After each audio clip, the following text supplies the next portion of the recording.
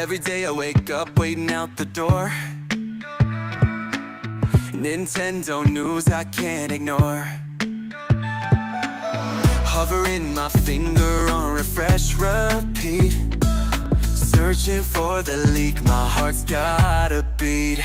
My body is ready for Switch 2. Can't wait much longer, what about you? Standing in line just to hear something new. Nintendo, come on, give us a clue. Rumors flying, but nothing confirmed. It's been a mystery, my patience burned. Gotta level up with my imagination in this endless game and stimulation. Whoa, my body is ready for Switch 2. Can't wait much longer, what about you? Standing in line just to hear something new. Nintendo, come on, give us a clue. All we want's a peek, a hint, or a sigh. Just a little nod won't make us cry. Joy-Cons at the ready, hearts in sync. Nintendo dragging on, making us think.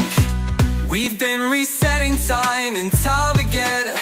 Our love for Mario, it never ends. Zelda's gathered from the nether horizon. This weight is harder than fighting in us thing. My body is ready for Switch 2. Whoa, 2. Can't wait much longer, what about you? Standing in line just to hear something new. Nintendo, come on, give us a clue. My body is ready. My body is ready. My body is ready. My body is ready for Switch 2.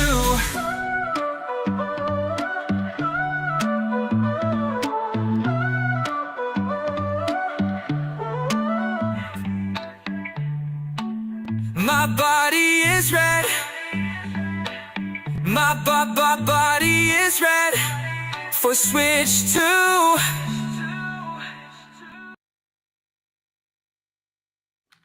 Oh, baby, baby, baby. My body's ready for Switch 2 as well. This will be the last time we actually get to play that song because now it has been officially revealed today, which is super, super exciting. I mean, your body can still be ready.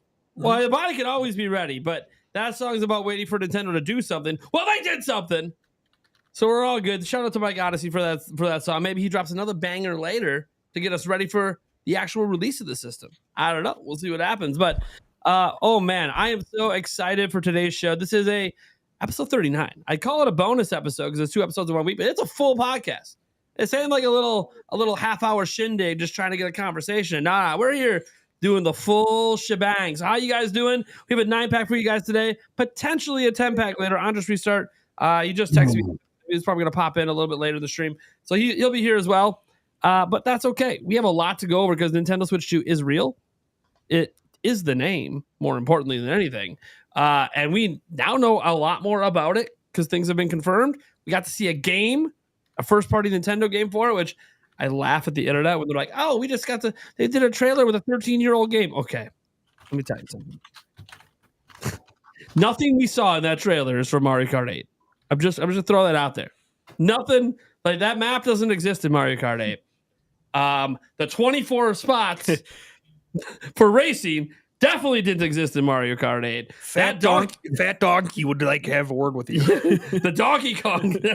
So like, if you think it's Mario Kart 8, it's because you don't know Mario Kart. It's clearly Booster Course Pass Deluxe, Nate. What are you talking about? Shit, you're right. More DLC and more playable characters this time.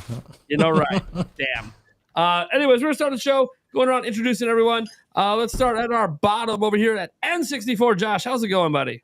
What is going on? So good to be here. It's finally happened, and can't wait to chat about it with you guys. Oh, just excited. Jake Randall back. 2 podcasts in a row, buddy. Yeah, back to back. Feels good. Ah, it's like the old days. Yeah, it feels nice to be with the boys. Nick Madoke back to back as well. How's it going, buddy? I'm here. I somehow inexplicably always line up my podcast spots with something Switch 2 every time. Yeah. I have the foresight. My uncle works at Nintendo. What can I say? Yeah, things happen. Sumbro Nation. Yep, it's been a long time coming. We've talked about this day for many podcasts in the past, but we finally get to actually talk about Nintendo Switch 2, and that's what we get to call it. All those people that were like, it's Nintendo would never name it Switch 2. It's called Nintendo Switch 2, and that's what we're talking about now that Nintendo's officially revealed it. Very excited to be here. Thanks for having me. Oh, so exciting, man. So you guys know who are listening and watching. When I was like, all right, the rumors are hitting, it's going to be Thursday. Sumbro was literally the first person to message me and be like, if it's Thursday, I'm on, period. We got it. Let's go. He's been talking about this and wanting to be on this exact show for like over a year at this point. So, Yep. Of course, we had to have Paul Gale Network, Mr. Teasing a third-party game, Paul Gale Network. Yeah. Oh, man. So exciting that today finally came. No more of this speculation of October or are Mario and Luigi going to stick the landing 10-10? Oh, going to be October 10th? No. We heard a couple of things behind the scenes. Then we heard some more concrete evidence, but there's nothing like that shock value of Nintendo just dropping it. What a power move. Great to be here. Can't wait to talk tonight. Awesome day. All right. Then we have Mr. New co-host of the show, Andrew Collette. How's it going? You are muted, good sir. Or something going on. Well, he sorts out his audio. Eric, how you doing? Don't say anything if Final Fantasy 15 is a better game than 16, Andrew. No, he's good. He's good. Right. Yeah, Everything's great. Yeah. He'll get it sorted out. Out. Probably a wrong setting or something somewhere. It happens. I just have to say this: clowns in chat for the haters. Yeah, clowns in chat. Yeah, there was a lot of clown emojis in the chat last night on our podcast. I'm not seeing any yet. I feel like we got a reverse clown. That's why I'm clowning. Reverse clowning in chat tonight for the haters. That's awesome. Thunderstash. What's up? It has been a crazy day.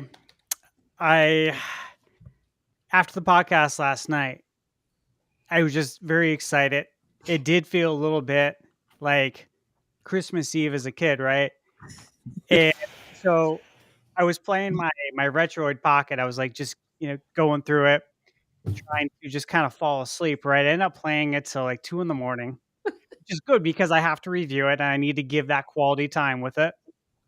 And I woke up at like 6:10 and I got on Twitter real quick. I was like turning over to go back to sleep. And then I saw everything. I'm like, oh my God, it's here.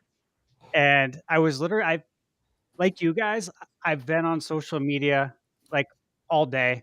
This day has flown by. The keyboard's been on fire. So it's been wild. I'm excited to talk about all this stuff. I'm sure we all have a lot of thoughts on this. So yeah, I'm excited to start the new chapter. All right, Andrew, you got it working, bud? Do you hear me? Yeah. All right. I'm feeling good. I'm just glad it's over. Well, it's only the beginning, but it's only the beginning. It ain't over. Enough of this crap. Enough of this bullshit. Enough of the leaks. Now we have the real thing, which is exactly like the leaks, which is going to be a really interesting conversation. I'm Nintendo Prime. You guys should know what's up by now. If this is the first podcast you ever listened to, hey, I talk about the Switch 2 stuff every single day, but that's not all I do. It's just what we've been doing, waiting for this new gen to get going. And today is the official beginning of that new generation, because we can't talk about, like, lots of comments today being, oh, now that it's revealed, you can stop talking about Switch 2. I'm like, what are you talking about? Literally, this is when everyone should be talking about Switch 2, because now it's time to get going on the hype cycle to release. We have a direct coming up for it. They gave us a date for that. Pretty crazy. We'll be talking about that today. Obviously, we'll be talking about all the stuff that got confirmed and all that. We'll talk about Mario Kart 9. Like, there's just a lot. Like, why would we stop? Now's when you can ramp it up to 11. Now, that being said, hey, if Brazil is right about like a Switch 1 Direct next month, of course we'll cover that. I'm hoping we're getting some Metroid Prime 4 action, some Legends EA, some surprises. Of course, Switch 1's still going on. But come on.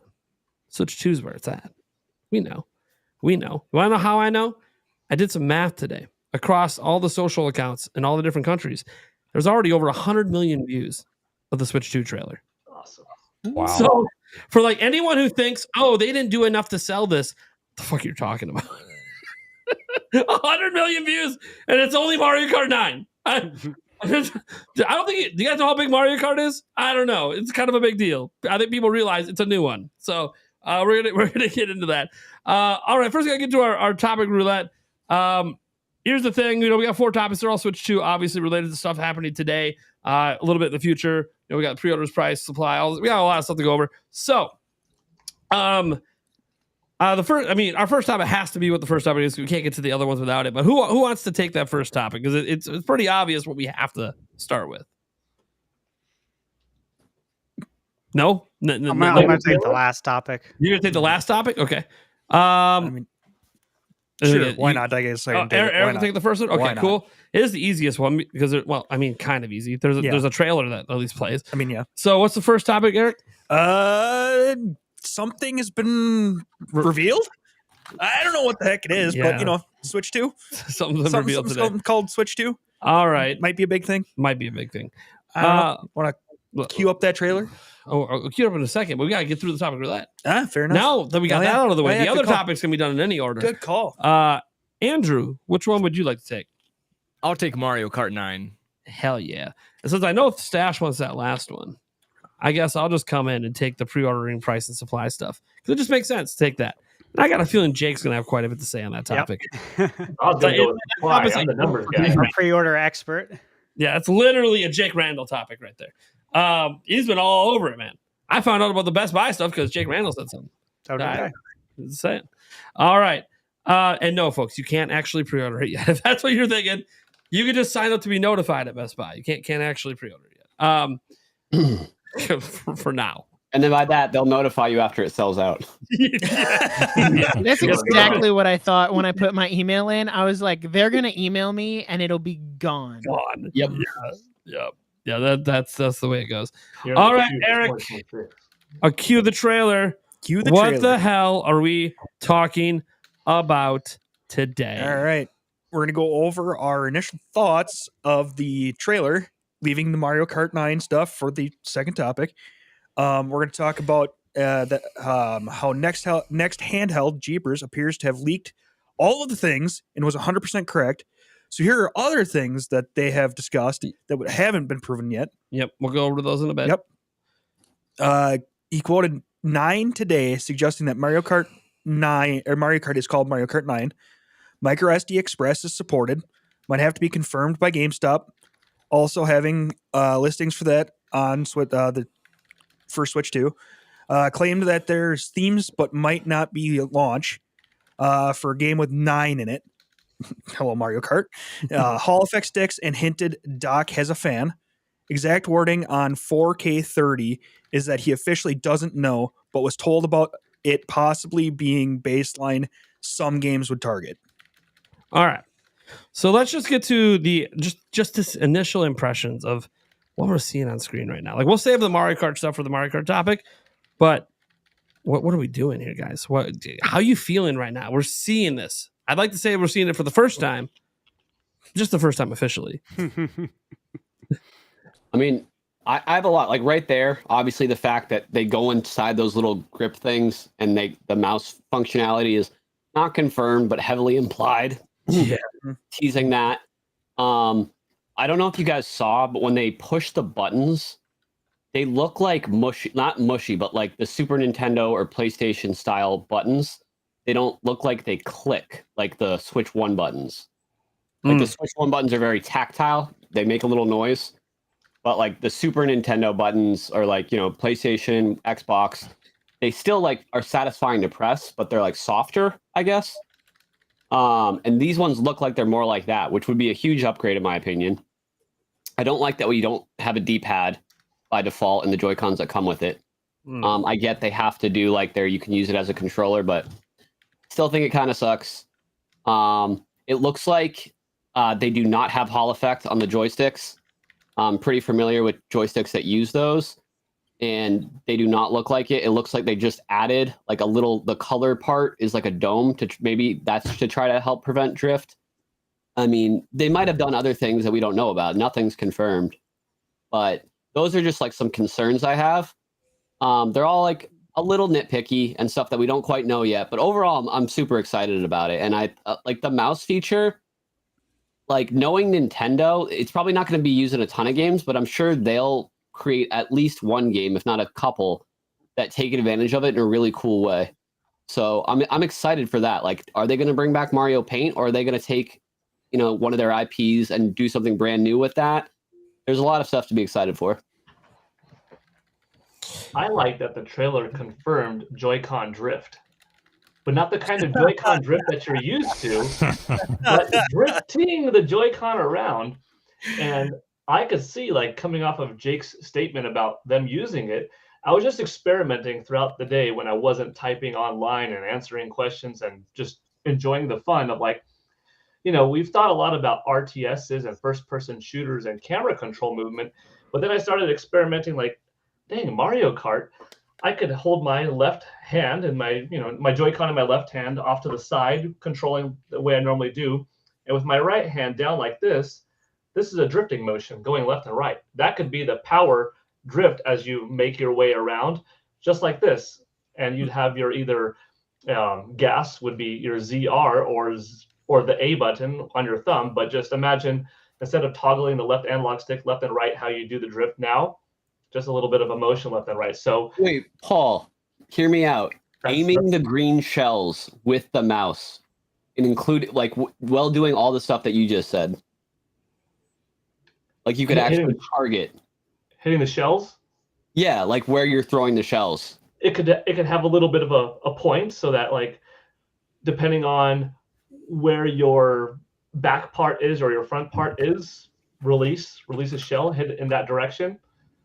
I'm thinking of lots of different things right now. Flying the ship forward and the R wing, and then shooting the laser off to the side. Based off that point, I mean, there's a lot. I think it's going to be used more than this little IR blaster on the base Nintendo Switch. Well, I mean, that's for sure. Third parties will have way more use for it than I think so. Than the IR thing. This seems like the next stylus, the next motion control, something that will be used all generation long. Hopefully. Who's going to be the first person to beat Elden Ring only using the mouse feature on 2 Joy-Con? That'll happen quicker than you probably think. Yeah. Yeah. Well, I think for me, okay, first of all, I couldn't be more excited. Like, I know there's a lot of people that are like, okay, all this leaked. We kind of knew what to expect. But could you imagine? I mean, what else do we want? This is what we want. It's a more powerful, far more capable Nintendo Switch with a way bigger screen. I don't know if you guys have seen this talk online, but a lot of people doing the measurements. And I think there was like that super accurate mobile leaker that put out that one render. They're saying 8.4 inches for the screen. I did see that. So not just 8.4. That's massive. You know, and it may have some bezel and stuff that's there. And obviously they may do an OLED model, hopefully a Pro model later on. But, if there's not a chip issue or something like that. But this is like already the size of the gaming handheld that I want. I've always, like, when I got to the OLED from the base Switch, I was like, oh, this is so great. I'm going to play in handheld way more. And I definitely have with my OLED. But going up, like, now that I have a PlayStation Portal and not great for the latency and stuff, but just that 8-inch display, that little upgrade in screen size is so enjoyable for me. And I'm not even upset about it not having an OLED screen. Like, I think it being an 8.4 inch in your hands, way more powerful Nintendo Switch, that's exactly what I wanted. Personally too, the color scheme, like, I actually like it, like, it's minimal on the front. I wish they actually did colored buttons. That was my only thing, is I was a big fan of that theory of the colored buttons kind of being a more throwback to the, Super Famicom and and even just like the new 3DS, but they chose not to do that. But it looks sleek and clean.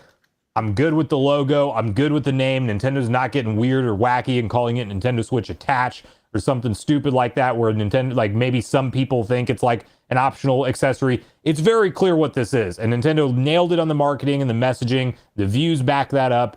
The sleek black that they kind of like saved this whole time for Joy-Cons. It's awesome that that's like one of the launch colors. I think there's going to be two, and we'll probably get into that later. But yeah, my initial thoughts on this is just like, I can't wait. You know, I mean, I'm so, if they let me pre-order it today, the pre-order would have already been done, you know?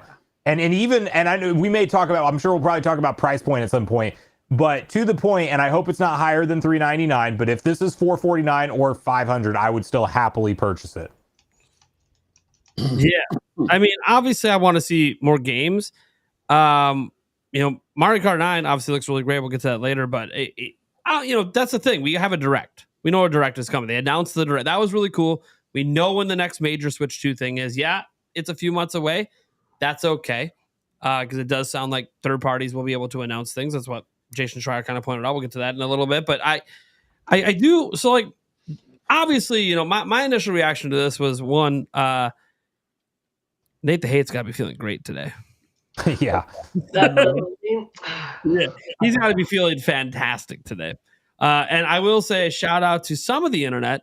They have offered apologies to him. Some have offered apologies to me as well. I was a little surprised because normally, like, you should have just called this apology stream. Yeah, normally, like, when people get shit on for this stuff, you know, and it doesn't happen, obviously lots of clowning happens. But then when they get shit on and then it does happen, you know, there's no apologies. You just move on and they'll just come back to hate the next thing. But I was surprised today to see there was actually quite a few of the haters out there apologizing to a lot of content creators and a lot of insiders. So shout out to them because obviously, you know, standing by your guns when you got literally Nintendo doing something they don't do, not pre-announcing they're going to do something. It's pretty crazy, except I got to put the shades on here because someone over here pays attention to Furukawa.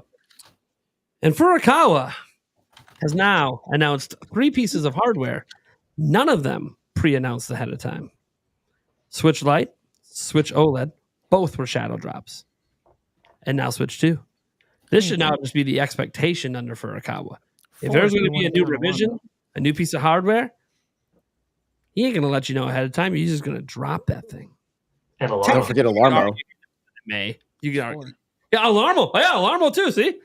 There's no pre-announcement for Alarmo either. Like, Furukawa just, he ain't warning anyone for hard. He likes that surprise drop. And you know what? Who can blame him? OLED instantly became the number one selling platform every single month since they dropped that.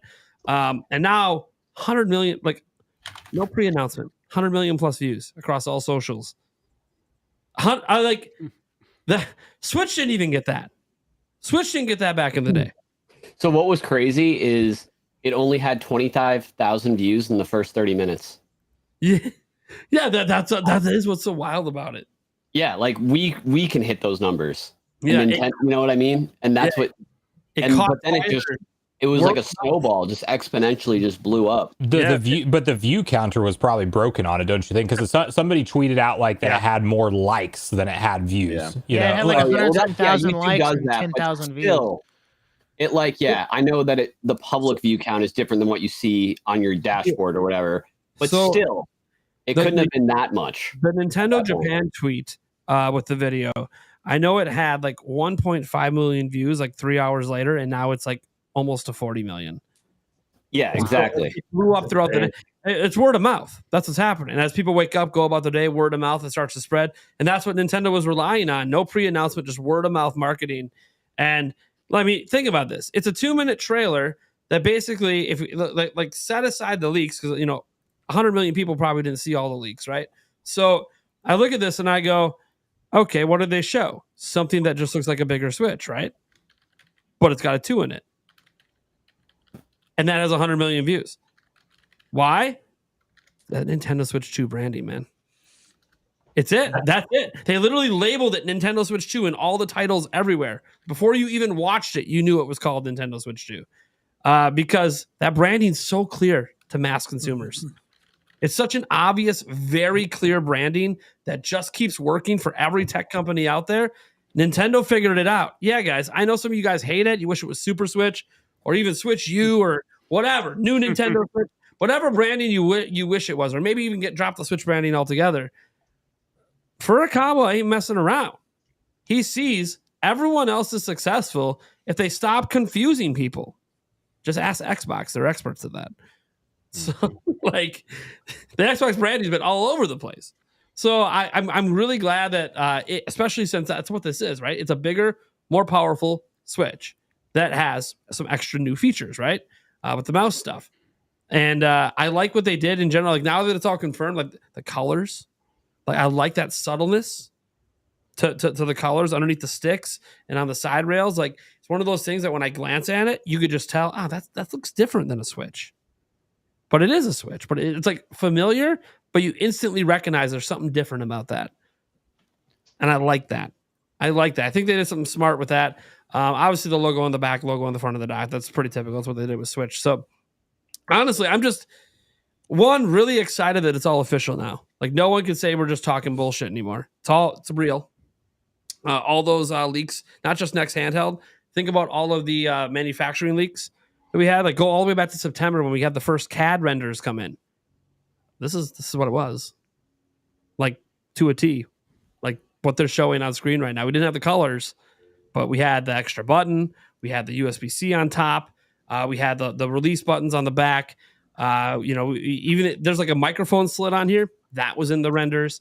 Like, it's pretty wild to me that, like, really we saw the base idea of what this looked like all the way back in September. Does that mean Nintendo waited maybe too long to reveal it? Well, 100 million views later says, hell no, they didn't. Hell fucking no, they didn't wait too long. Maybe for some of us that pay attention to all the leaks, but that ain't a majority of the consumer base. So, I mean, I wouldn't be surprised if I wake up tomorrow and it's over 200 million views. Like, we'll get into it later, but Nintendo's planning for this to be a pretty big year one, like the biggest in history, and we have a whole topic for that. So, let's go ahead and Andrew, what were you feeling watching this reveal today?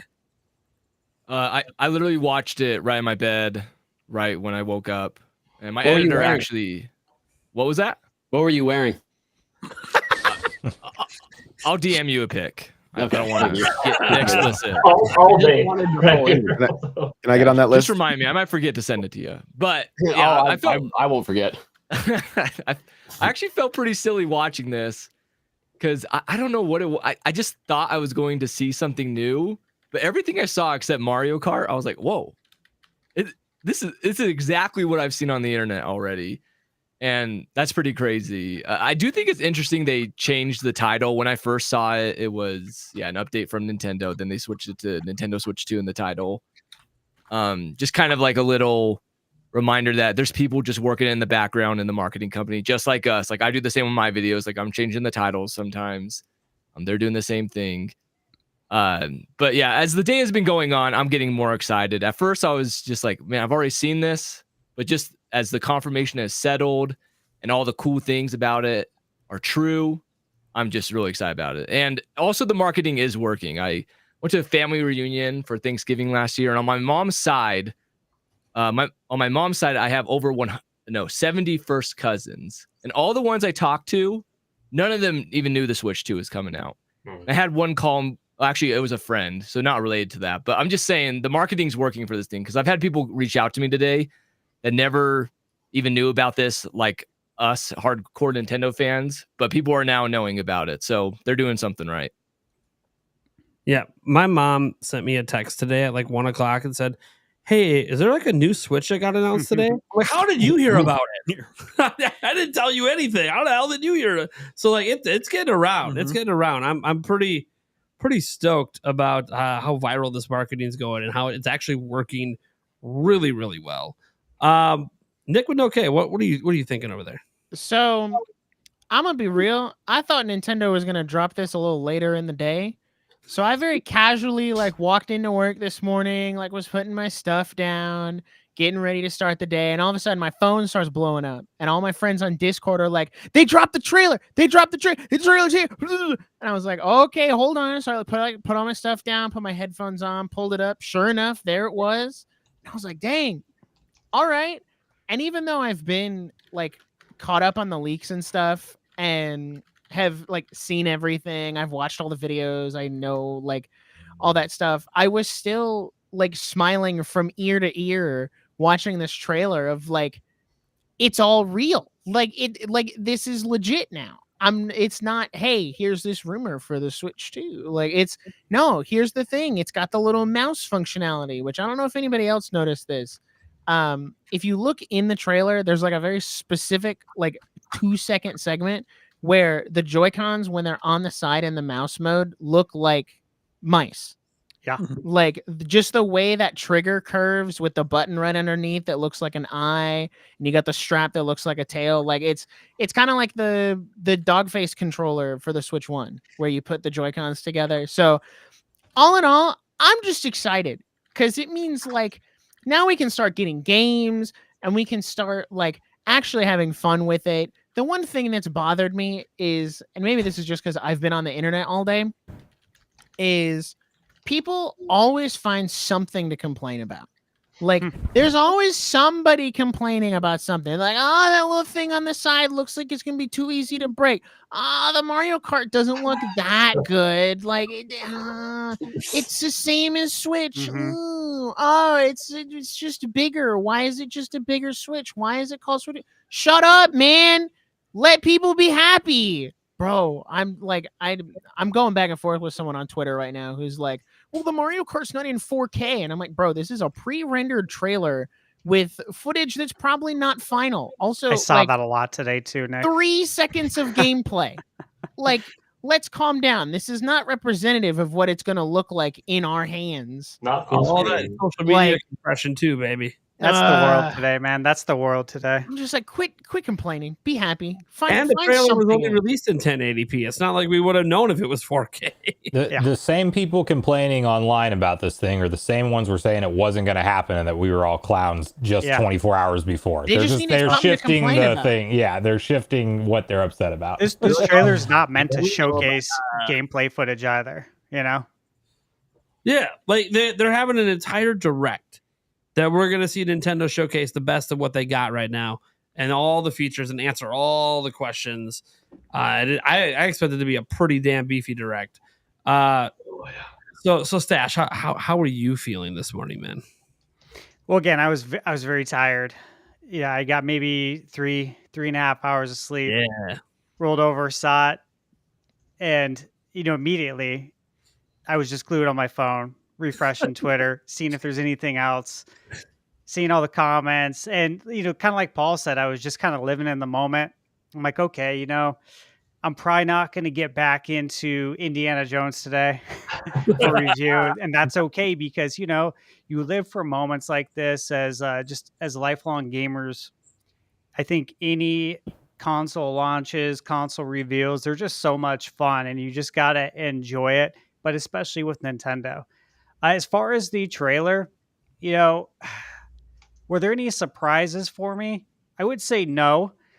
But that doesn't take the joy out of the fact that we got it today and that we stood behind the leaks. We stood behind Nate and we agreed that it was going to happen today. We believed in him, had faith. So, Dude, I kicked my feet up in the show last night. man.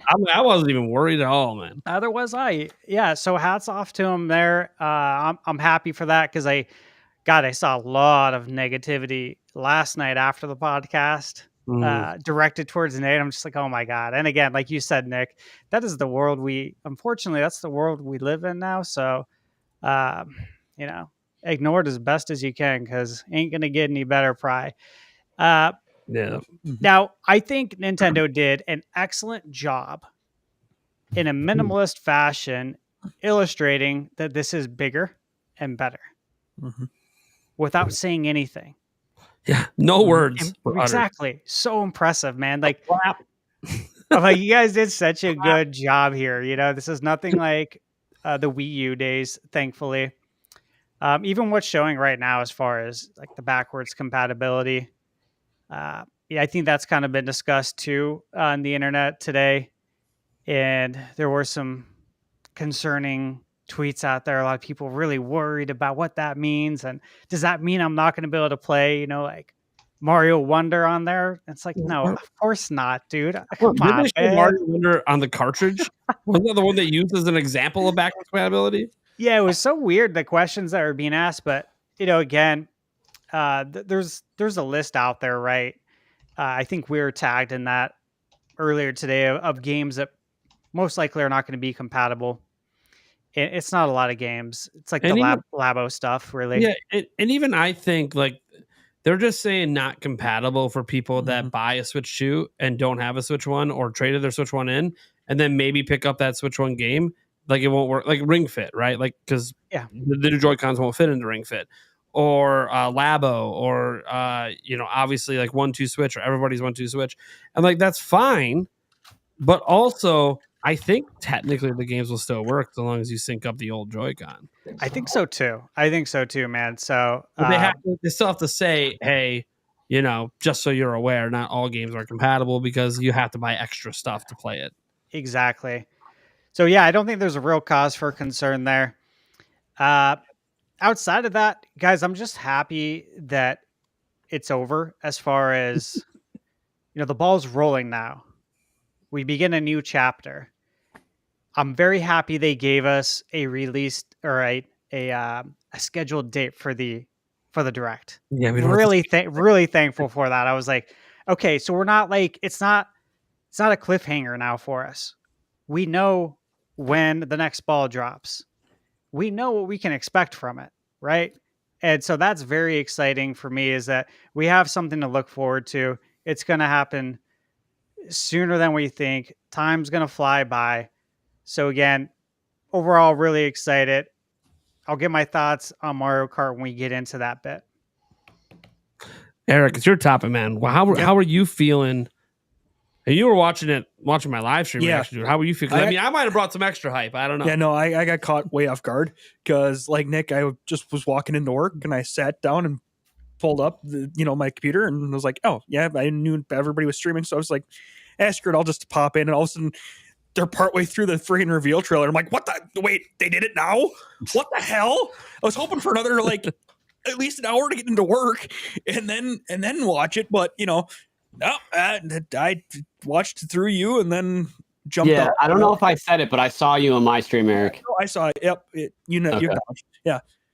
I jumped into Jake's then, and yeah, it was freaking crazy. One thing I did notice though that is kind of a little weird. I thought the dock was going to be, the front of the dock was going to be shorter, because I know there was some rumors out there that the dock was going to be kind of shorter in the front. I mean, it probably is a little bit, but this is my bad. I don't know if I ever brought it up in the podcast. Next Handheld posted an image of the front of the dock, and it showed that it was the same height. So it looked like the reason we thought it was shorter was just the angle of the image that he took just made it like an optical illusion kind of thing. So we kind of already knew that it wasn't, but it was one of those things where, that's very recent. He posted that like last week. So just like technically he posted the full Joy-Cons like yesterday as well with some AI Donkey Kong art and stuff. I kind of love that he that he just kept doing the AI background thing. I found it to be hilarious, but maybe not as hilarious as like Kit and Krista, dressed as DK throwing bananas at each other. That was great. That old Nintendo Minute episode that they took that clip from, but oh man, good stuff. Let me see here. Thunderstash says you have a picture you want to post, buddy?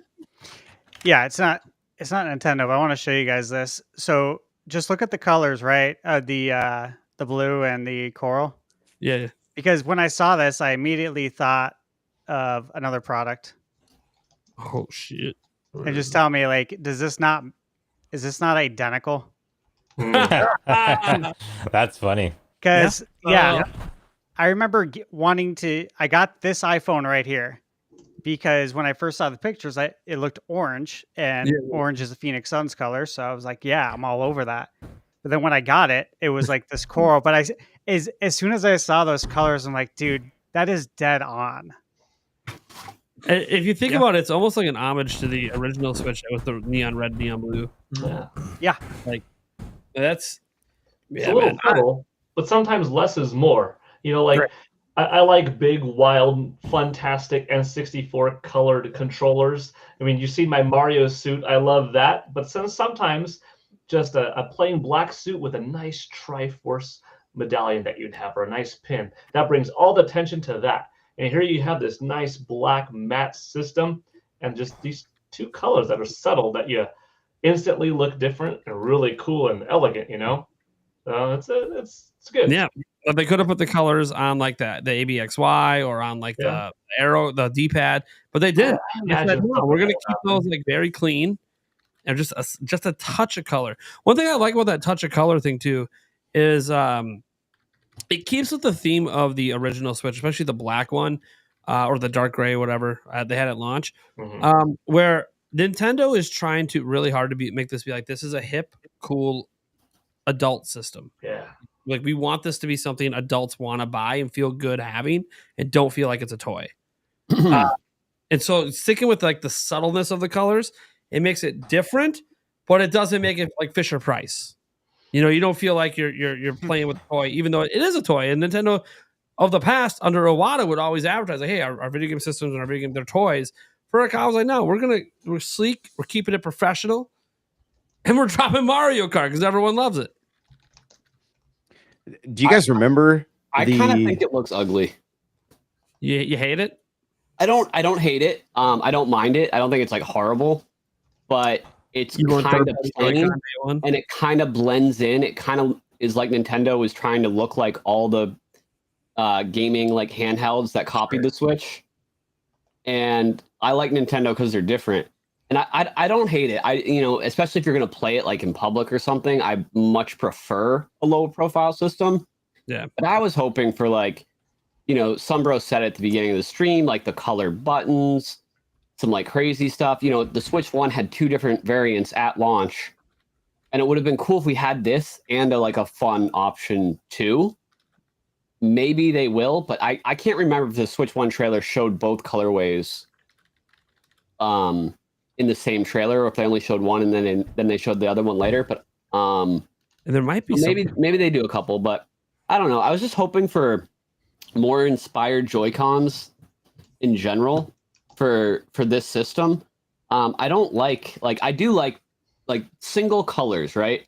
But why can't there be like, I don't know if you guys watch Austin John Plays, but he's got like those custom Joy-Cons that are painted to look like Pokeballs, right? They're like white on the bottom, red on the top.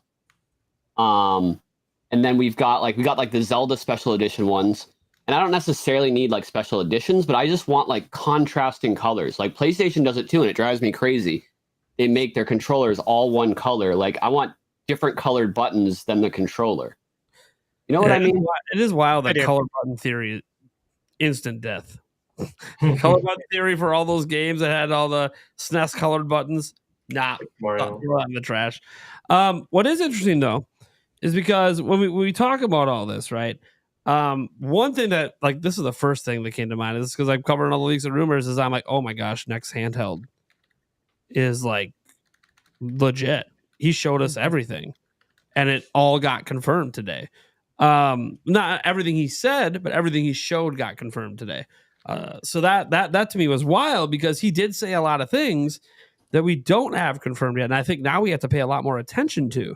One of those things is something that Jake Randall already disagrees with, and that is that he was told that there's Hall effect sticks, and Jake Randall like, oh, there's no Hall effect sticks.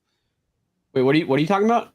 So next handheld said that the joysticks are Hall effect. Oh, he said they are. Okay, they don't look like it to me. Yeah, they don't look like. I think they're. If they are, I'm trying to remember. I have these Ghoulie Kit ones. Have you seen the Ghoulie Kit replacement sticks that are Hall effect? No. Okay.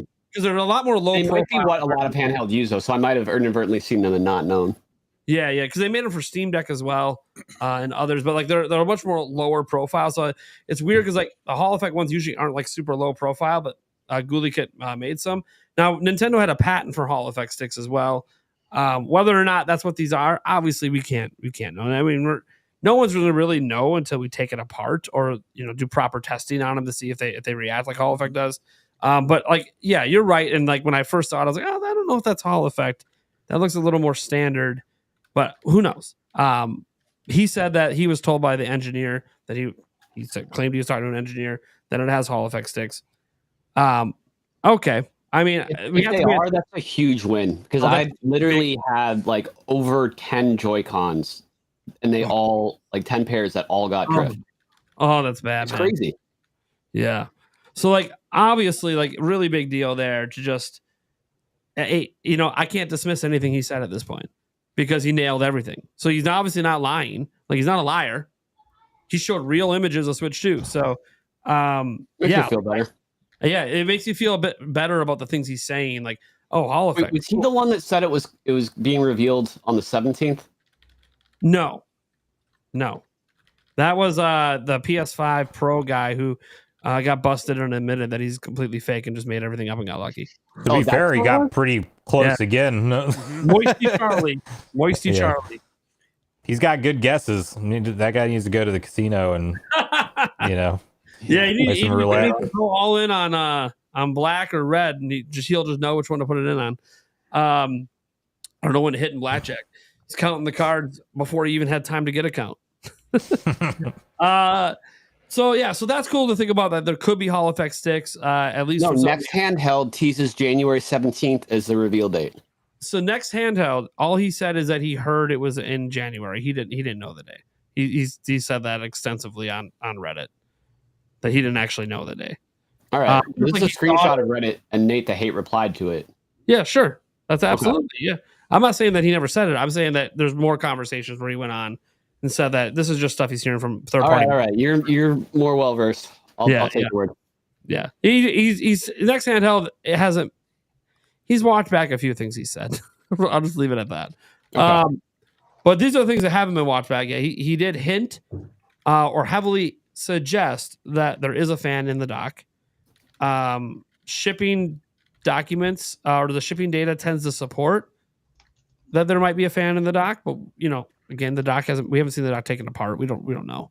But that would suggest that they're trying to get some additional cooling when it's in dock mode, which is interesting for performance boosting. Let me see what else. This is the big one that I feel like I don't want to say confirmed until it's confirmed, but GameStop kind of did. MicroSD Express. Mm-hmm. Next handheld was the first to say that it was going to support that, and then GameStop had all those listings for MicroSD Express cards for Switch 2. Yep. So that to me kind of felt like GameStop sort of confirmed that those are a thing launching with the system. That was one other thing I noticed, that you can't see any micro SD card slot anywhere on the trailer. Okay, so it's probably under the kickstand again. Yeah, there is a spot. Hold on, there actually is a spot. If I can get a freeze frame on it here, when they open the U-shaped kickstand, it's very faint. We're really close. Oh, okay, so that is where it is, though. Yeah, it's on the right side on the. Okay, so like, kind of. Oh my gosh, it's so hard. Okay, so here's where the kickstand opens, and then if you pause, and I can't zoom in on this video. But I can make the right side, so like the far away side. Yeah, like it's kind of like at the bottom.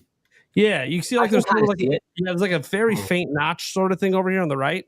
Yeah, that's where it's at. So good yeah, eye. I mean I know. It took me a few times watching it on my library to be like, where's that? Oh nope, that's got to be it because there's no reason for that little notch to be there. So yeah, obviously it was going to support SD cards. SD Express would be huge. Obviously, 800 megabyte transfer speeds minimum can possibly get up to 1200 is the theoretical, where they think they can get it out, manufacturers, but we'll see. Also, based on the motherboard leak, it looks like the SD card is a separate module. I find that to be interesting for repairability reasons. Maybe it's because of microSD Express, because there was concerns about overheating with microSD Express, so maybe they decided to make it a separate module because maybe there's a heatsink on it, or maybe they feel like it might be a point of failure that they're going to have to take care of, because microSD Express is not used in anything, and there hasn't been extensive testing for like longevity with it. So I think Nintendo might have been smartly trying to like future proof themselves to be able to fix a potential problem if one comes up with those faster speeds and overheating. That being said, I know you guys don't want to hear that. That's just a general concern, like audience, for like microSD Express, because nothing really supports it. So we don't have a lot of data on like the longevity of those cards. But faster load times are always awesome. And I know I'm going to get one. I mean, hell, it sounded like there might be a terabyte or even a 2 terabyte one at launch. Yep. There's a 2 150 terabyte. bucks for the terabyte. Yeah. Oh, man.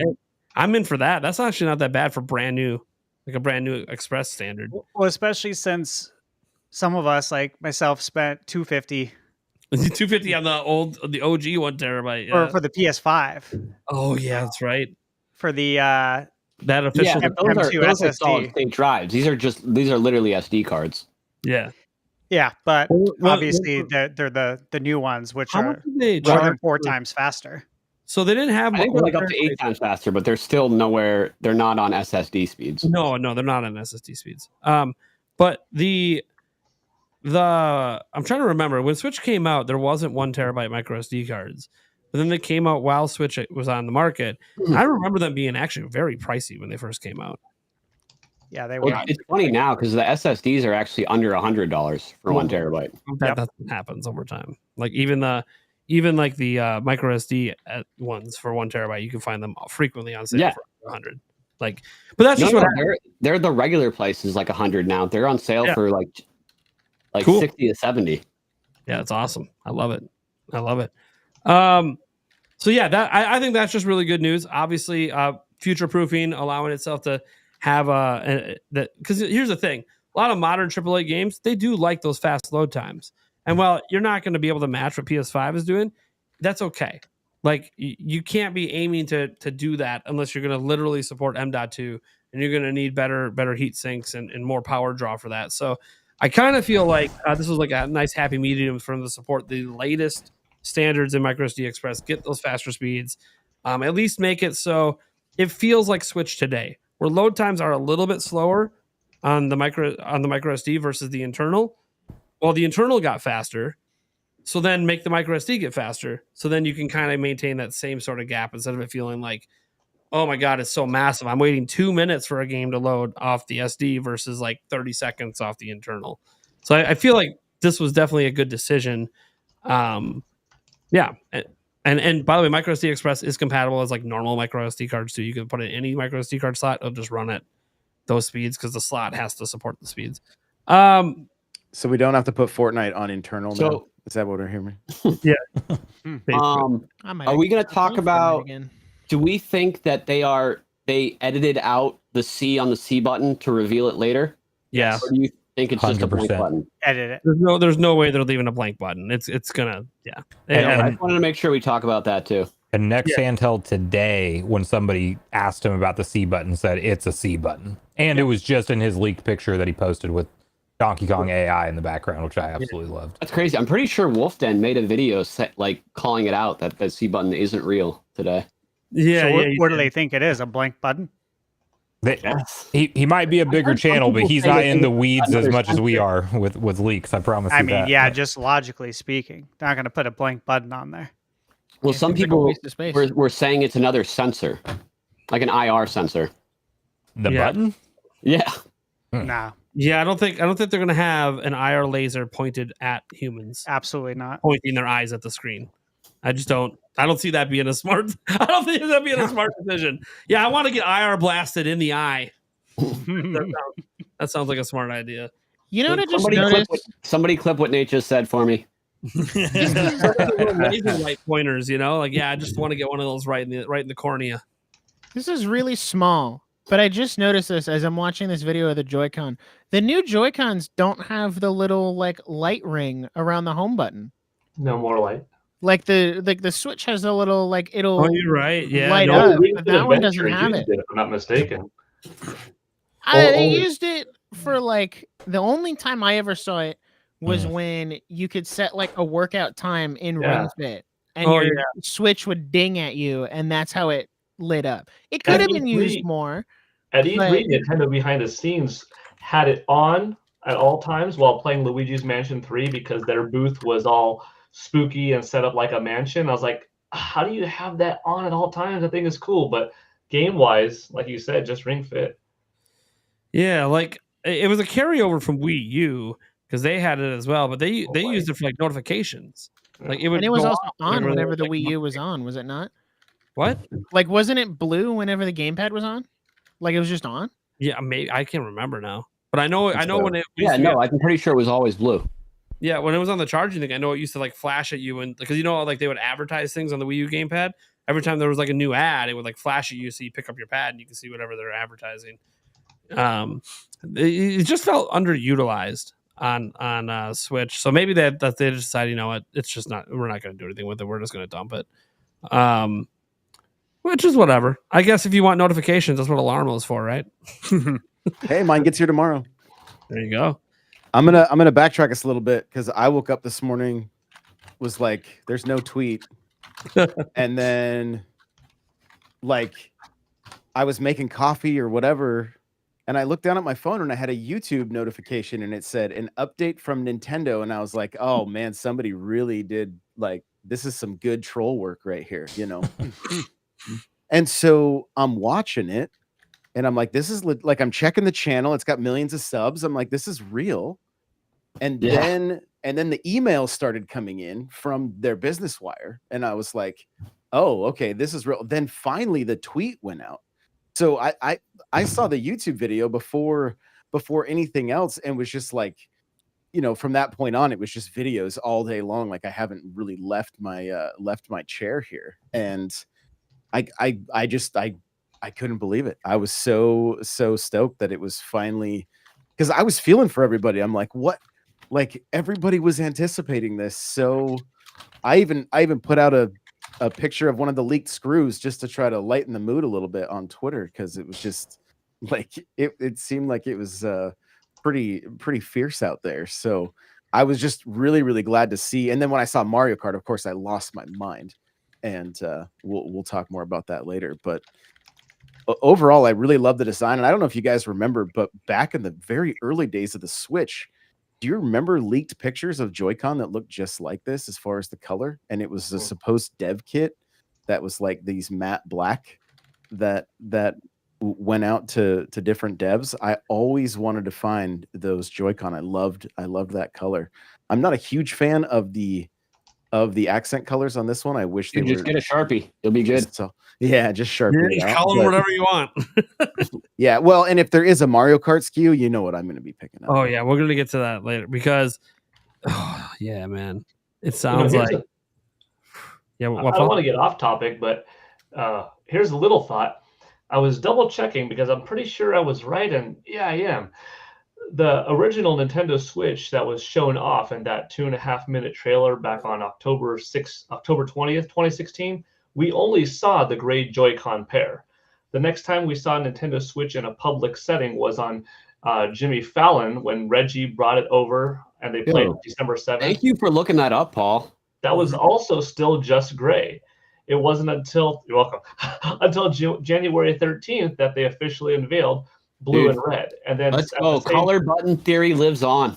At the same time, Nintendo went online, and that's when they said there'll be 2 SKUs available March 3rd for purchase, and here's all the product pages. So, like, I just had to confirm that, but that's when we saw it. So if something similar happens, here we see this more subtle approach. Perhaps April 2nd, Nintendo will say, here's the other SKU. And maybe that one's the crazier one that either has colored buttons, colored, left D-pad buttons, or maybe totally different colored Joy-Cons. How do they do it? Do they have a all blue and an all salmon kind of reddish Joy-Con and the middle is now black, or blue with a black circle, red with a blue circle, or maybe nothing at all? But I think it's definitely possible. So if they're Nintendo, they gotta have something like that. I'm sure eventually they will, but I know at launch they might. I know that Next Handheld did mention, although he didn't see it, but he was told that there's also like an all white version, and that includes the console itself also being white.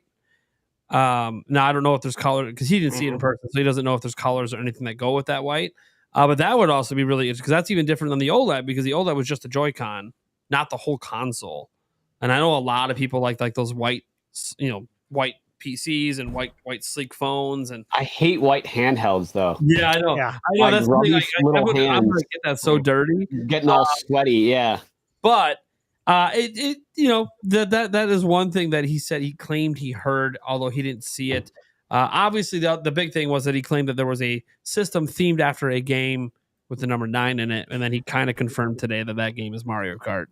But we'll get to that during the Mario Kart topic, because he also said the person didn't tell him if the themed one would be at launch. I could see it maybe not being at launch. Maybe it's holiday. They decided to bring that out. As like a special bundle for the holiday, or it won't be a bundle. It's Nintendo. Let's be real. But just be realistic. It'll advertise the hell out of Mario Kart, but there won't be any Mario Kart included.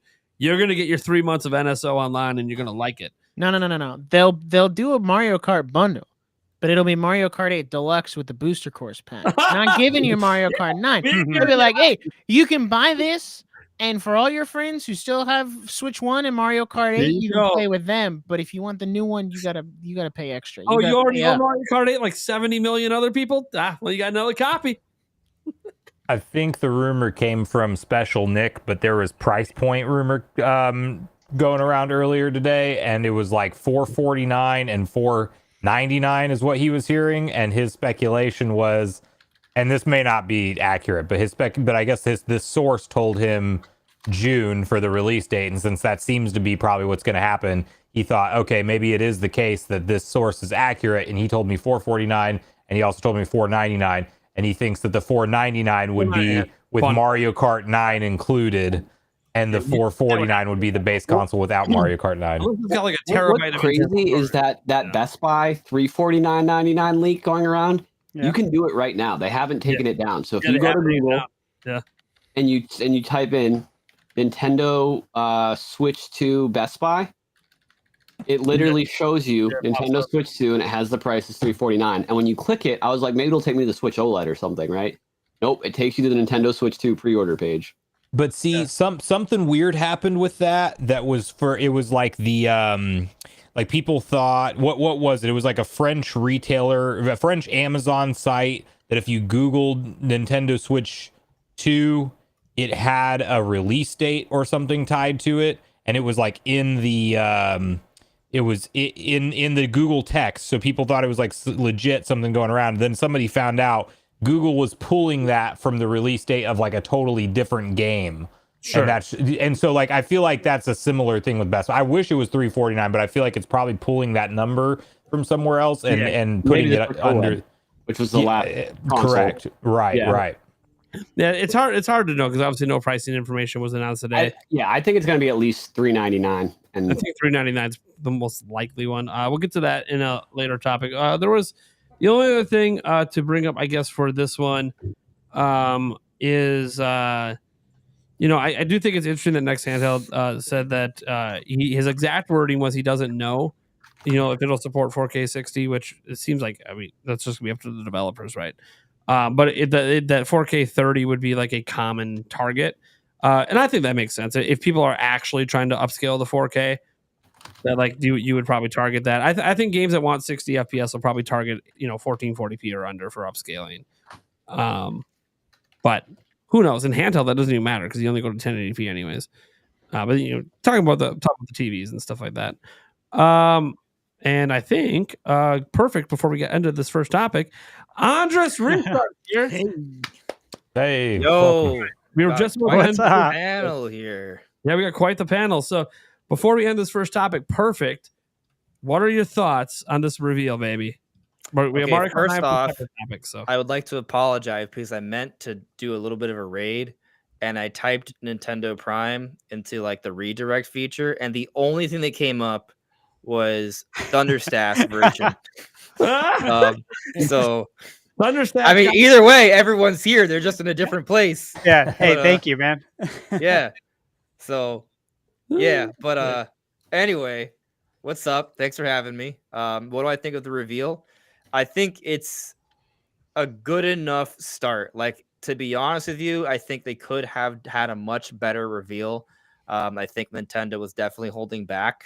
I do feel like they're resting on their laurels a little bit. However, they didn't screw it up because they made sure to do the most important things, which is just really tell us exactly what it is. It's a Switch 2.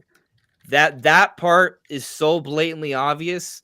There's no concerns in that regard. So like any concern about a Wii U situation, no. Like they're not really limiting their potential success with this reveal trailer. Is my main point. Like they're going to be able to market this thing well. And the other interesting thing is that even though maybe they could have had a better reveal, it's still doing so well. Like it might still end up being the most successful like Nintendo trailer ever, just because of where Nintendo's at and like the anticipation. So they're gonna be fine regardless. I do think they should have showed a couple more games, and I do think that the look at Mario Kart, well, one, it might be them kind of subtly hinting that it's the launch title, which is great. It's not the best look at Mario Kart, and the trailer not being in 4K, like it doesn't have to be in 4K, but now people aren't sure. And people look at Mario Kart. Some people think it's Mario Kart 8. It's not. It's not close to it. But some people think that. And so I just think that had they showed a few other games that were blatantly, obviously more power, like showing better fidelity than anything possible on Switch 1, they could have done a better job overall. But regardless, we know it's Switch 2. That is a new Mario Kart game. The trailer is doing really well. And when we see all the games on April 2nd, it's not going to matter. Exactly. I don't know if anyone disagree with me or if I just basically echoed what you all had said for the last hour. So. No, that's great. All right. I think Thunderstash, right? Wait, no, it wasn't Thunderstash. It was Andrew. What's our next topic? Mario Kart 9. Yeah. Let's talk about Mario Kart 9. The only game revealed or just shown in the announcement. We saw some things like a new stage, a new DK design, 24 racers, but I want to get the most important thing out of the way. Peach is not in her biker suit on a motorcycle. Holy does that make cow. her less? Does that make her less hot? Of course it does. I need Peach in that. No, I don't need Peach. I need Daisy in that suit. There's got to be a way we got to switch those around. There's no. I mean, maybe there's all costumes.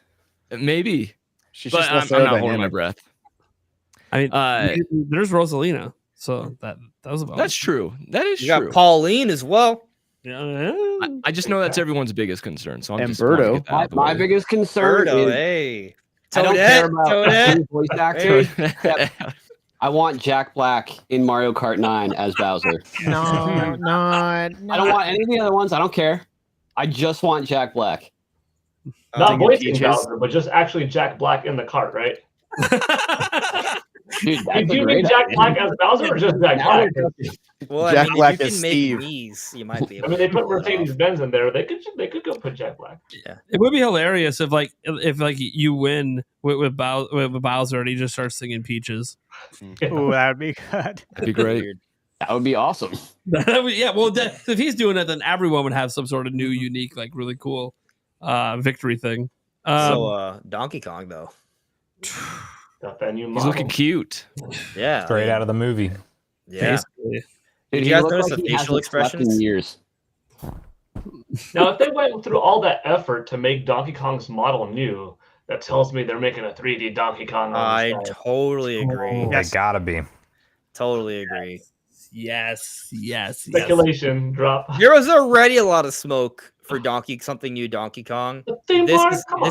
This is breaks the camel's back in my opinion with it. That it's a big straw. It's like an anvil, but yeah. And I would like to point out, if Nintendo can get their act together and bring over for the N64, DK64, and now we have this, and then they release a new 3D Donkey Kong, we'll have all the major Donkey Kong games playable on Nintendo Switch. You know they are, though, because remember when Rare showed the games that were coming to NSO, they had those empty spots. You guys remember that direct, right? Yep, that's right. So the rest are coming. You know they are. I mean, yeah, if we can get Banjo and Banjo-Tooie, like how Exactly. can we not get Donkey Kong? You know? Yep.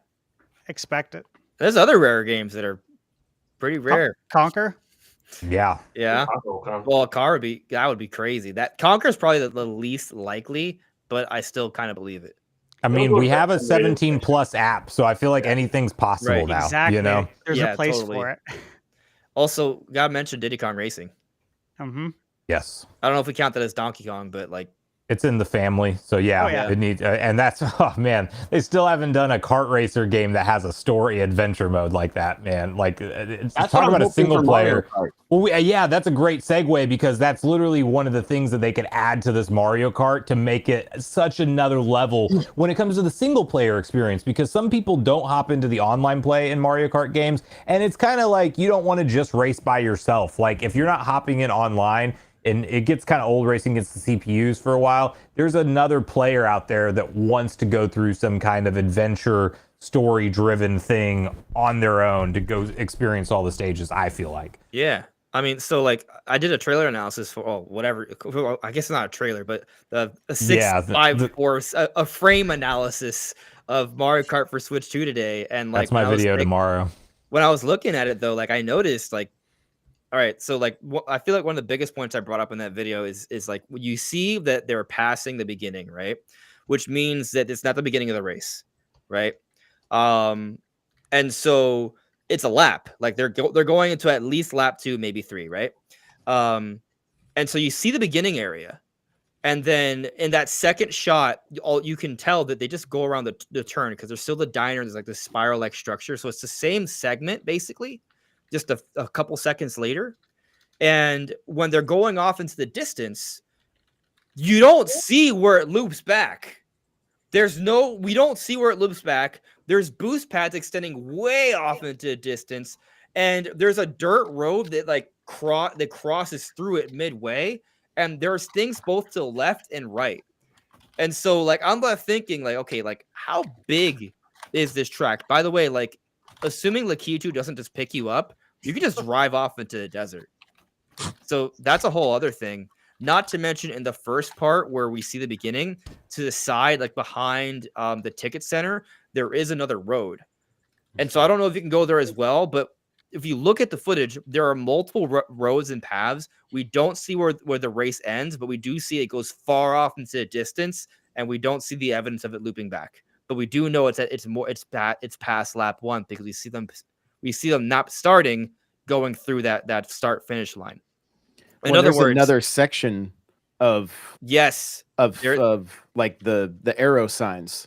There is. Saying they need to go another way. So did you guys see the Wonder Seed underneath the burger? I saw that on somebody's thumbnail earlier. I didn't even notice it myself. But yeah. So do we know it's a Wonder Seed? I assumed it was an item block, but it is pretty glowy. So I saw a video that it's not, because someone punched in and looked at it in motion, and it looks like a takeout bag.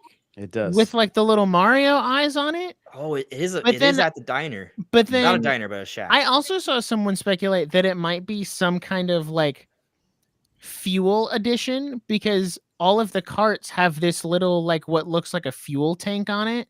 So you can't the theory is you could drift to boost, but you could also have a boost meter that you refill over the course of the track that then lets you boost as much as you want. Like a nitro meter. Yeah. At the beginning, there's the Fireflower gas station also.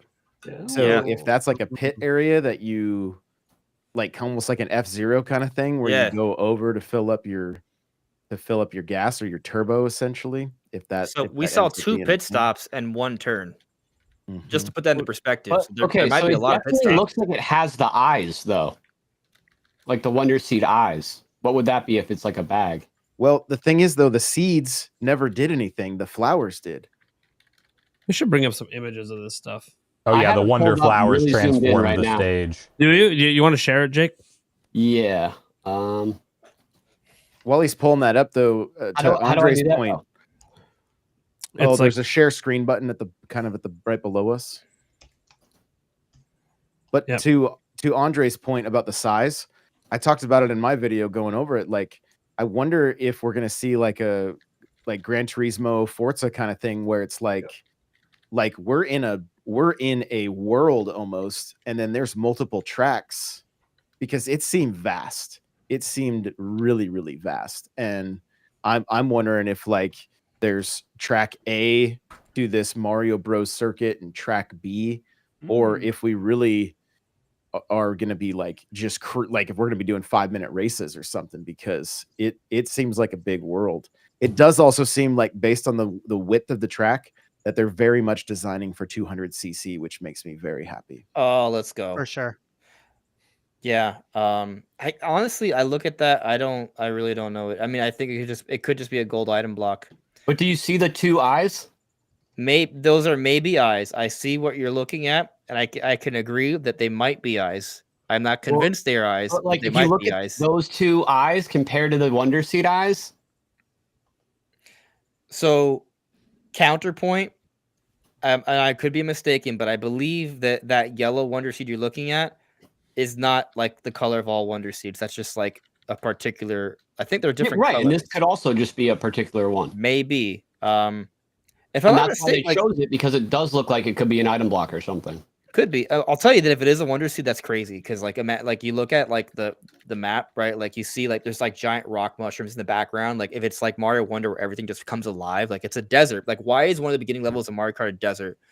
You know, like what if it turns into like a giant lush environment or something? Like that would be insane. But a random thing I'm noticing, like it almost looks like there's like a smoke wafting off whatever this Wonder Seed item block bag thing is. Also, Yeah. notice the shack is shaped like Yoshi. It totally is. Yeah. I love it. I'm hungry. Wait, I want it. what's shaped like Yoshi? The The whole shack. shack, That whole the thing. nose of Oh, the yeah. burger, in the eyes and the eyelids. Yeah. If it was a Wonder Seed, does it only affect the player that gets it or everyone? Because I imagine if it's everyone, it'd be kind of chaotic with. Well, I guess Well, then that's there'd some be of the no fun. incentive for you to get it. That's a good point. Right. Like why even do it then? And it looks like So- you have to go out of your way to get that. It's Yeah. got to benefit you Yep. over everyone else. Maybe it changes things for everybody, but gives you an advantage within that change. Possible. Or it could open up like a new path or A a new path, shortcut that yeah. you wouldn't be able to. That's legitimately like a time-saving shortcut. That could be big. Because we saw like those on the one zoom out area, there seemed like there was a dirt road that kind of went both directions crossing the track. Yeah. I don't know if those are alternate paths, but maybe like to take those, you have to get this. Maybe. I think it's worth noting too that it does look like fire, and that is also a red Yoshi. So it makes me wonder if there's potentially different Yoshi restaurants. Spicy cheeseburger. Oh, I'm so Mm. hungry. But then maybe there's a blue, maybe there's a yellow, and who knows what kind of power-ups those could offer. Yeah. I'm curious what the first pit stop had, because we didn't see anything there. Yeah, someone might have grabbed whatever was there already. Possible. Bless you. Yeah, because we didn't really see items more get used at courses all. this time around that aren't 3 laps, but are just one continuous track because it's so big. Well, one thing I like seeing this thing is it suggests that they put a lot of thought into like new abilities, new item uses and stuff. And that is something I like to see, because Mario Kart hasn't really felt like it's had a lot of new items added in a long time. Granted, we haven't had a new Mario Kart in over a decade. Because it's been 10 years, yeah. But like it's always been like shells, bananas, blue shell. There's a few other in there that they change up per game, but like it's always been like very samey. And I think we're still gonna probably have some of those basic items, but it seems like they've come up with maybe some really inventive ideas. Because like we've talked forever, but both on the old podcast and this one, like what can they do to change up Mario Kart? I don't think we ever came up with 24 players. No Well, more actually, You did. Actually, Andres, there it is. blue There it is. I kind of did. If you guys Kinda? watched my video from a month ago, I looked at some old Mario Kart interviews, and they actually have considered doing a double dash mechanic twice. And so I was thinking, okay, well, first I thought, if you watch the video, I kind of talk about, because there's more horsepower, they might like look into incorporating more characters. But then I counter that point by thinking, well, then they would have to expand the size of the tracks most likely. But then I thought, well, if they do a double dash mode, they could literally have 24 playable characters, but it would be 2 people per card on 12. So I didn't exactly predict it, but I did entertain the idea of them upping the roster, and I did speculate that we could go up to 24 characters. I just thought of it as double dash mode, 24 people playing in 12 characters. And actually what's interesting is that, given this is the first title we've seen, there's a decent chance that this is a launch title for Switch 2, and it might be the ideal game to showcase like the multiplayer features of Switch 2. And if they do decide this time to incorporate a double dash mode, as that interview suggests they've considered multiple times since double dash, because the Switch is more powerful, it may be possible. And then that would further strengthen the idea of this Mario Kart really selling people on the multiplayer capabilities of Switch 2, because the Joy-Cons are more comfortable now. They'll be more easy to hold and use. And imagine like you buy Switch 2 for your kid, right? And your two kids, because let's say they're brothers or sisters, right? And the launch title is Mario Kart. They have that for Christmas, and there's a double dash mode, and they can literally co-op through the game together with right out of the box with just Switch 2 in the games and that single game. It's a theory, right? But point is, I was kind of thinking that there would be more characters. I do hope, and I think this will happen with 24 people and with Switch 2 having better hardware than the Switch 1, obviously. It still bugs the crap out of me that with Mario Kart 8, when you want to do LAN mode, you can only do 2 people per TV. But back on Double Dash, you could do 4 people per TV. And if it's stuck to 2 people per TV again, like that means you need 12 Switches, 12 TVs, connecting 12 systems. I just want to do 6, and I think it still could have the frame rate drop to 30. I'm not sure, but I hope they kept that in mind if they're having 24 people. It would be nice with 4 per console, you know. Yeah, I think 4 is like a really nice sweet spot. You get enough screen space on a TV usually. I mean, I know some people have like massive TVs, like 85-inch TVs. You know, that 6 is not a problem, but. Well, we were doing it on way smaller with CRTs on GameCube. Well, of course. Right. And I thought I was seeing myself just fine in that corner. Yeah, that's fine. Stand a lot closer. Yeah, if you sit right in front of your TV, you can make a 19-inch TV work with 4-player split screen like back in the day. You get the plastic lawn chair, right? You sit 3 feet in front, Yep. or you're on a carpet floor. That's what it was like in some of those LAN parties with the Xbox Yeah. back in the day. You'd sit like 2 feet from the TV. I don't know if anybody saw this or have talked about it, but one thing that is in my video for tomorrow is you may have seen in that stage there was what looked like giant lights that were turned off because, of course, it's during the daytime, but they're like literal giant, like stadium style lights that are visible in the background. But they're I thought they were speakers. Okay, they might be. Yeah. Well, my theory is if they're lights, and we could look at them again closer. I don't know. They may be speakers, but my theory is if they are lights, is there a day and night cycle in this That'd be thing? awesome. And would that also include a weather mechanic?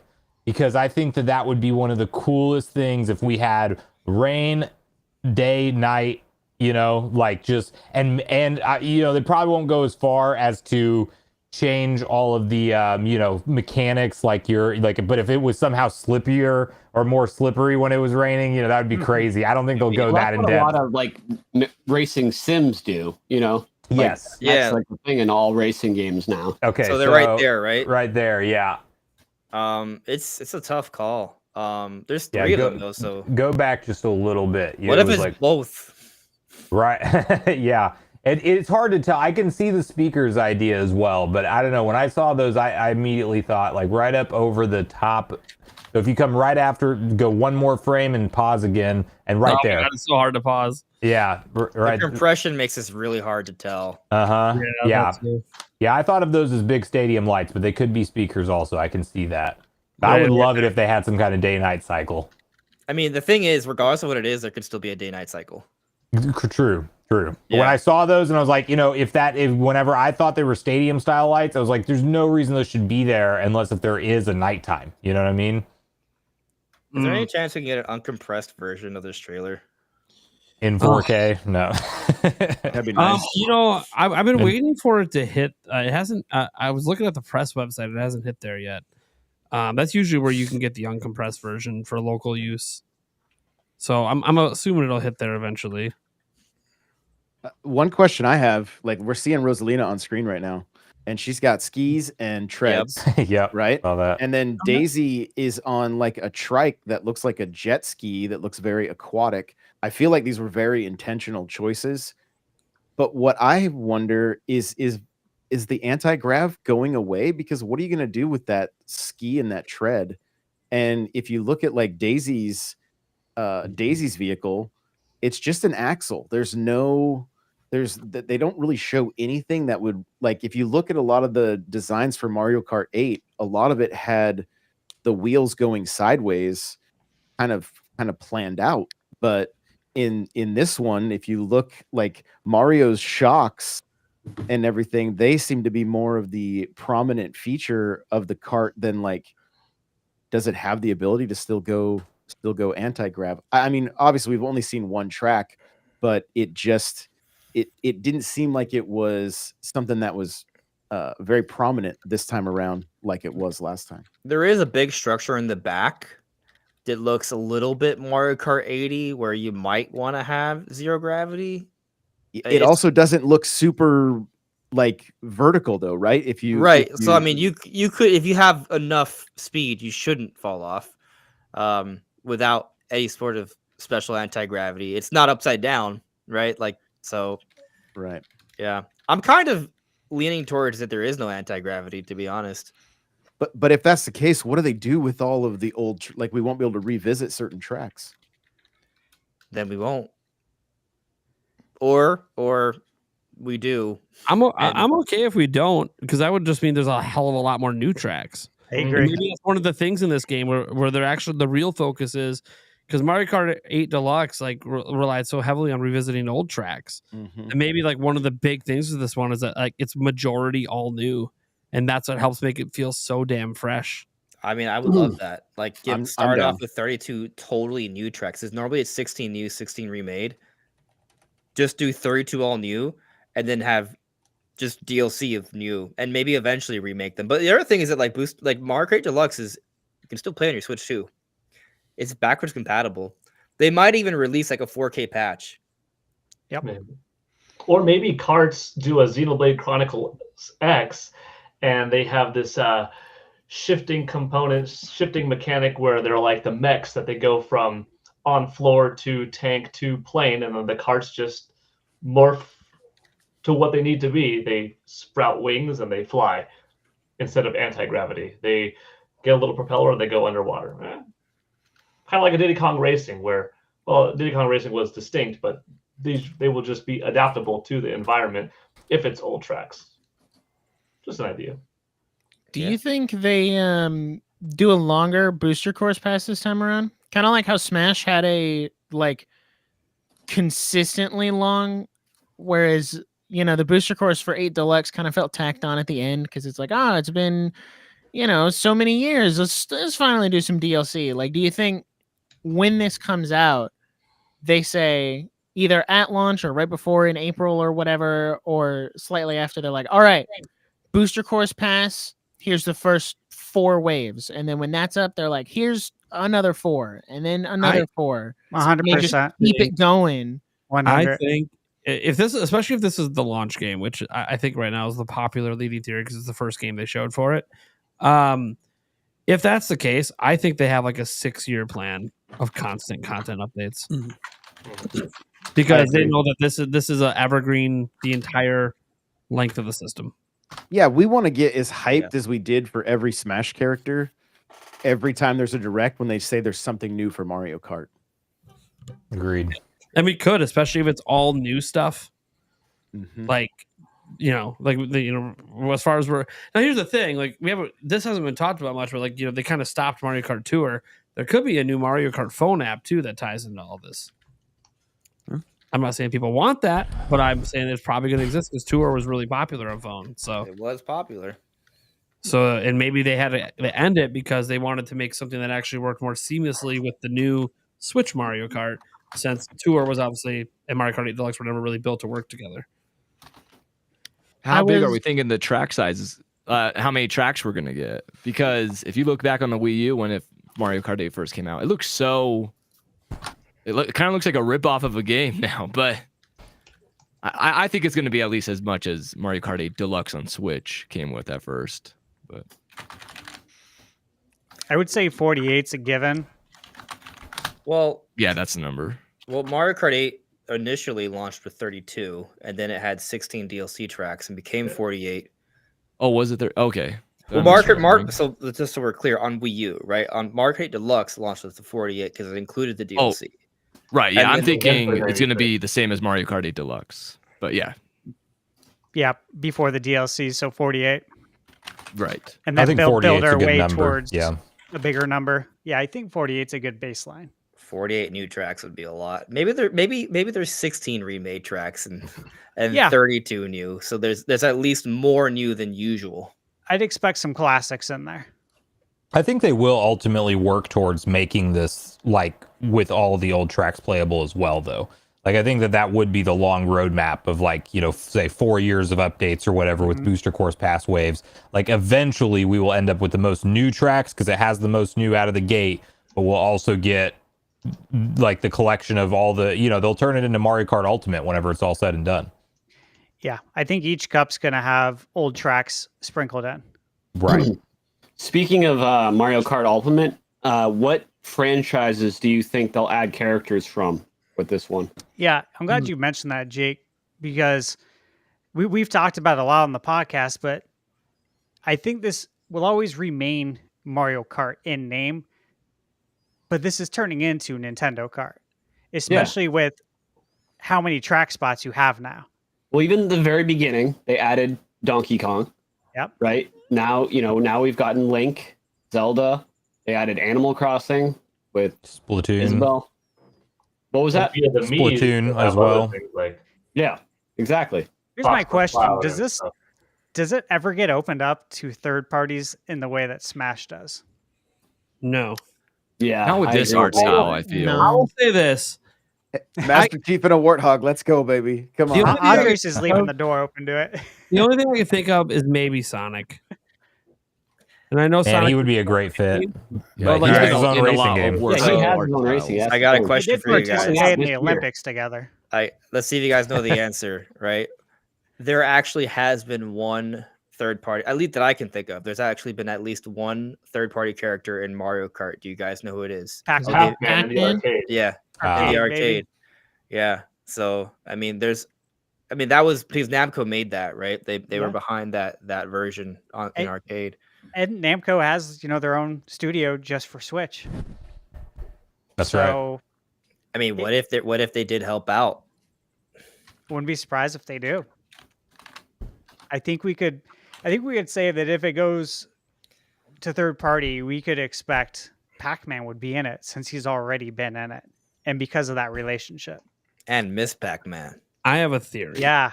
I have a theory. Let's hear That'd it. be the track made- would go so hard. The Pac-Man maze as a track. Oh, dude, I didn't even think Oh, that'd about be that. That's cool. a great idea. Imagine a double Wow. dash formula and you're literally riding with Pac-Man and Miss Pac-Man. That would be Oh, Hey, there's some good stuff. And if they brought back like the special character specific power ups, you could turn into the giant Pac-Man and eat people as yeah. you go. You know, It'd be more of a battle like course, I would think. That would be Bullet Bill on steroids. yes, it would. Nate, what if that's what the gold power up is? What if it's a special item Your block just for your signature Character move? specific special item block. That Oh, would be wow. awesome. Character specific. I am. I love the character specific thing because that's literally why I played as certain character combinations in Double Dash. Like I would get, the red Koopa for the 3 red shells, and then Baby Mario for the chain chomp. Like that was the combo. So basically, we just want double dash. We want Double Dash. We want double dash. I will say there's probably going to be a ton of modes. I think there's going to be Yeah. like the most modes we've ever had in Mario Kart.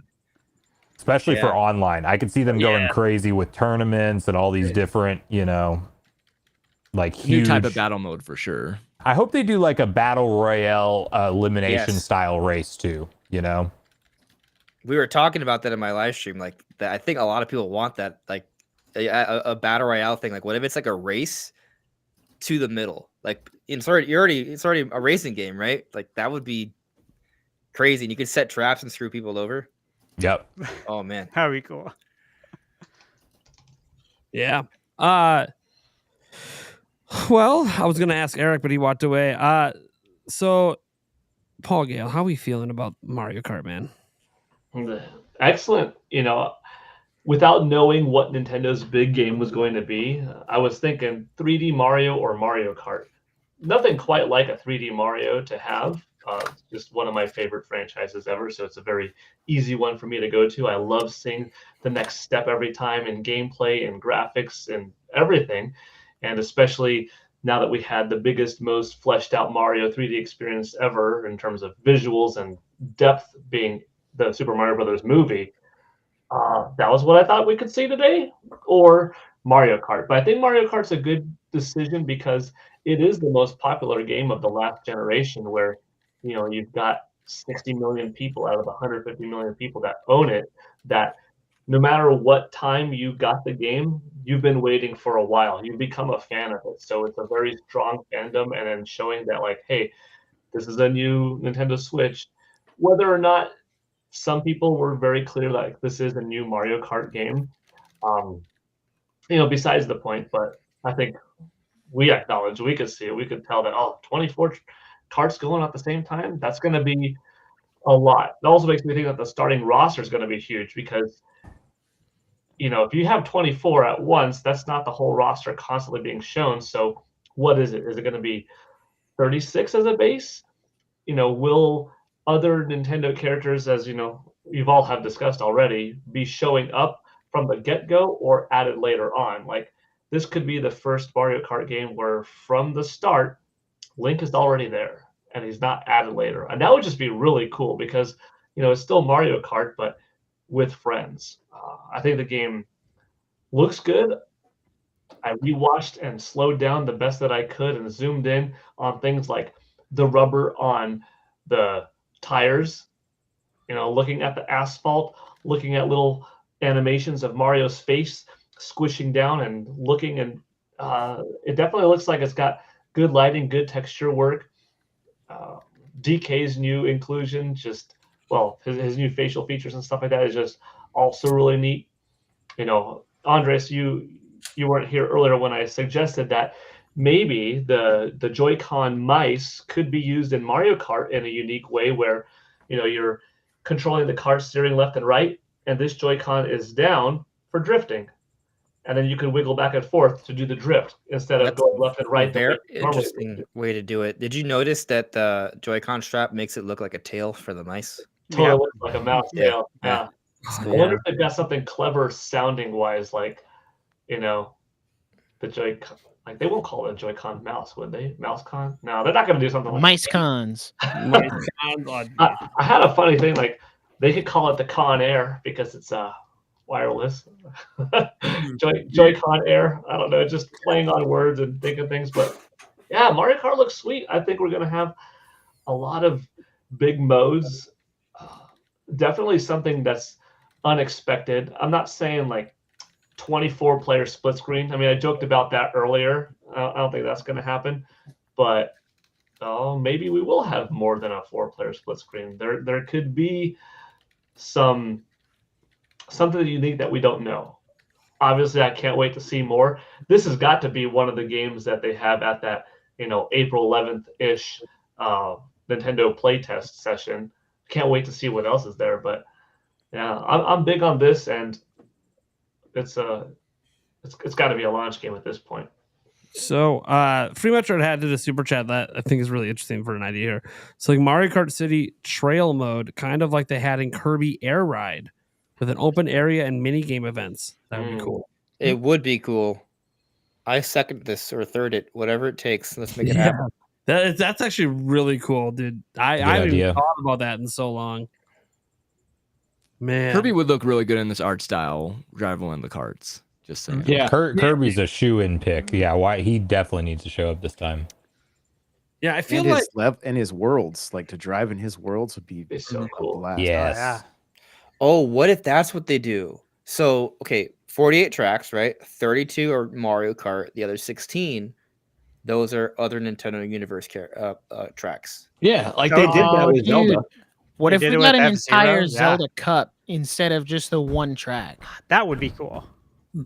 I'd be down with that. I would like to see that because look at the F-Zero tracks, right? The F-Zero tracks are awesome. I'd like a to Star see more. Fox track. Oh, I'm sorry. I just envisioned an R-Wing. I want an R-Wing. I want to fly. Yeah. Oh, I want a new Star Fox game, but I would love to go through some Star Fox 64 course or some other kind of course. Like a Star Fox Grand Prix. I think about Star Fox Grand Prix too much. It all came true. Don't we all? There's a lot of potential. There was another super chat I wanted to bring up. It was this one here. I thought was interesting from one for $2. He said, expect the tour launch pipe to return. Maybe. Maybe. That was an interesting mechanic in tour. I don't know if they're going to bring it back. Like, it's kind of like, like it doesn't seem like they're going to bring back the anti-gravity, at least. I'm not in that stage. Bare minimum. Kind of interesting. Some of the stuff that they could do. Eric, what are your thoughts? It's like, I know you actually play Mario Kart. You like Mario Kart. Mm-hmm. Obviously, there was no reason to pick up 8 again because you and me dominated that shit on Wii U. Right. Right. So this might be one like, okay, yeah, this is the de facto launch game. You're probably going to get this at launch. So yeah, got to unlock. If I want to actually, play my Switch 2, doing Switch 2 stuff. Also, I'll throw this out there. Yeah. Big single player campaign. I mean, hell yeah. Oh, it'd be fun. That would be different. That'd be fun. A huge single player campaign would be sick. Mm-hmm. Mm-hmm. So, Eric, what do we think? Are you liking what you saw? And just a little snippet. Yeah, I mean, it's going to be, need to see a little bit more, but I mean, yeah, it's probably going to be something to pick up just because it's not a rehash game for like the 6th, 8th time, whatever. Is that a slight at Donkey Kong right now? Yeah. And Mario Kart 8. Well, Mario Kart technically only was brought over once, but so it's been released twice. Yeah, but yeah, and at least they added new content on Switch. Yeah, not like Country Returns. Yeah, you know what theories I hate? When people theorize that Breath of the Wild remaster would be a launch title for Switch 2. No offense to anyone, that's so boring to me. This is Nintendo, not Sony. You know what's not boring? Well, we're all here. Just throw a little compliment out there. Linder of Hyrule, best looking panel on YouTube tonight. There we go. Switch 2 high, baby. Looking for group. Hell yeah. Thanks for the compliment. You're welcome, fuckers. glad you're all bricked up over there. Yeah. We understand. We understand. Look at Andres' little grin. I love that shit. I saw those triceps pumped earlier when you did a dip to go into the chair. He's wearing boxers right now. We did a pre-stream pump, right? You know that, right? You saw me live. Like, you might have did a pump before that stream, and it's just still going. Yeah, that's sure. No, I only bring it up because when he was co-host of this show, he would always work out like right before the show began, so he'd always just come in just like sweaty and ripped. I tried. He's like, I tried. I try to work out consistently and show up. Yep. Yeah, that's all right. All right. I think we can probably move on to our next topic. Are we ready for that? I think Mario Kart 10. Wait. Moving on. Wait, does anyone not think it's going to be launch title? Because that's the unpopular opinion, right? So I think it probably is a launch title because of how it's been shown and because it's the first one right for it. Yeah. But anyone here think it's not? Oh, I was just going to suggest that. Okay. What if one, there's always a chance that it's not, right? Like maybe Nintendo just decided to show this because they wanted to show a new game that's coming out early. But like, for example, what if a launch title ends up being Prime 4? Because if it's Prime 4, they wouldn't want to put that in the reveal trailer because, then people would be very confused, right? Because it's already a Switch 1 title. But like, what if we have, I'll just throw this out there. I'm not the first person who's brought this up, but like, what if Prime 4 and Mario Kart are like the 1-2 punch, a big multiplayer game and a big single player game? And Samus is also in Mario Kart. Yeah. And Mario's also in Prime 4. Mario's the final boss of Metroid Prime 4. Yeah, that's what happens. I wouldn't be surprised, honestly, on Metroid tracks coming. We talked about this before, I don't know, a few months ago, but the idea of obviously Mario Kart being, this game that comes out at launch and is an evergreen title, but putting those characters from other Nintendo first-party titles into the game and the tracks help make those games sell better. So it makes sense. And who better to benefit from it than Metroid, right? Because again, Metroid, when it comes to sales, obviously not great, but critically acclaimed. So they need to do everything they can to improve those sales. So I would say there's definitely a chance of that. And even if it's not a launch title, like what if it's like almost like a reverse what happened for Switch 1? So Switch 1, the big cross-gen title was Breath of the Wild, day 1, and then the next month it was Mario Kart Deluxe. Yeah. What if this time it's Mario Kart as the day 1 title, then next month is Metroid Prime 4, which is still really early on. You know, people are going to be looking to get like that big single-player Nintendo game. And if you guys are right about maybe there's like some Metroid content in Mario Kart already to kind of do a little bit of cross-promotion. I'm gonna tell you right now, I'm all in Well. on Prime 4 and Mario Kart teaming for the launch Mhm. now. It does make me. I think thought for a that- brief moment when they were moving the Joy-Con, Yeah. it's going right into Prime 4. It's gonna be sick. It's going to work better for Prime 4 than it is for Mario Kart. Yeah. Yeah. Just because like they advertise that, I'm like, oh my god, that would be the perfect game to showcase that, and then you still have your big, nice, system seller at launch too of Mario Kart. I think that's a great pairing, but we'll see what happens with that. What were we gonna say, Paul? Paul. I did have a thought that if the big launch game was a 3D Mario, then I could see that Metroid Prime 4 Beyond would be more likely to have a multiplayer mode, because that could be Nintendo's big multiplayer game to also have a first-person mode, but to complement Mario. But if it was Mario Kart, which is so multiplayer focused, that kind of takes down the likelihood of Metroid Prime 4 Beyond having a multiplayer mode, because you wouldn't want to have that Sure. mode not be played as much by as many hundreds of thousands or millions of people online, because Mario Kart's going to dominate the online multiplayer scene, and you only have time to invest in one probably multiplayer game, would you have time to kind of divert energy into a few single player games. So at least that's my rationale behind it. That's even if Metroid Prime 4 Beyond is a dual co-launch game. I mean, if Metroid Prime 4 gets dropped suddenly in like March and this thing's not coming out till June, maybe Metroid Prime 4 is just one of those titles that we presume gets an updated patch, but not like its own SKU. But if Metroid Prime 4 is being saved for this as a dual release, that no, it really takes advantage in this case. I think the multiplayer aspect has kind of gone down in my mind, and it's just going to be this solo, single, grand, amazing game, which is fine. That's all it needs to be.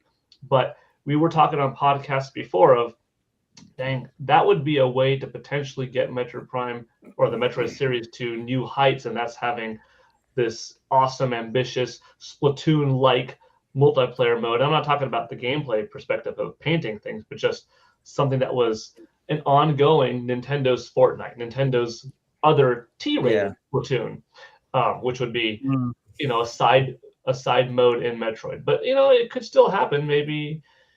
But Yeah, I mean, there are first-person games that aren't big multiplayer games that still find a lot of success. Elder Scrolls you comes could to mind, right? So, Yeah. you Well, know, what Paul just described, I would love to see something similar to Destiny Strikes, where you could get with 3 other bounty hunters and then love it. run missions together.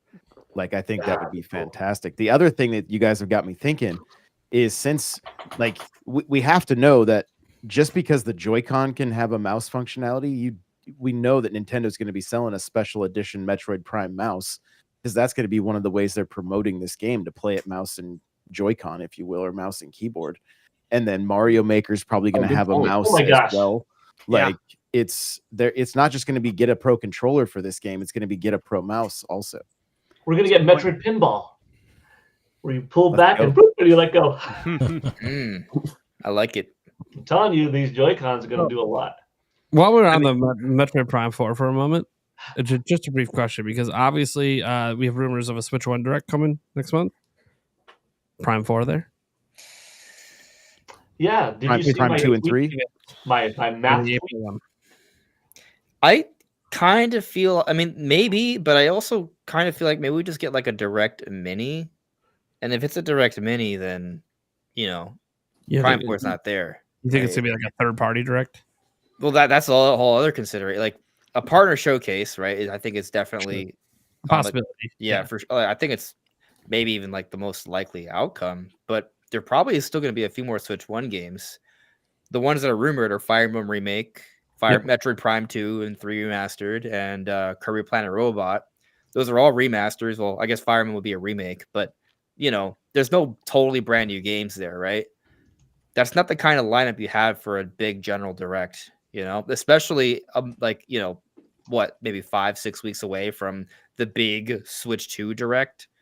So I'm leaning towards Nintendo Direct Mini and or a partner showcase.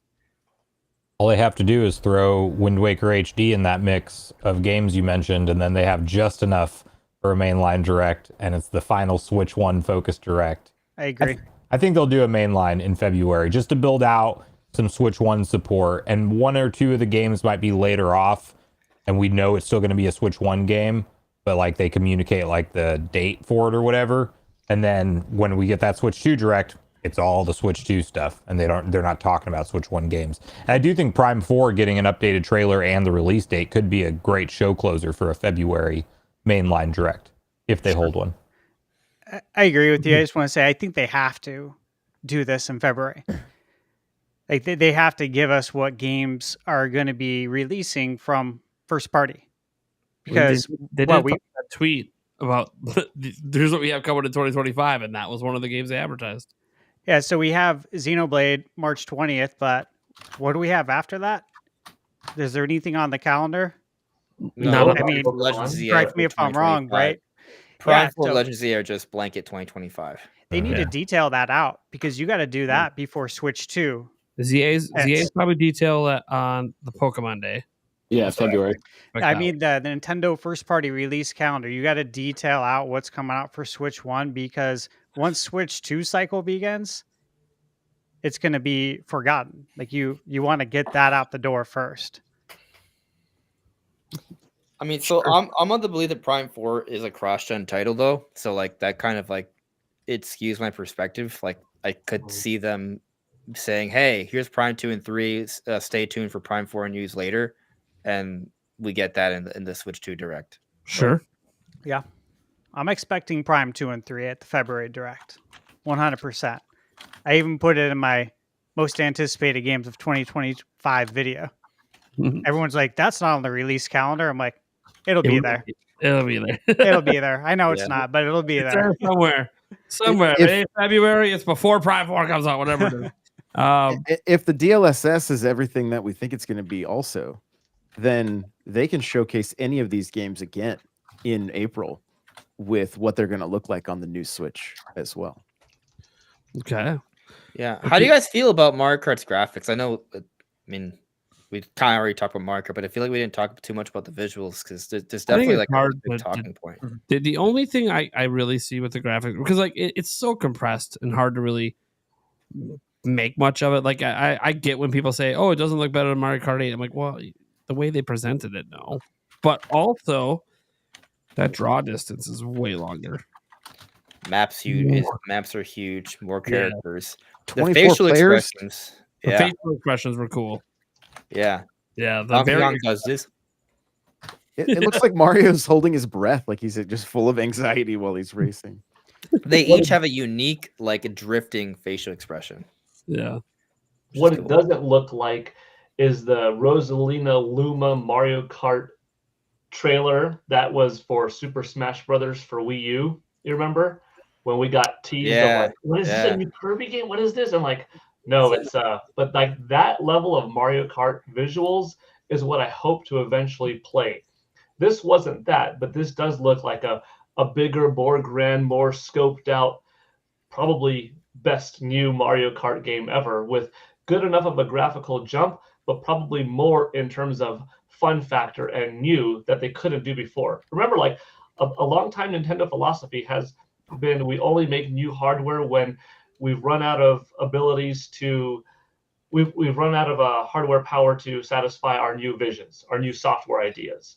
Otherwise, there wouldn't be that big of an incentive for them to create new hardware if the existing hardware would satisfy all of their software ideas. So when they have a new software idea, they come up with new hardware. Now you could say, well, you also have to do it to keep up with the times and people would stop buying it, but it is one of the staples. So I think we're going to see more new ideas and more gameplay elements and cool things like that than necessarily just, this is MK8 with better graphics. And I think the graphical jump is enough, but we're probably going to be pleasantly surprised when we see like that nice proper upload of it. And then we're like, oh, okay, this is a lot shinier and not just seeing angles compressed and stuff. I like the visuals though. I think it's Do, very do nice. you guys think there's any chance that it'll be cross-gen? What, No. Mario Kart? No, Yeah. No. absolutely not. 0. No. Agreed. It is Zero one chance. of the selling points of Switch 2. Mhm. I will say this though, we've been keeping it too clean tonight. Eric decided to not keep it clean, so just gonna remind everyone, courtesy of Game Grumps, what that new Donkey Kong face is doing to us. Scroll Oh down. my god. I Scroll just down. read it. Oh my god. Oh, hold on. The reply here. That's horrible, man. Let's read it. It's it's another. Oh, the Bowser one. Yeah. I don't see that reply. Oh, here it is. There it is. What does it say? Oh my god. Bro looks like he's in pain.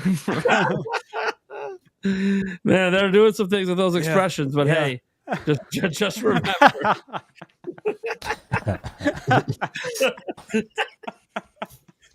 Oh my god. Well, I'm not reading it out. Yeah. This is one of those special things you only get if you come to the video version Yep. of the podcast. All right. So good segue. Good segue. Yeah, let's get to our next topic here because we got 2 more topics to go, and this one I think is interesting. Obviously, the pre-ordering price and supply, because we got a report on the supply they plan to have in the first 4 quarters, which is pretty crazy. And obviously, pre-ordering the price. First off, pre-ordering wise, technically we don't know when pre-orders are going to happen. They haven't been announced or anything. I suspect they won't get announced until the direct. But you know, Jakey, you are like the pre-order maestro, and I was listening in on your stream. You think the pre-orders are going up the same day as that direct, right? Yeah. I think we won't hear about them till the direct, but then I think when we hear about them from the direct, they'll go up right away. Yeah, get those wallets ready. Like this is what Jake does. So literally like April 2nd, 9 a.m. Eastern time, 6 a.m. Pacific time, which is, they haven't announced the time of the direct. That's when they do like every direct ever. So I would be ready to go. Yeah. Maybe take the first half of the day off, guys, if you want to get your pre-order in before it's sold out. So you can't pre-order now at GameStop. Oh, I'm feeling sick on April 2nd. What? What? Yeah, convenient. Yeah, I mean, obviously, Best Buy put up the thing where you could like sign up to be notified when pre-orders begin, but like, So did GameStop actually. They'll notify you after it's sold out. but that's like the way those they'll send you the email, but by the time like you get the email, it's already gone because like No, and like, but it's been gone for hours. Like, the tweets will come out, like it'll have gone by, and then like at the end of the day, you'll like here's the an email will pop up, be like, hey, this is available. and That's it's like been going on for years. It's been available Yeah. for half the day. Like how many launches have we went through with that? Dude, So don't get me started. It's hilarious. it's basically useless to sign up for, but I guess if you want, maybe if they got multiple pre-order drops, which do happen, sometimes you get the multiple pre-order drops. Maybe that'll be a thing, especially as they figure out how much stock they're going to get. So yeah, I mean, just be ready on April 2nd, guys. Like, you know, if you really want to make sure, it is possible that like it might be the next day for in-store, because sometimes they'll have online go up the day before in-store pre-orders go up as well for people that want to go in person, because sometimes it's easier than fighting with millions of people online. If you live The in only a places that really do in store anymore, like GameStop. GameStop, Walmart still does it. At least my local one does. Yeah, let me ask you this question, Jake. Do you think any of the retailers will lock it behind their memberships? The Walmart Plus, the Best Buy membership that's $50 a year, like they do with PS5. Well, I mean, Costco's on. I mean, for sure, I don't know if they'll do it right away for pre-orders, because Nintendo may like have talked to them, but once it officially releases, they'll probably do that for every single restock. Yeah. And also, what they will do for pre-orders for sure is put it in bundles with like a bunch of like shitty third-party controllers that you don't want, where they're just trying to, GameStop will be the worst. At Mad Cats. They're going to pile do in it. which one. Like $10 other places will do it too. Gonna throw in a PS1 memory card in there. Yeah, exactly. And mouse pad. Nintendo system will probably throw in like the crappy like steering wheels, like Probably a pair of socks or The something. steering wheel will Like, be for Switch 1, Like, no need for Switch 3 2. games, but none of them are first party games. They're all, it's Wait, no, it's that kind sorry. of crap. Was Yeah. I giving them too much credit to say to be a Switch 1 steering wheel? I'm talking Wii. They're piling the Wii steering wheels. Right. Dude, if it was a Wii wheel, that'd be kind of sick. I'd be like, all right, cool. Whatever. Not even mad. Nostalgia hit. Nintendo 64 expansion RAM, just because. Again, that would also be I don't know. We have a box of them laying around. Right. We're bundling it. They'll literally go to their clearance section and then mark everything back up to full price and throw it in the bundle. Yep. Yeah, you know when you go to the GameStop trash bins, oh man, they went in the bins up, pull shit back out for these bundles, baby. Why are we getting Madden from PS2 on this? Copies of Madden 22 for Xbox One. Let's go. You know, I would say though, if they bundle it with like SD Express, That'd be nice. Yeah. that'd be cool. There'll be like I'm joking, but there will be like a couple desirable things in the bundle that makes you feel like it's worth it overall. Like it'll probably will be like Mario Kart 9 or something like that. Yeah, And it'll maybe be like a micro SD card. But then there'll just be a couple things that are just junk, but you're like, well, most of the stuff I'll use, so it's justified. And I'm just actually throwing get my $30 pre-order. on junk. Who cares? Yeah. 100%. But yeah, If they the give you a Game Boy GameStop cartridge. PS5 pre-order bundle prices were like $750 to like $850. Hell yeah! I'm So looking forward to my if $800. Switch 2 is $400, I would anticipate like $700, $800 bundles. Yeah, I'm looking forward to that $800 bundle.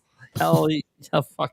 God, fuck no. What do you got? 5 of them? $800 bundle is my nickname in high By the school. way, so if I don't get day one, which by the way I will get at least one day one, but if I can't get all 5 day one, man, if I got to do $800 fucking bundles for all 5, just look, you might find me sleeping under a bridge somewhere because I can't afford to live here anymore. Dude, I remember there's like a thing where like legally if they're selling you separate items that aren't like their SKU is in a bundle, you can return the things. But they don't want you to do it, so you have to like literally like kind of like take legal action a little bit. But that's so dumb. Yeah, Mhm. of course Yeah. no one's really gonna do that. It's a 'cause pain in the ass. Yeah.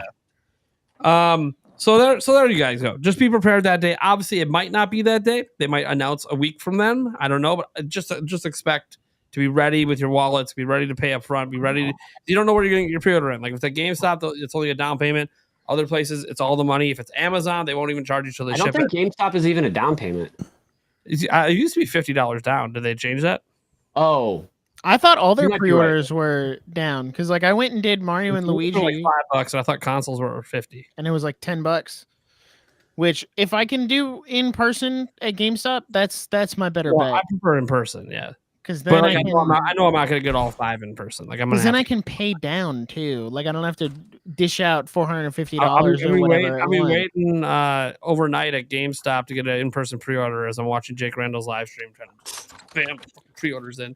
Do we I think wonder when the anyone's Nintendo gonna? store in San Francisco will open up because that's going to be probably a spring 2025, opening. That Yeah. I can Yeah, see that that's being a opening good place for this. Do we think anyone's gonna do a midnight release? They will. no, for pre-orders? Yeah, like for the No, big, that only big happens box like on launch retailers. day. Once all the pre-orders sold out, launch day comes, all the retailers will sell whatever they have at like midnight on launch day. That'll be a thing, but not for pre-orders. Yeah, so No, sometimes that's what I mean for launch day. Because like locally, I've camped out for all the Nintendo consoles since GameCube and PlayStation, and they've never once opened at midnight ever. Oh, I thought you meant they'll do it online. Oh, Yeah. and- The Walmart that I and went to guys, for like, if Wii you U don't, opened at so I'll midnight. give you guys like an example. I never had a pre-order in for Wii U, and it was sold out at a bunch of places with pre-orders. And so the Walmart we had happened to be 24 hours at the time. So literally, I just went to Walmart like 2 hours before midnight, and I was the only one standing in electronics waiting for a Wii U. I started the line and I got one. So like, also remember, guys, like if you don't get a pre-order in and they're like sold out and not taken anymore, there are going to be some retail stores that will still have some in person. Sometimes a little bit of overflow, but you're going to have to be there right away. Or Most of them won't. They do it. They put those ones that they have in store. It's available on the website before the store opens. sure. And so they all get sold that way. So in theory, they want to have them there, but the website lets you buy them. Does it? Yeah.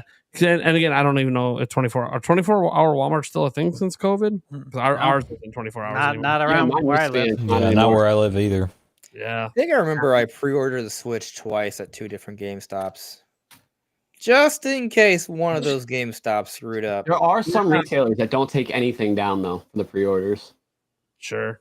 and those ones obviously sell out fast. They're all going to sell out. But GameStop is one of the only locations that you can do store specific pre-order stock in person, right? Like, oh, don't they always still do that? Correct. Like, yeah, so you could go there the day of the direct or right after if you can make a trip there, like as soon as it ends and we confirm pre-orders go up and everything, you could like go straight to your local GameStop and do like an in-person pre-order if you don't have any luck online.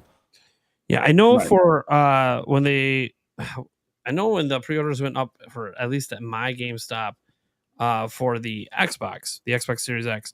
The online pre-orders were the day before the GameStop in-person ones were. So like you didn't have to like watch and then go get the pre-order, but you would want to go anyways to stand in line to be one of the first people the next morning when they opened to get that pre-order. And I don't know if that's still the case today because that was like it was kind of a weird time because COVID was going on, and this is why I think it was all online. They're gonna just do pre-orders right after the direct, right? Because PlayStation had their big presentation September of 2020 and announced the pre-order date a couple days later.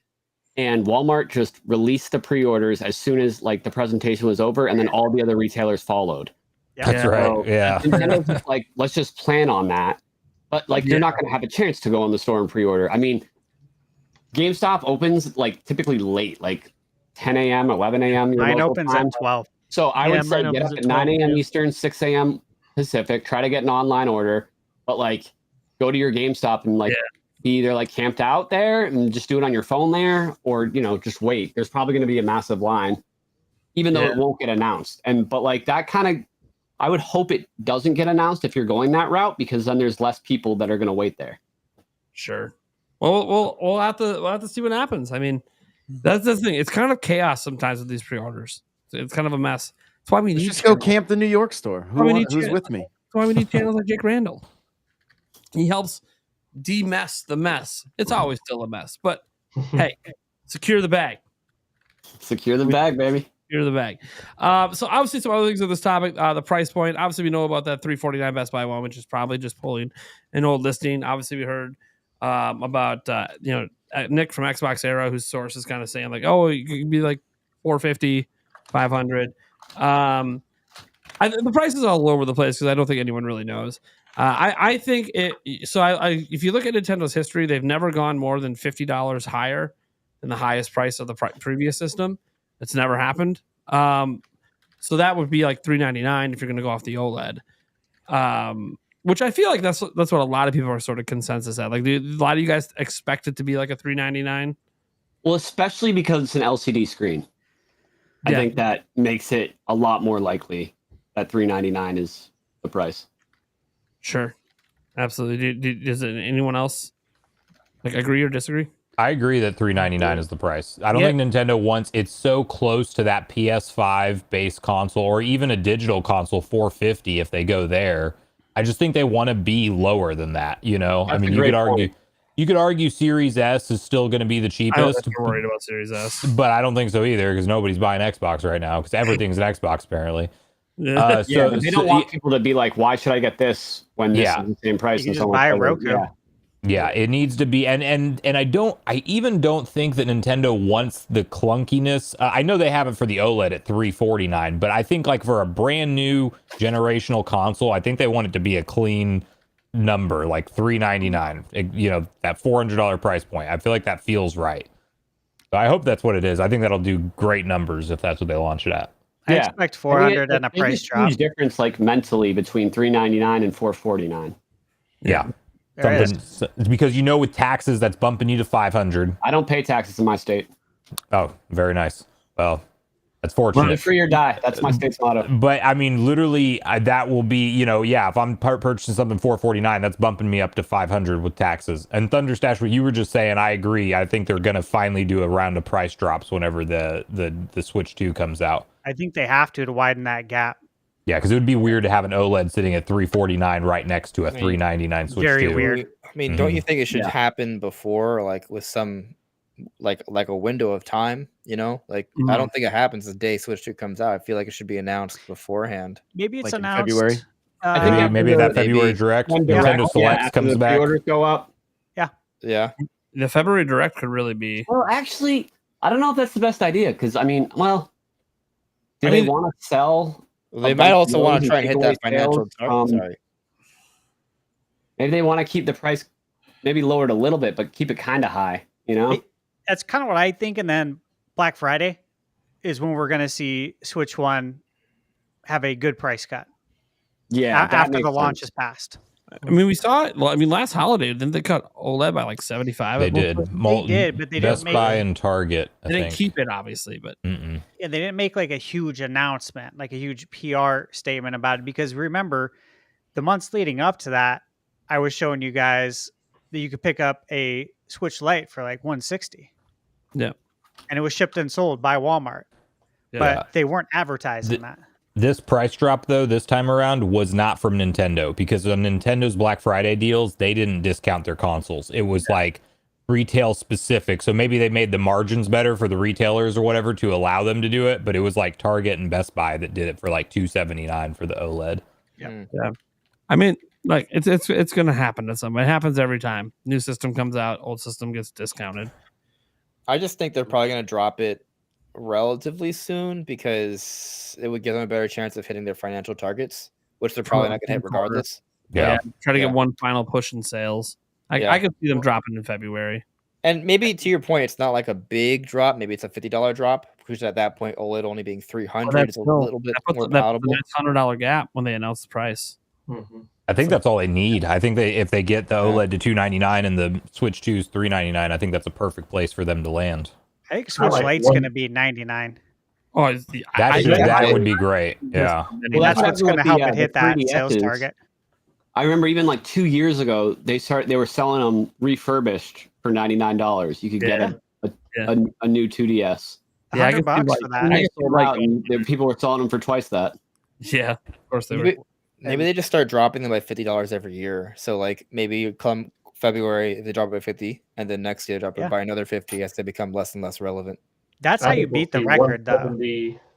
170, 250, Agreed. 300, 400. Yeah, that's the big thing that they haven't done yet that we've always talked about, is that once they do the price drops, that's what's really going to get them to that 160 million and get them past that. Is when you can pick up a Switch Lite as a stocking stuffer, that's a game changer. Oh, dude, that's so crazy. It would fit in the stocking. Yeah, I didn't think about that. That's Well, wild. and then if they do Signature Select or Nintendo Select, I'm sorry, and then you know something gotta along bring it those lines, back. like Player's Choice, whatever they end up calling it. Now you've got all those old Switch games that anybody that just picked up the Switch 2 that didn't have Switch 1 can get, games for $40 potentially. That's how Right, you and I've- reinvent the evergreen label. Yeah, and I've talked about it numerous times that if they did the voucher program where you could get 3 OG Switch titles for $100, that's It's a that, steal. I mean, That's the modern Player's Choice equivalent. That's not Great a bad value. thing. you're saving $20 still, but you're getting 3 games. It's Just only remember- like 2.8 million or so away from 160. It'll do that before March 31st next year. Hey, just saying.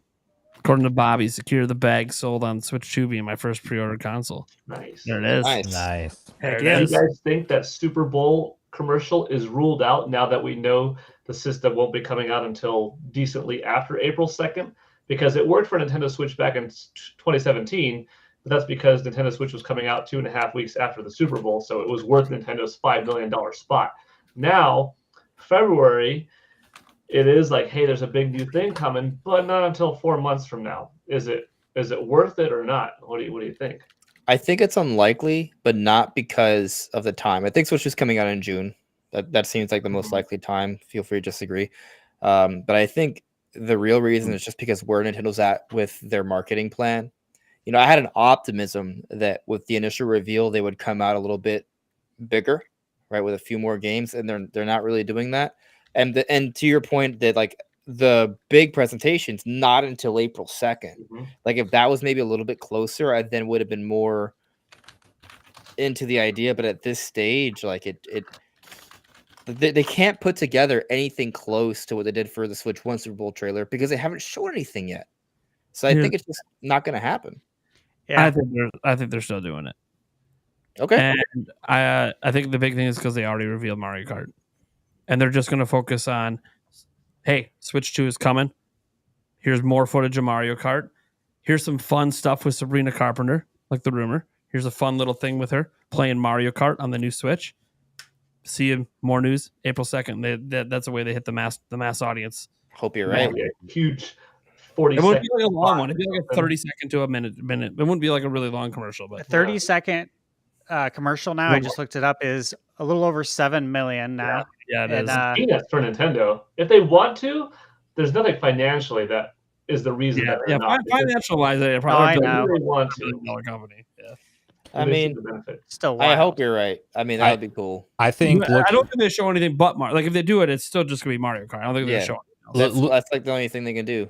looking at their trailer on Nintendo of America YouTube right now at 13.7 million just here, and it's number 1 on trending. I don't think they're gonna do a Super Bowl commercial. I think their socials are so like pumped right now Sure. that They're very and powerful. yeah, Dude, they and could pay for it just from the ad revenue from the trailer. yeah, they seriously could. The Super Bowl is up. I looked it up to, I think, a week ago, but numbers are up 7% year over year for viewership. I think it was 124 million people tuned in, which was obviously a new record. So I think someone brings up a good point though. Like Nintendo can had the thing is, like, we go back to 2017, the beginning of 2017 when they did this. Nintendo wasn't at the same level as they are now, right? Like now they can do whatever they want. They can, I mean, kind of half-ass the reveal, and it's still going to become the best, most successful reveal of all time. I'll also say this. So, like, there's a report out of Bloomberg, right? That Nintendo right now it basically has plans to have 20 million Switch 2s ready for the first 4 quarters of sales. They're planning to sell through that. Apparently, there might be plans for them to possibly ramp up past that, but that's the current plan for year one. That if they sold through that, it would be a record. No console has ever launched 20 mil in the first 4 quarters. PlayStation 5 came close. I think they'll sell every single one they can make, and it's still going to be hard to get. Yeah, like it's one of those. PlayStation 5 sold 17.3 million in its first year, which Yeah, it was is not every that unit far they off, could get. and that was crazy hard to get. Yeah, for the that was first year. every unit they could get. And the thing is like, well, there's not going to be a COVID reason that'll make it hard to get. I'm looking like you brought up, the Sumdro brought up the YouTube numbers. I mean, the numbers on Instagram and Twitter and everywhere they're making YouTube look like shit right now in comparison. Well, like they've got over 100 million people. It could be harder to get than the PS5 because the PS5 had another competitor, which was Xbox, also release a brand new console. And a lot of people that couldn't get a PS5 settled for an Xbox. Sure. Nintendo doesn't have anyone releasing anything at the same time. It's just them. So you have to add the PS5 sales and the Xbox sales. You'll be telling PC gamers that. Yeah. They'll be telling you about the new handheld dropping. And they're going to have a much more compelling launch than either the PS5 or the Xbox. Like launch lineup. I don't know. It's going to be crazy. Yeah. It's I think if Nintendo's plan is to have 20 million ready for the first 4 quarters, just based on the numbers I'm seeing on a trailer that barely showed anything game wise, and the reactions online, there's negative. There's also tons of hype, tons of positive out there. I think Nintendo's going to sell every unit they make for year one. I think they're coming off their most successful generation ever, just overall, and possibly it's going to pass. It's going to pass DS in terms of sales. I'm not worried about that. It's already the game sales wise. It's already their most successful ever.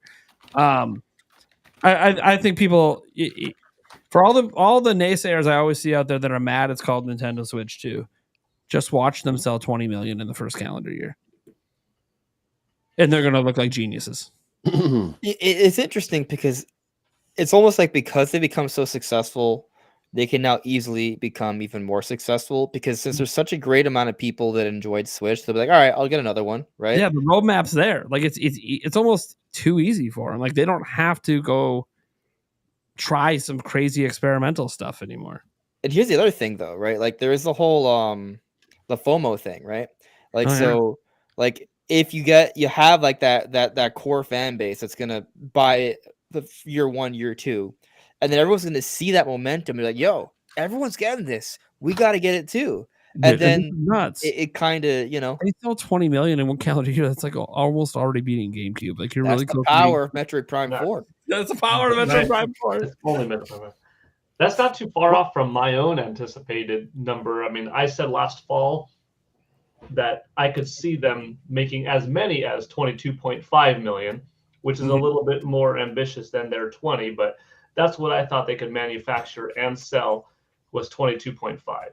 Sure. And if they could make it, it would be an insane amount. But look at when they started too. They started potentially August, September. The thing's not coming out till after April. They're spending more time on ramping up to have a big launch and enough to sustain the next 11 and a half months. It was exciting. Yeah, all right. Andrew, you got any thoughts on this? Yeah, I think just with the Switch 1 coming out 8 years ago, that's making it more possible. I think every year that the Switch 2 has been not coming out has just added to the pool of people who are ready to upgrade. Like even a year ago, I know it's hard for some of us hardcore Nintendo fans to believe, but there were just some people not ready to upgrade. And now those people are in a different boat this year. Although like a lot of us were probably ready to upgrade 2 years ago, but that number's just gotten bigger every year. So I think it's going to happen. Okay. My Switch has had surgery to stay alive. Some people don't have a choice. Yeah, like I literally had to change the battery because it died. My fiance's Switch, the SD card reader doesn't work anymore. There's 27 lines going across your screen. What are you guys doing to your consoles? What the hell? I keep it in its nothing. The side rails not only can like no Joy-Cons even clip on, even brand new ones anymore. I did drop my OLED once and the Joy-Con cracked. I hate it when that happens. Now, to be fair, Seen that. Yep. my fiance is rocking my original day one Switch, so it is old. It's been through a lot. Kid abuse, me abusing the hell out of it. I've taken it apart and put it back together like 7 times. But she's like, one of the things she said she's most excited about. She's got an image of Nate like taking off his belt and like getting angry at his Switch. No, she was excited to see like how the Joy-Con connect and how like deep they go in. Because she's like, I'm so tired of like I put my Joy-Con on and then I go to play Fortnite and then my tablet's on the ground. I'm like, yeah, that's why they got the magnets. So they got the magnets, baby. Ain't gonna have to worry about that this time. We got to break something for that to happen. Are you guys worried about the little protrusion? Like some people are arguing that it's gonna. Yeah, It protrudes less than 2 inches, so it should be okay. It was hold on, where is it? It's like Yeah, I think it was this one right here. Kind of concerned about the chip inside the controller port breaking off. I personally am not really concerned about it because the only way the Joy-Cons go on and off are like this. Like, how are you going to snap it off? I think that's why they made it so deep. Find a way. I think people were more concerned about it snapping off when the Joy-Cons were off of it. Like you had it in tabletop mode or you had it in the dock with no Joy-Cons on it, and then like it brushed up against something. Well, like what? They weren't worried about the Joy-Con snapping it, just about like it just looked flimsy is what I was reading. But I don't know. Here's my argument as to why. Oh, look, they're advertising Switch 2 on Switch 1. That's neat. Hey, Hey. Yeah, I didn't know they'd do that. holy shit! Well, now yeah. they just 150 people. So it's another way to get the news out. Who needs a Super Bowl commercial when you have everyone? You just... already have 150 mil.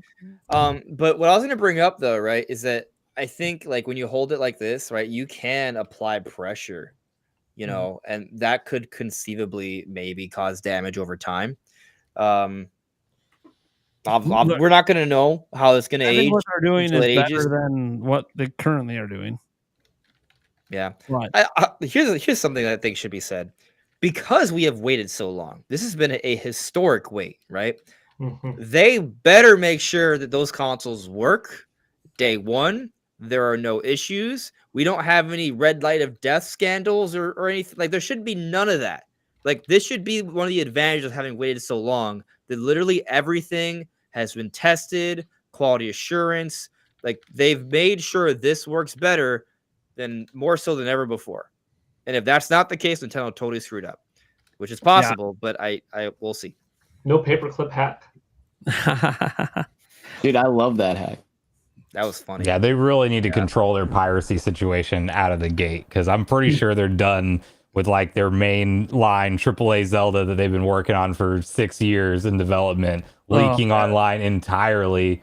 Endgame spoilers being out there a week and a half, 2 weeks early. Like, they have to get that under control going into this generation. Yeah. I think they'll have it under control for a couple of years. And then Maybe. Let's hope. That's what they're hoping for. Yeah, well, they're hoping it's going to take that long to hack the system to dump the games, basically, is what they're hoping. Mm-hmm. But we'll see. Do we have an idea of how much piracy can affect sales? Well, Nintendo will tell you their company's going in ruins because of piracy. Dude, piracy literally single-handedly destroyed the PSP. It did, yeah. I think it ruined any chance of Vita's success. It sold 80 million systems, and no one bought any software because it was so easy to just put it all on there. Yeah, dude, it was one of the easiest. It was one of the easiest systems ever to just pirate on. It was bad. So it was an amazing system. My 9-year-old son could have. Yeah, it's not 80 million, but it's only because everyone's pirating. That sucks. It's no joke, guys. Go look at the software sales. How do you sell 80 million and have that shitty of software sales? It doesn't even make sense. It's because anyone can pirate on it. It was a joke. Didn't even have to try. Maybe that's one of the reasons why Microsoft's so gung ho about Game Pass. Because if you're just on a subscription, maybe people are less likely to, Well, if you don't release a game, dude, Microsoft's imploding. They want that streaming service to take off. Then they don't got to worry about it at all. That's the thing. When you were talking earlier about how Nintendo can kind of do whatever, it's like they have the best path because PlayStation's putting all their stuff on PC now. Console, PC gaming is becoming way more and more popular. So it's what's the only thing is the only people that really have exclusives now is Nintendo, and their exclusives are amazing. Yep. They're incredible. And they release a lot. Yeah, and they're able to pump out one game per calendar month, which is crazy. And Nintendo, this last generation during the PS5 and Xbox Series, has released more first-party games that have been more hype on old last-gen tech than either of those companies. Probably both of them combined, I'd say. Yeah. And so they've proven that they've got this, that they'll continue to show the quality. So I think this time it's gonna be better. Actually, we have an amazing final topic that's going to be about games. Wait, what did you say, Andres? I didn't hear. Oh, what I wanted to add is just that I agree with you. But you look at Switch 1, a lot of the games that they kind of use to sort of fill up, the months were a lot of remasters and Wii U enhancements. There is no Wii U situation this time around, so the gaps are gonna be filled with what? Probably something more interesting. Did someone say third party? Mm-hmm. I don't agree. I think there's going to be third parties for sure, but I think Nintendo's going to maintain consistent first party support. I think they're going to basically average at least one published Nintendo title per month. So the next topic we deal with a lot of game stuff. So we can get into some of that there. But before we do, I know a couple of our people have to step out. One kind of already did. Their camera died. They can't get it back on. Yeah. Still there? I feel so bad. My camera, the battery was dying, and I was like, "Oh, let me swap it out. I have an extra." Turn the camera off. It did not want to come back on. I've tried unplugging it, turning it off, turning it back on, whole shebang. Oh I'll no! have to fix it. Die like mine. I'll have to fix it tomorrow before my stream. I think cords got crossed, and it just got a little jumpy. But I do have to head out.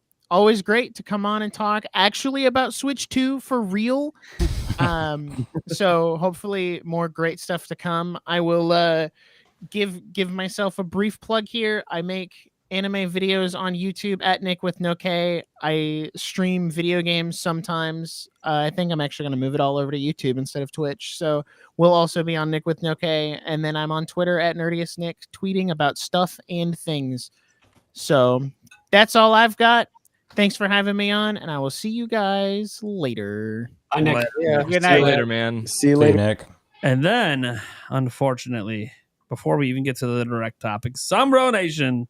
Yeah, I gotta bounce out. Got early start tomorrow, but it was great talking Switch 2 with you guys tonight. We got the official reveal. It's named Switch 2. Nintendo didn't do anything crazy. Yes! Let's go. We don't have too much longer to wait. We know no later. A final topic. I've been waiting this whole stream. Yeah, we know we don't got to wait any longer than April 2nd to get all the big games, and I'm sure we're getting a February Direct for Switch 1 before then. So we'll have plenty to talk about. I'll definitely be back on in the future. Thanks for the invite again, Nate.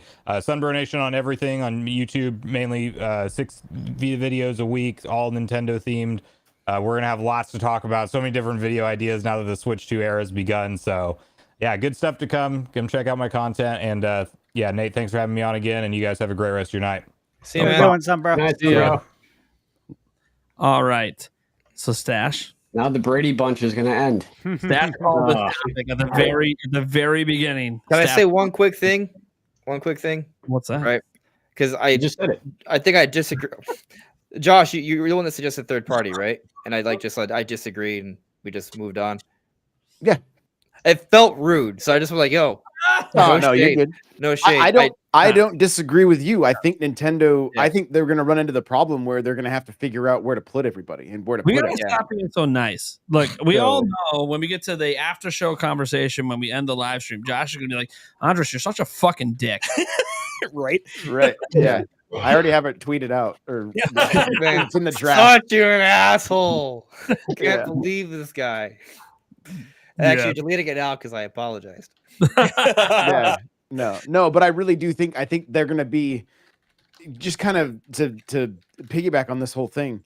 I think I want to see Nintendo just smash that gas pedal more than we've ever seen another company do before, because historically we've seen companies just kick so much ass and then just fumble.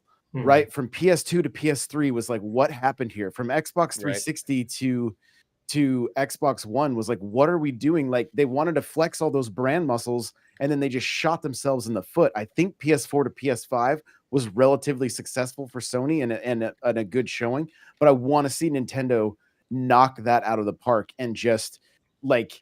I would argue that PS5 has not been as popular as PS4, though. Honestly, I agree. I'm just saying, as far as the healthiest transition from like bringing their fan base instead of people flip-flopping back from like 360 to PS4, you know, Wii to Wii U. Yeah. Yeah, they kept it going. Even the Super Nintendo, the NES to the Super Nintendo. I mean, the sales were like, I think they were halved compared to what the NES did. And so Nintendo was like, literally, it was like their Rocky story. Their back was against the wall. They had to show up, and it feels like we're gonna see them show up again. And I really, really hope they do, and that they don't just kind of sit back on their laurels and just let it fizzle. Like, they got to step on that gas and Pun intended, really, right? really, yeah, exactly. Okay. Exactly. And I think we're gonna see that. I think the leadership is so much, not that, it's not that they've had moments where the leadership wasn't great. They've also had very great leadership and then terrible consoles, or at least terrible sales. I think that everything's kind of the perfect formula right now. And I think they watched the way Xbox and PlayStation did not give their customers PlayStation 5 and Xbox Series X games. They continued giving them Xbox One and PS4 games, and just shot themselves in the foot. And I think they are really setting themselves up for success, saying that the Switch 2 has Switch 2 software right off. That's the part of that statement this morning, I think, was very important, saying if you buy this system, you're going to be playing exclusives. And that was really making a statement, I think, to anybody that got burned by last gen and making that upgrade early on. Yeah, I agree. Very good point. I agree. I think they realized that was a big letdown for so many people, that it's like, okay, thanks for making it clear for us and showing us what we need to do, and that's come out with the exclusives, and that's one of their strengths already. So they're set up to really, I just keep it going. All right, Stash. Let's get to our last topic, man. All right. I'm going to go ahead and share the screen here. Oh, sure. And we're going to talk about some games, guys. Oh, The most exciting part. Yeah. All right. So this is the developer direct that is going to be taking place on January 23rd. And it's the Xbox Developer Direct. So why is this important?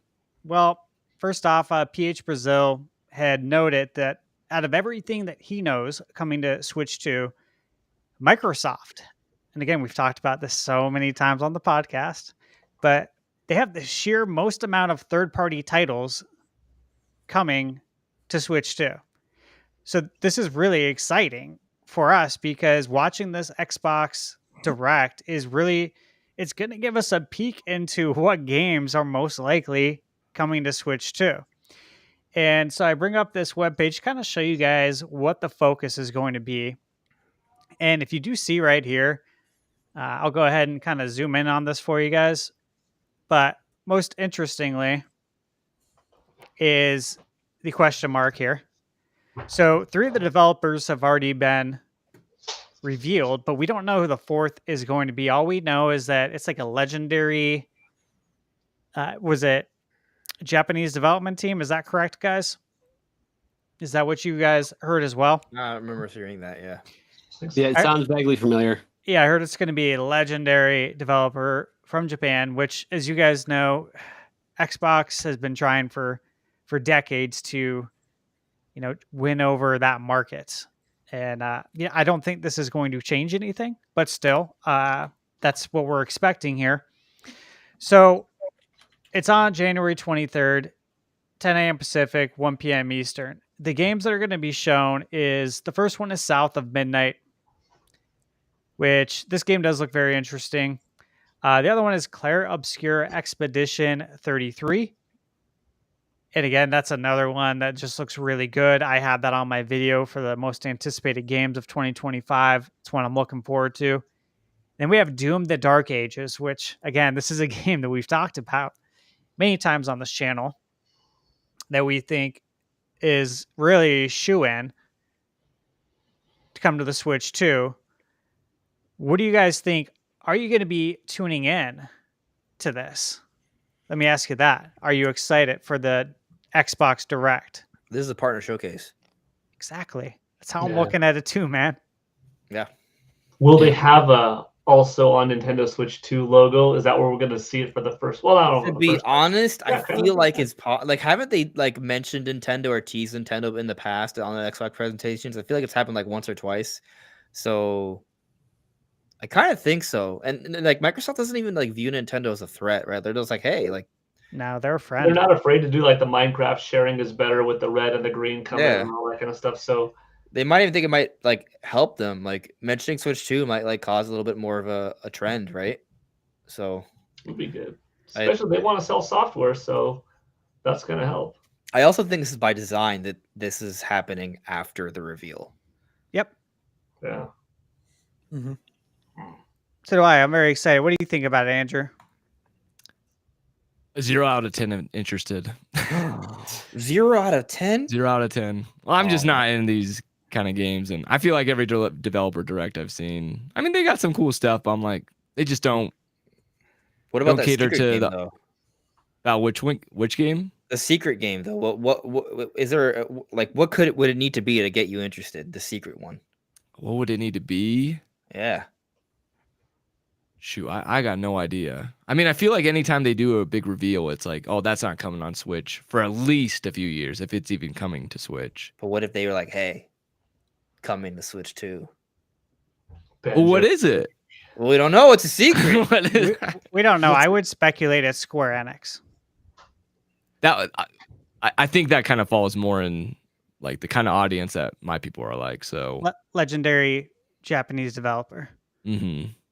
That's how you can sway some votes, so to speak. What if it's Nintendo and they're co-developing Banjo-Kazooie or Banjo 3 or something? That would be insane. I would love that. That would. This is not going to happening. Just so we're clear, right? That's not what's happening.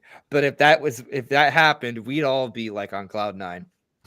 Funded by Microsoft, developed by Nintendo, released on Xbox and Nintendo, split the even amount of sales profit regardless of the system. Boom. Be awesome. Be a dream come true. Not likely, but I mean, I love being wrong too. I love when I'm got the low expectations and then they're blown out of the water. No better feeling than that. That's true. Jake, what do you think? I don't know, dude. Even when Microsoft has a really good presentation, the games just don't come out for years and years and years. So it's like maybe they're starting to learn with that because I don't think Doom: The Dark Ages will be too long before it comes out. But I don't. Am I curious of what the mystery game is? Yeah, but if they hadn't have said that, I probably wouldn't tune in at all. All Like, 3 of these and if- games are scheduled to come out this year. Yeah, but like I don't know if the only way they can get me to watch is by saying, "Oh, we've got a mystery game," and like I wouldn't watch otherwise. I don't know. It's just kind of not for me. What's that? It's clickbait. Yeah, exactly. And I'm just like, I'll just see the people post about it on Twitter later. Like, Yeah, that's fair. I get you. Eric, are you excited for this? Are you gonna tune in? Probably here and there. I mean, I don't know if I will or not, but I mean, I'm excited. I like some Xbox games, so it's always nice to see what could be possibly coming to Switch too. So, Yeah, because again, like Andre said, I do view this as sort of a developer direct. I expect many games from Microsoft to come to Switch too. A Obviously, partner I think direct, their whole right? direction. Yeah, I think their whole Yeah. direction is going to change though. Microsoft's whole trajectory is going to be changing. So, I do want to mention that there is a possibility that, I mean, obviously, there's a possibility that none of these games come to Switch too, right? Yeah. But I wouldn't be shocked if the only game that comes to Switch 2 is Doom. I would be very shocked. You'd be That'd be very a good one, shocked. though. All right, let's roll with I that. like it. if it was the only one, wait, what's the RPG one? Avowed. Is that what it is? Vowed? Avowed, yeah. Coming out February 18th. Yeah. Okay. Why would I mean? I feel like any RPG has a high chance of coming to Switch too. So the reason I would be shocked is one, Microsoft's clearly all in on this third party stuff. All these games are playable in Xbox Series S. And Nintendo has a huge audience that Microsoft wants to coddle to. And obviously throw on top that PH Brazil literally went out there and said they're the company they know the most games are coming from to Nintendo Switch 2. Like out of every major third party, Microsoft has the most coming. For it to just be a game that everyone already expects to come because the prior two were on Switch feels so out of pocket for Microsoft's new direction as a company. Also, those things happened before Microsoft, like the Doom stuff happened before Sure. Microsoft owned id Software and owned Bethesda. Put this into So, counter perspective. argument, Go ahead. but it's quick. I'm willing to like predict that there's going to be more than one, based off everything you said. Sure. But it also wouldn't be the first time. We've had plenty of reason to think something's happening, and then we're like, oh well, that was bullshit. Actually, Well, here's the So- thing. I think every game they show is going to be there. I think all Microsoft games are going to come okay. in the future to Switch That's 2 awesome. because there's no reason for it not to be. They're a full third-party company at this point. I'm not saying it's going to be day and date.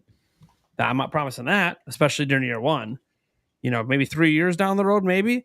So, like Avowed releasing on the 18th, like February 18th. Well, Switch 2 is not even out, Right. right? So, like, Yeah. if that comes, that's not going to be till later this year or next year, anyways. But anything that's releasing like post June, I feel like is going to be there, and even some of the stuff that releases before will be as well, even if it's at a slightly later date. Like Microsoft will try to space it out between other third-party games. I just feel like I ever just got since- excited for Oblivion remake.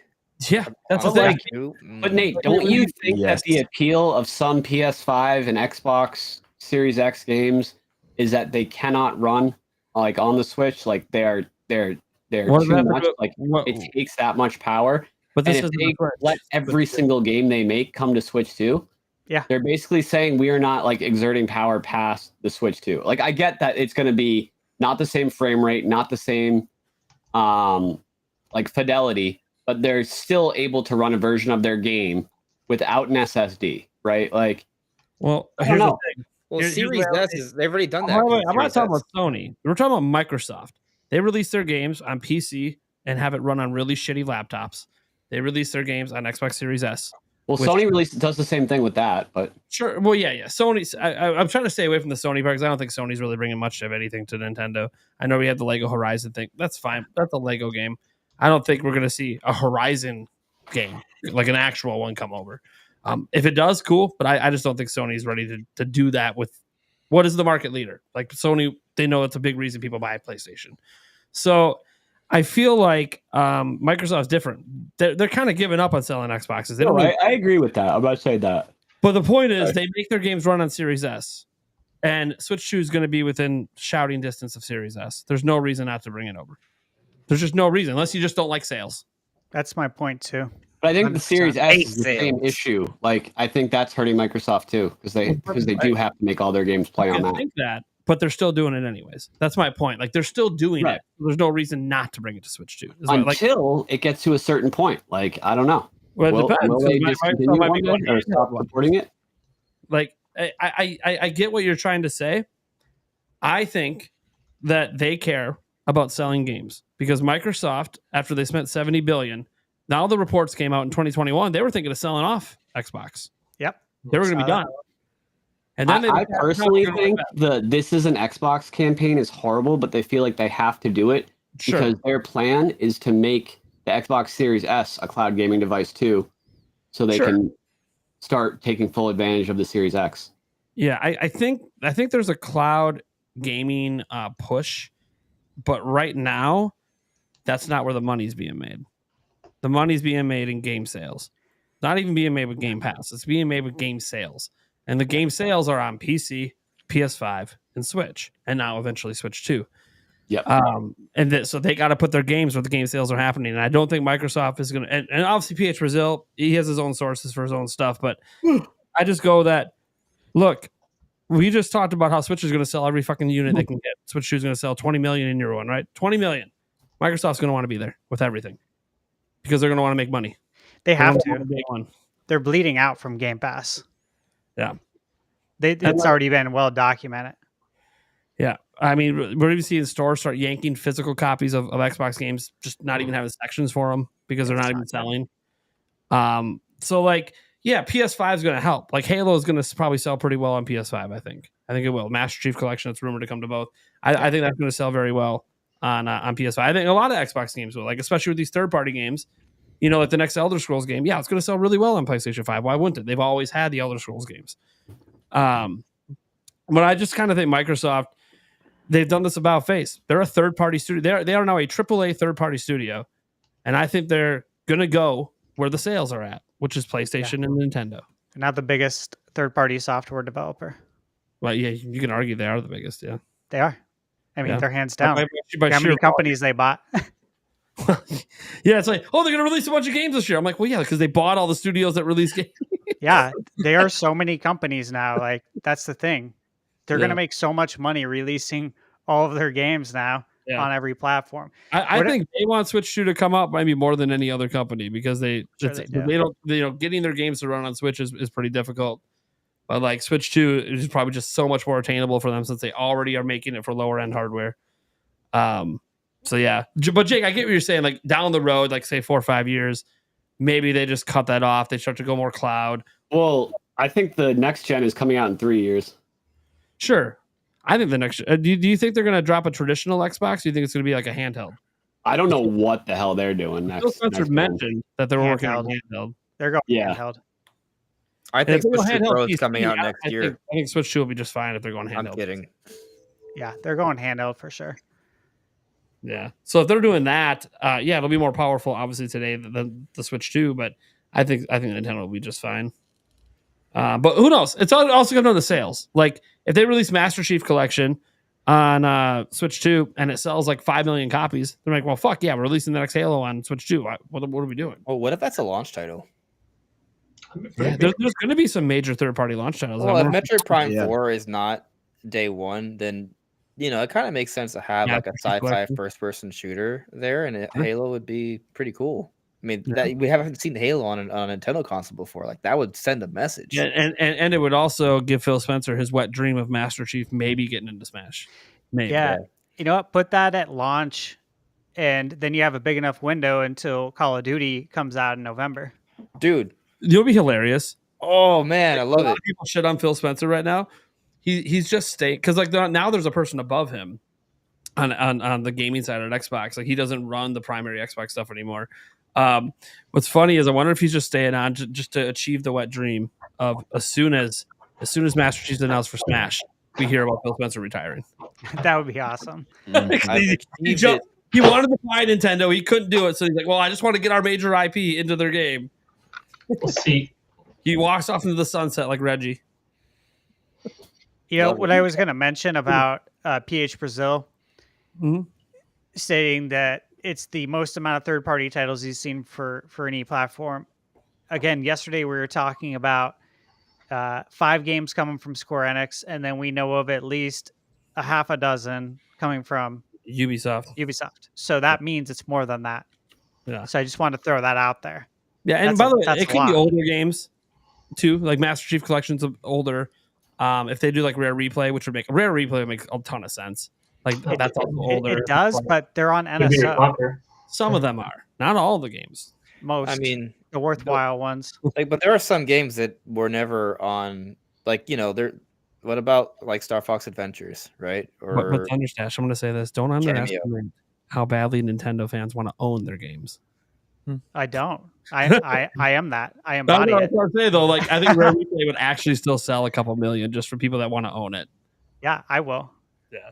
You know, Regarding mean, doesn't Phil the- Spencer, I'll just tell you this: at the Game Awards, I asked Phil Spencer about Xbox on Nintendo, and he said that basically, what did he say?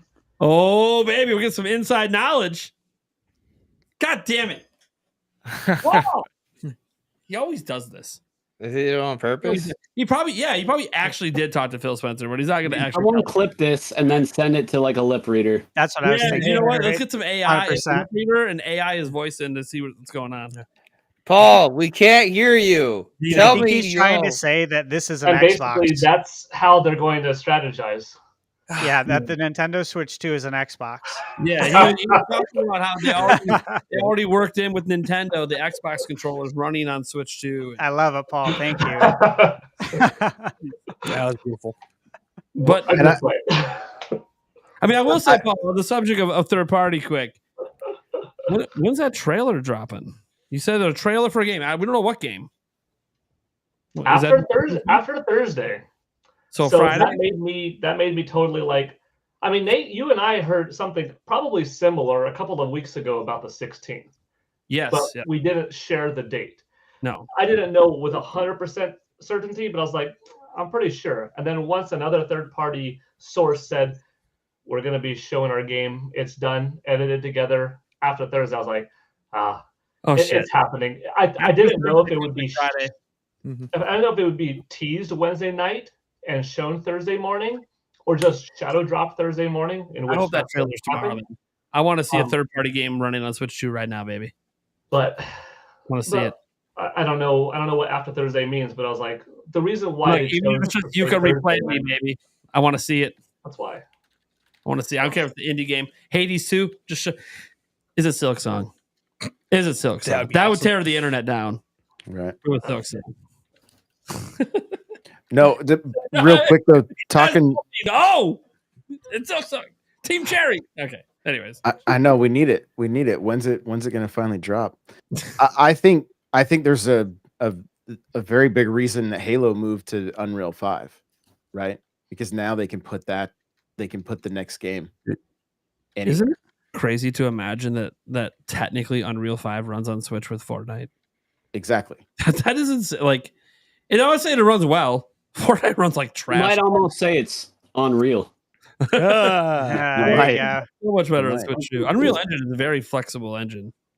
It's nice for scalability. Yeah. But yeah, I do think like almost everything from Xbox is going to end up coming over. Probably not day and date until 2026, maybe. Like I think certain games down the line, like the next Elder Scrolls, I think that one will be day and date on all platforms. But there's other things like that they might keep temporarily exclusive for. That's a really bad decision.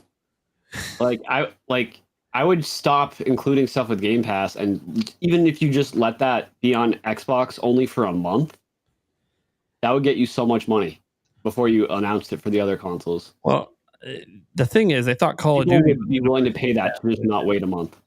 Like, I feel like the writing's on the wall for Game Pass. I don't really think they're all in on it anymore. That's exactly why they should drop that. Well, and like make these games exclusive even for a few weeks. Does the And I leadership feel believe it though? Elder Scrolls? Yeah, I think the people like in corporate at Microsoft don't believe in any of this. They Like just Phil believe- Spencer has said that games don't sell consoles. And Yeah, think I most of us feel like disagree with that. corporate has gotten to like to get that 70 billion acquisition in. I think they told Phil Spencer, "Hey, no, we do this. It's full third party. We want sales day one. We're not worrying about Game Pass anymore. Like you can put it on Game Pass because we have it, but our systems don't sell anyways. Yeah. You make So we're way not more worried about money sales from that. as a software developer. You make the money on the software. You lose money on hardware unless Yeah, you're 'cause, like, Nintendo. it's like you're gonna buy Activision Blizzard King, but then kill their software sales by putting it all on Game Pass and like not anywhere else. Like, no, you're gonna keep it on everything else. You're not gonna take away the money that Activision Blizzard King makes. So like I think that was probably like an ultimatum being like, now we're changing strategies. You might have had this 10-year, 100 million user plan for Game Pass. Well, it hasn't really been working the way we thought it would. And you know what? We're pulling the rug. Like, yeah, you can keep Game Pass on Xbox and PC, but it's just because it's not growing. They just accept that that's just a lost sale. They're stuck at 34 million We'll make it back on the other systems. with consumer sentiment going the opposite direction when it comes to subscription services. And on top of that, a lot of Xbox fans are pissed at Microsoft for going third party too. Yeah, So- they took it like really personal. It's very Yeah. odd. Well, because it's like a bunch of broken promises, but it's like, well, yeah, because people aren't buying. What do you? That's life, bro. At some point, they gotta like change. Like if people ain't buying your shit, like if nobody, put it this way, if Switch crashed the same way Wii U did, Nintendo's strategy would be totally different today. Like at some point, you got to accept that it ain't working. And I think Microsoft hit that point, or at least their corporate did.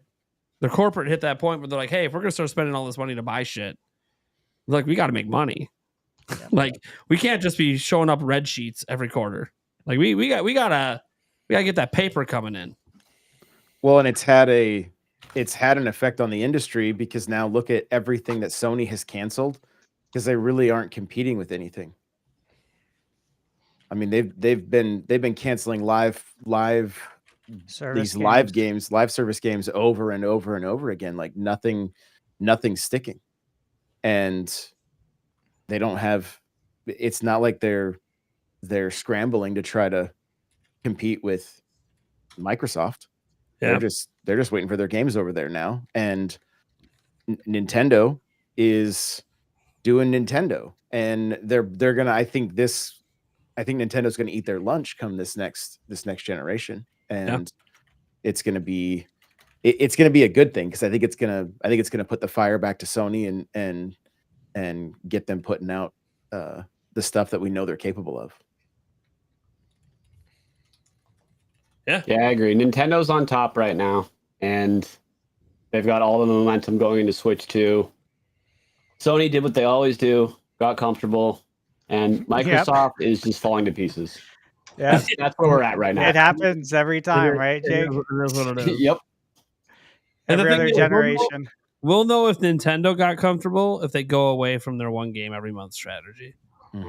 That'll let me know Nintendo thinks that we just got ace in the hole. We're good. But I don't think they're going to. I think they're going to hit the ground running with Switch 2. I think they've been sitting on games waiting. They have. The only thing that has me a little nervous is that this reveal wasn't, hey, let's blow everyone away. This was but think about this. They did like the absolute bare minimum. Yeah. And they took over the internet. What do you think's happening on 4.2? That's gonna be nuts. I pray they come It might be ready the to biggest blow our Nintendo minds. event of all time. Oh my god. Yeah. Oh yeah. Literally might be the biggest thing they've ever done. I mean, The other they're thing is like definitely- they even shadow dropped it. They didn't even announce it ahead of time. That's I know. Furukawa, baby. He Yeah. doesn't do it. He didn't do it with Switch Lite. Didn't pre-announce OLED. Switch New Lite is regime. Switch Yeah, Lite. I know. You talk about those are those are just refreshes. That's fine. But those are the only hardware before that now he's had a chance to announce.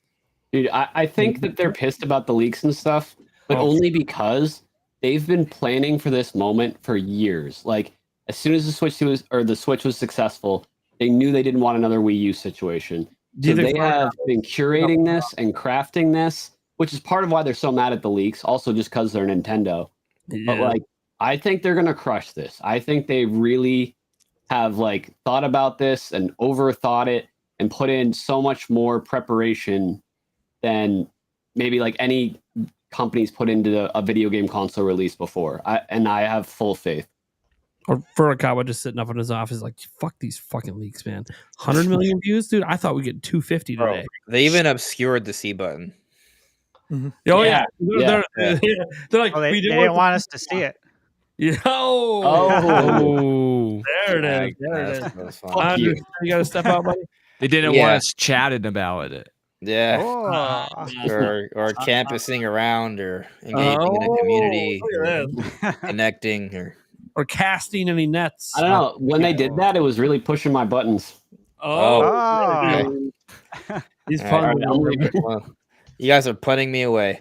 Yeah. All right. I am gonna head out. Thanks for having me. It's No a little problem, late. man. I got It's always in my dream to make a pun Just so hit me bad up that when I Andres get just there. You, leaves. that's it. Yeah, I wasn't gonna leave 5 minutes beforehand. It was But, that you know, was you it. Yeah. he's too bricked up. He needs to get off camera. Yeah, I can't contain what's going on. But thanks for having me, guys. I'll be back on soon. All right, man. Later. All right, man. Have a good night. So beyond Microsoft, Good man, night. what are we talking about, Stash? All right. So I'll go ahead and jump into the next thing here. Go ahead and throw that up to share the screen. Gotcha. And this is from Jason Schreier. He is from Bloomberg. And I'm going to go ahead and let me give you guys a heavy zoom here so you can see. You haven't been blocked by him yet? That's crazy. Well, it's Blue Well, Sky. Yeah. I'm also not signed up on Blue Sky. So Yeah. Got it. Okay. All right. I just blocked Googled this. But he said, if you're wondering, one reason to randomly drop a Switch 2 teaser 2.5 months ahead of the proper reveal would be to allow third-party companies to start officially announcing their games for the system. Which, again, we talked about this yesterday. We talked about it last week. And we talked about it some today before the podcast. And that I expect, I think we all do, right? Third parties, the door's open now. Monster Hunter. The floodgates can open. We're going to start seeing trailers. Because, again, like the sentiment today was like, man, I just wish we would have saw some games. I'm sure everyone saw that today on social media. Like, I'm really excited, but I wish there was games. Well, they're coming. They're coming. It's coming by way of third party. Yeah, dude. I shared this exact tweet, this Blue Sky thing over on my Twitter, and it blew up because everyone's like, "Oh shit, we're gonna see third party, aren't we?" Before April. Like, yeah, and I already knew because like I've heard about a game that's going to be shown relatively soon. Paul Gale literally said after Thursday, trailers dropping for something. They don't know if it's going to be, obviously over the weekend or if it's going to be next week, but still, something's coming. Obviously, the Xbox stuff we just talked about. I don't know if they're going to dare to put Switch 2 logos on the Xbox thing. Maybe they will, maybe they won't. But yeah, like we're gonna. I don't know if everyone's gonna blow their load. I think there are some that know their game will be featured in April, the April 2nd. I think there might be there'll be some that'll hold back and not say anything until then. But not every third party game is going to be in that trailer. No, certainly not. And they're going to want to do it strategically too. Like a couple of smaller companies tweeted today, but they're going to want to wait for like all the attention to come down off Nintendo and then have people start wondering what's coming out and then start putting stuff out. And like Ubisoft tweeted out like their little tease, like we love this with the quote tweeting the Switch. Yeah. So they're like starting to build up the hype cycle themselves, and now they can actually interact a little bit and tease things officially. And then I think it will be soon that the floodgates will really open, and then we'll start, when they want to announce their games, just in general, they can say, "Hey, Switch 2." Yeah, I think dedicated marketing for that. Big AAA studio drops a trailer, and if it blows up, and people get like really excited, I think that's just going to start the snowball for like weeks to come. Yeah, like everyone's I'm wondering if like that was a partial factor in Ubisoft delaying the Assassin's Creed game. The extra month. Yeah. Yeah, I mean, obviously, it's not at launch, or at least rumored not to be at launch. But of Switch 2, obviously, it's launching before Switch 2 comes out. It looks like, but it is, yeah. Yes, but I do think it's maybe one of those. Hey, we want to delay this because we want to make sure that we let people know before it comes out. If you want to wait for Switch 2, it's going to be there before the end of the year. And that might be. I mean, look, that's the thing. Like the next Or time, you know what makes more sense, honestly, is they did need the time, but they wanted to release it before Switch 2 so they could sell as many copies as possible before it gets announced in the direct. Yeah. Plus, their sales usually drop off after like a month. Anyway. Yeah. By the time it comes out on Switch 2, it'll be like $20 on other stuff. Yeah, I just assumed Well, the yeah, extra month was to plan their sales. But yeah, I think Ubisoft's gonna have a ton of games. They've always been kind of a consistent supporter of Nintendo, even Wii U, Zombie U, and stuff. Like they've been kind of a consistent supporter Always. of Nintendo. So I the 6 titles, I think that's just the beginning. There'll be more, obviously, unless they're not selling well. Which Ubisoft, Agreed. I think most of those companies will have more titles than how many were leaked. Oh, absolutely. I think 100%. most of those titles are like the next 18 months sort of thing, rather than the long-term output. The only thing with Ubisoft is like Ubisoft's hurting in general. Like their sales have been just bad for all their games. Bad. That stock's doing horrible. So they're obviously talking to Tencent and doing some other stuff, but I'm thinking that Too much is riding on Shadows. yeah, and I think that's too much pressure on a game that's got a lot of controversy around it. Yeah, I don't think it's gonna go well. But I wish them the best because I do enjoy their games and I don't wish bad on any developer. Do you think they have a new Nintendo collaboration like the way they did with Mario Rabbids and then Sparks of Hope? It's possible. I thought about that. I think Sparks of Hope's going to get like a double pack re-release, and it's going to have better specs. I think that's dead. I don't. Yeah, that's dead the either second way. one sold too poorly. I do think Also they'll do Starlink, the right? double pack release. I do think they will do that double pack release for sure, maybe upscale it and stuff. But I think that franchise is probably done. I mean, the guy who I think it's done. it's gone. I do Really? think so.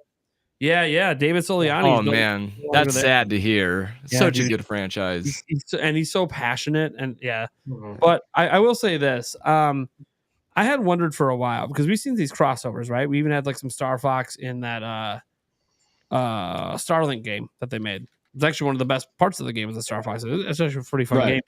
I'm curious if, because the companies have worked together with a couple franchises now, if Ubisoft was able to talk to Nintendo to revive a different IP exclusively for Switch 2, and they wonder if that combined with Nintendo's promotions could give them a sales success game. Because they've been struggling so hard even with their big IPs that maybe they're like, hey, we got to pull, maybe we convince Nintendo to let us make Star Fox, and like we produce a really good Star Fox with all of Nintendo's heavy promotion. It sells 10 million copies. Hey, that's a big success for us. So I'm kind of curious if maybe Ubisoft's trying to go that route because they haven't really done that. It's just been crossovers. And yeah, Mario plus Rabbids was a big success for them. That's why we got the second one. But then they're kicking themselves because they didn't listen to Nintendo, who said, hey, this is the kind of game you should do once per gen. They didn't listen. And now It's funny you mentioned Star Fox with that just because of Starlink. Yeah, that's why I brought Ubisoft. it up. They have some experience with it. And that IP is just sitting there right now, not doing anything. But as far as we're aware, obviously maybe something's in the works. Just So- reskin Star Wars Outlaws with Star Fox and call it good.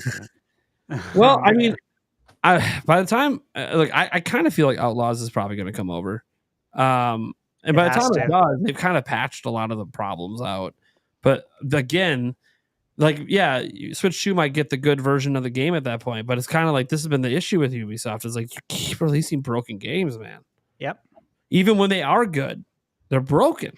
And people are paying more money to play them early, and then they're getting penalized. They're paying to buy the gold version at $130 to play it early, and then your save file becomes broken on the day the game comes out. That's terrible, man. This is happening way too often. That your biggest fans are getting screwed, essentially. Is the Switch tax going to also screw them though? Because if you can go and pick up Outlaws for $30 on your PC or your PS5 or your Xbox, and then you got to hope they buy bring it it for to, 70. 40. I hope they do 40 if they want to actually see some sales success. Mhm. It's so hard. I mean, I know they're going to do that $70 thing, but they really shouldn't. I think with Star Wars, there's a chance it will be okay though, because it just reaches so many families, and a lot of families only buy stuff on Switch, nothing else, and they pay that Switch tax. So I think other brands would be hurt, but I think Star Wars would have a chance. Plus, you just wait 3 months. You'll get the price drop 2-3 months at the most. That's true At too. the most. Always with Ubisoft. You can always count on that. Yeah, it'd be 50% off in like 45 days. Right. And at the very least, half off at Black Friday. Might be 75 off at Black Friday. Yeah. A lot of incentive buying. Now there's Okay, not. There's okay. not. I So, remember like, I bought Prince of Persia and it was on sale literally 3 or 4 weeks after. It was like 25% off already. Dude, it's such a good game too. And with the Mario Rabbids games. I feel like I said Ubisoft aside here, Jason Schreier's tweet, actually like so people were like, hey, what are you gonna cover, until April? I'm like, well, it'll be a direct next month and we'll talk about that stuff. But I sat there, I'm like, dude, Jason Schreier just kind of assured me third-party games. Mm-hmm. There's gonna be third-party game announcements over the next few months.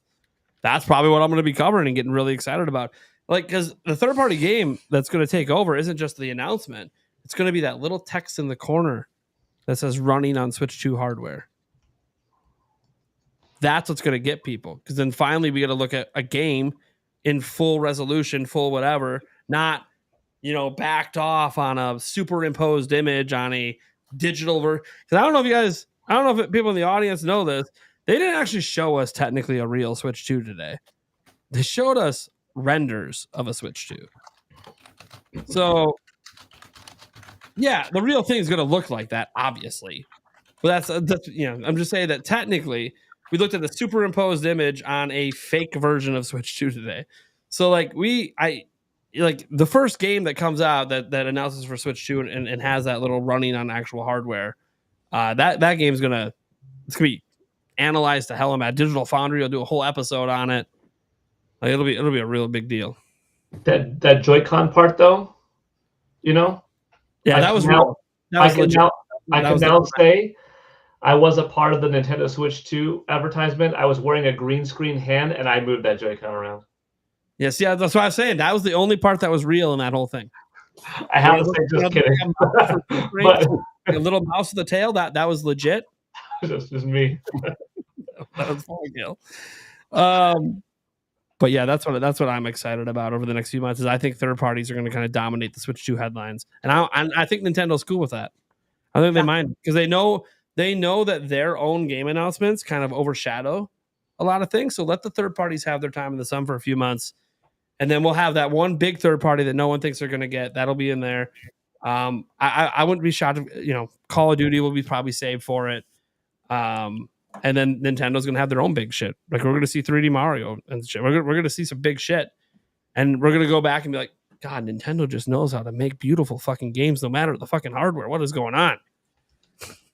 Yo, if they do something similar to Mario 35th anniversary, like they pulled out all the stops. When you go back and look at how much stuff they released, That was a lot. it's insane. It was insane. And I mean, This is I the don't 40th this year. it's the 40th. Like they better keep that going. I think we're going to be eating really well when it comes to Mario games. Watch them announce Mario movie launches 1 month after theaters on Switch 2. Yes.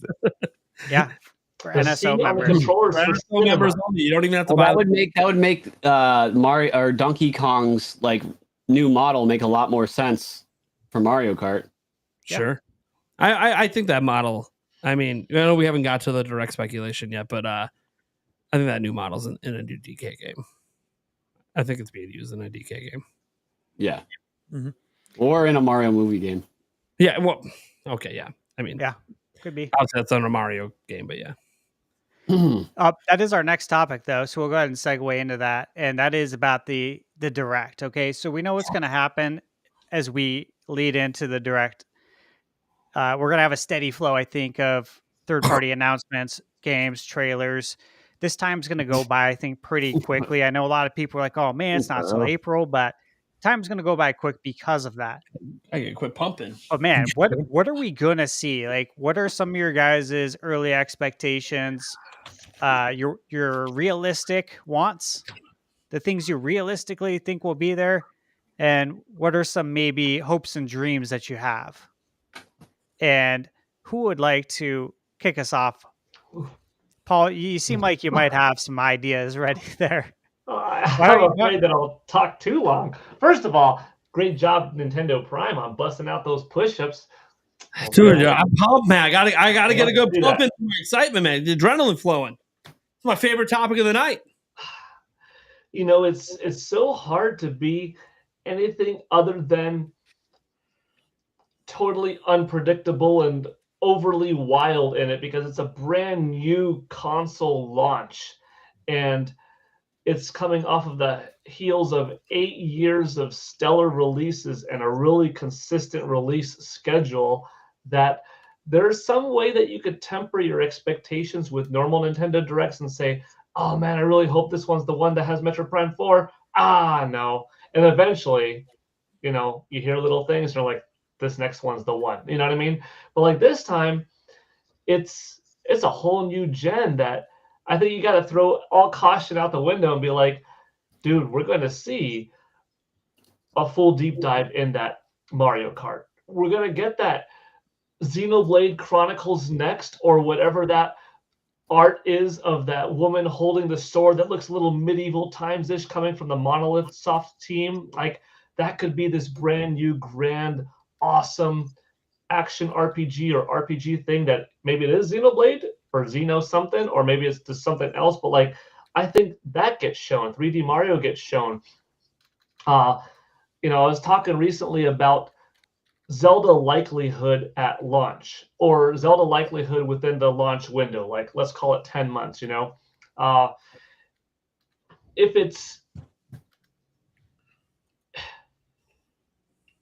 it's something that they need to put as a filler, I think we get like something safe, like a basic Wind Waker or a basic Twilight Princess port within those first several months, right? If the Nintendo Switch 2 launch is looking solid with new games, then I think they take a little bit longer, and maybe the November title is The Legend of Zelda Twilight Princess Remake, not HD port. Because as of this July, more time will have passed between the Wii U HD version and now than the GameCube Wii original release and the Wii U version, you know, 9 years and 4 months later. So like, is it that significant anymore to just release this 1080p or 4K upscaled Wii U version, or do you put some more effort into it and make it a remake? Like, I agree with you, Paul. I think you go the remake route. That's something that I could see being shown off, because it would take, you know, less assets than a brand new Zelda game from the scratch, ground up, and it'd be a really hot November title, because technically not new, but like, let's face it, a remake Resident Evil 2 style for Twilight Princess would be new. That would be cool, but I would personally like just drool all over Ocarina of Time remake, because that was my favorite game of all time for 20 years. too. ago. Same. We could drool together. Yeah. But you can't do too much. So here's where I'm trying to be a little bit realistic. I don't think you get like a Twilight Princess remake and an Ocarina of Time remake in 2026 for the franchise's 40th anniversary. That's too much. So maybe you get like Wind Waker, Twilight Princess, slightly improved ports, but they save Ocarina for the 30th anniversary in 2028. But then again, maybe that's like, no, that's not what they're doing. They're like ready to move on, and they're just working behind the scenes on a brand new grand Zelda game, which that we know of. But what's going to be the in between? That's hard to predict. So I think Zelda is so hot and so strong now that some type of Zelda pops up at this Nintendo Direct, because so much of the Zelda franchise, so much of the Zelda fan base was created in the last 8 years, more than ever before. It's thanks to Breath of the Wild and Tears of the Kingdom that like a third of the franchise's entire sales were those two games in an 8-year span, which is wild. Like, those two games are powerful. So I think you really wow people over with Zelda. And I'm kind of leaning towards like this Twilight Princess remake idea more than like a Wind Waker or Twilight Princess port. So Zelda something, new 3D Mario something. I think Metroid Prime 4 shows up, and we still don't know how exactly Nintendo is going to handle Nintendo Switch software on Nintendo Switch 2. Yeah, it's going to be backwards compatible, but is it automatically running smoother? Is it a paid patch? Is it per game basis where like, hey, this game obviously took more time behind the scenes, we had to get Hogwarts Legacy running up to this standard, so it's going to be $10 for y'all. Mortal Kombat 1, it's a whole new game, basically. It's not just improving things. Or for most of these games, like if it had an uncapped frame rate before or an uncapped resolution before, it's just going to be at its max on Nintendo Switch 2 because now it's easier to do it. Or DLSS. Does DLSS hit everything? Does developer like too many unknowns? But I think Metroid Prime 4 Beyond is something that Retro Studios in particular are such masters behind the, the visual and optimization game that I think that game stands a really good chance, in my opinion, of not just being hypothetically a little bit better looking, a little bit more refined, taking advantage of NS2. That one is one that I could see maybe having a second SKU, or maybe having, like, if you buy it digitally, you get it $70 and you could share between your Nintendo Switch and Nintendo Switch 2. If you buy the Nintendo Switch 2 cartridge, it's only for that. If you buy the Nintendo Switch cartridge, it's known that $10 upgrade fee to unlock that. But they want to simplify it too. They can't have too many things to complex the user. Like, what is this, $70 plus a $10? Or do I do this? And they got to keep it non-convoluted. But that's why I'm bringing these things up, because there is no one clear path yet. But I think Metroid Prime 4 shows up. That Xenoblade 1. I'm going over. I'm re-repeating myself now, but I'm like, what are those? And then like one ambitious one that I just want so bad that I think every time I'm on Nate's podcast, I'm always saying it, is a brand new grand Star Fox game. I think Star Fox has the opportunity to become another major pillar for Nintendo, right up there with freaking Mario, Zelda, and Donkey Kong and Kirby. But Nintendo's got to do it right. They got to take a little bit of a page out of the Ratchet and Clank book, because that's a sci-fi animal robot talking kind of game. And like, Nintendo via Rare had a Star Fox Adventures back in the day, but I'm talking a little bit more cinematic, a little bit more story. You have Fox, you embellish on the fact that he's a fast Ninja Gaiden-esque character running around, blaster shooters on land, and have this whole R-Wing thing, have this online co-op through the story mode, be able to go on land throughout the terrain, fly off into space in between planets. You pair that thing with a Netflix 12-episode animated series, and you've got Guardians of the Galaxy magic like that with a Star Fox brand, and you've got toys and a whole bunch of junk. Like, that's my unrealistic, most wished for game to be at this Nintendo Direct. Everything else, I think, has a better chance. Oh, and 3D Donkey Kong.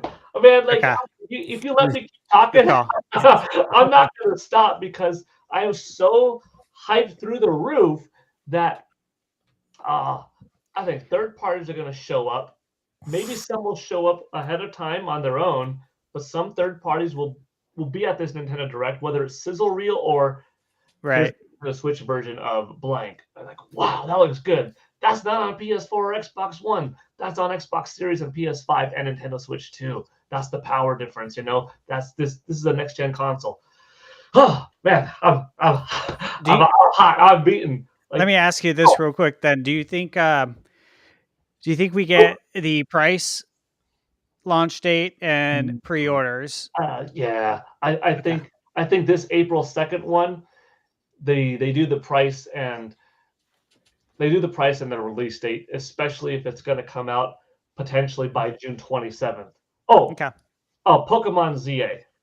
Unless a Pokemon ZA Legends shows up at the February Nintendo Direct and has very little to no chance of like, no, this is just not their plan on going Nintendo Switch 2 dual release between them. But I think it's another one that will. I think Game Freak will optimize. We'll see whether it's two SKUs or just optimized. I think that one could be there too. Oh, finally, something NSO related. Whether it is, hey, only on Nintendo Switch 2 can you play GameCube. Right. Yeah. In a new tier too. Dreamcast also, like, but then again, they also don't have to do too much. Part of what made Nintendo Switch great was all gen long was like, boom, here's a Tetris 99. Oh, here was the Sega Genesis. Whoa, with a controller too. Here was an N64 expansion pack. oh, here was a Labo, like here was a Ring Fit, like all gen long was hit, hit, hit, hit, hit, hit, hit, hit. They didn't have to do too much at once. They spread it because they nailed it. They nailed it. So maybe I'm overly ambitious with my Nintendo Direct, but honestly, give it a 45-minute presentation. I don't think it could do anything less than be amazing. Because even you realize like it's been so long since we've had the 3D Mario, even Bowser's Fury. So even just that's still a several year gap. So everything we see is going to be brand new visuals, bigger scope. Expect glory.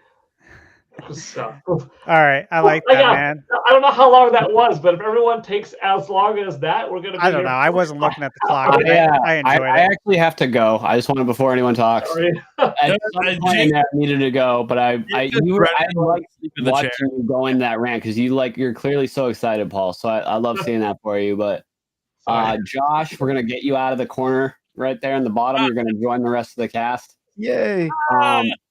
Thank you guys for having me. It was a blast. It was a blast of the past being on the last couple days in a row. Prime, thank you for the raid earlier today when you ended your stream. Appreciate that, brother. I do, buddy. Yeah, you can check me out, YouTube, Twitter, X, whatever, Jake Randall. Everyone have a great night and thank you for having me. Have a good night, Jake. Have a good night, Jake. Good night. See ya. There it is. Josh, let's hear your thoughts. Oh boy. Oh, I that's a tough act to follow. I mean, obviously my dream game for the Switch 2 was announced today. Like they already showcased it, right? Like That Mario is your Kart. dream game. You know, I've got the Mario Kart tattoo. I'm like usually wearing a Mario Kart t-shirt, like playing Mario Kart daily with my community. I wonder, I think realistically we see a lot of Mario. We see 3D Mario. I don't know if Mario Maker 3 makes an appearance. It really feels like these Joy-Con are kind of designed for that game. And being able to create levels with a mouse is going to be amazing. Yeah.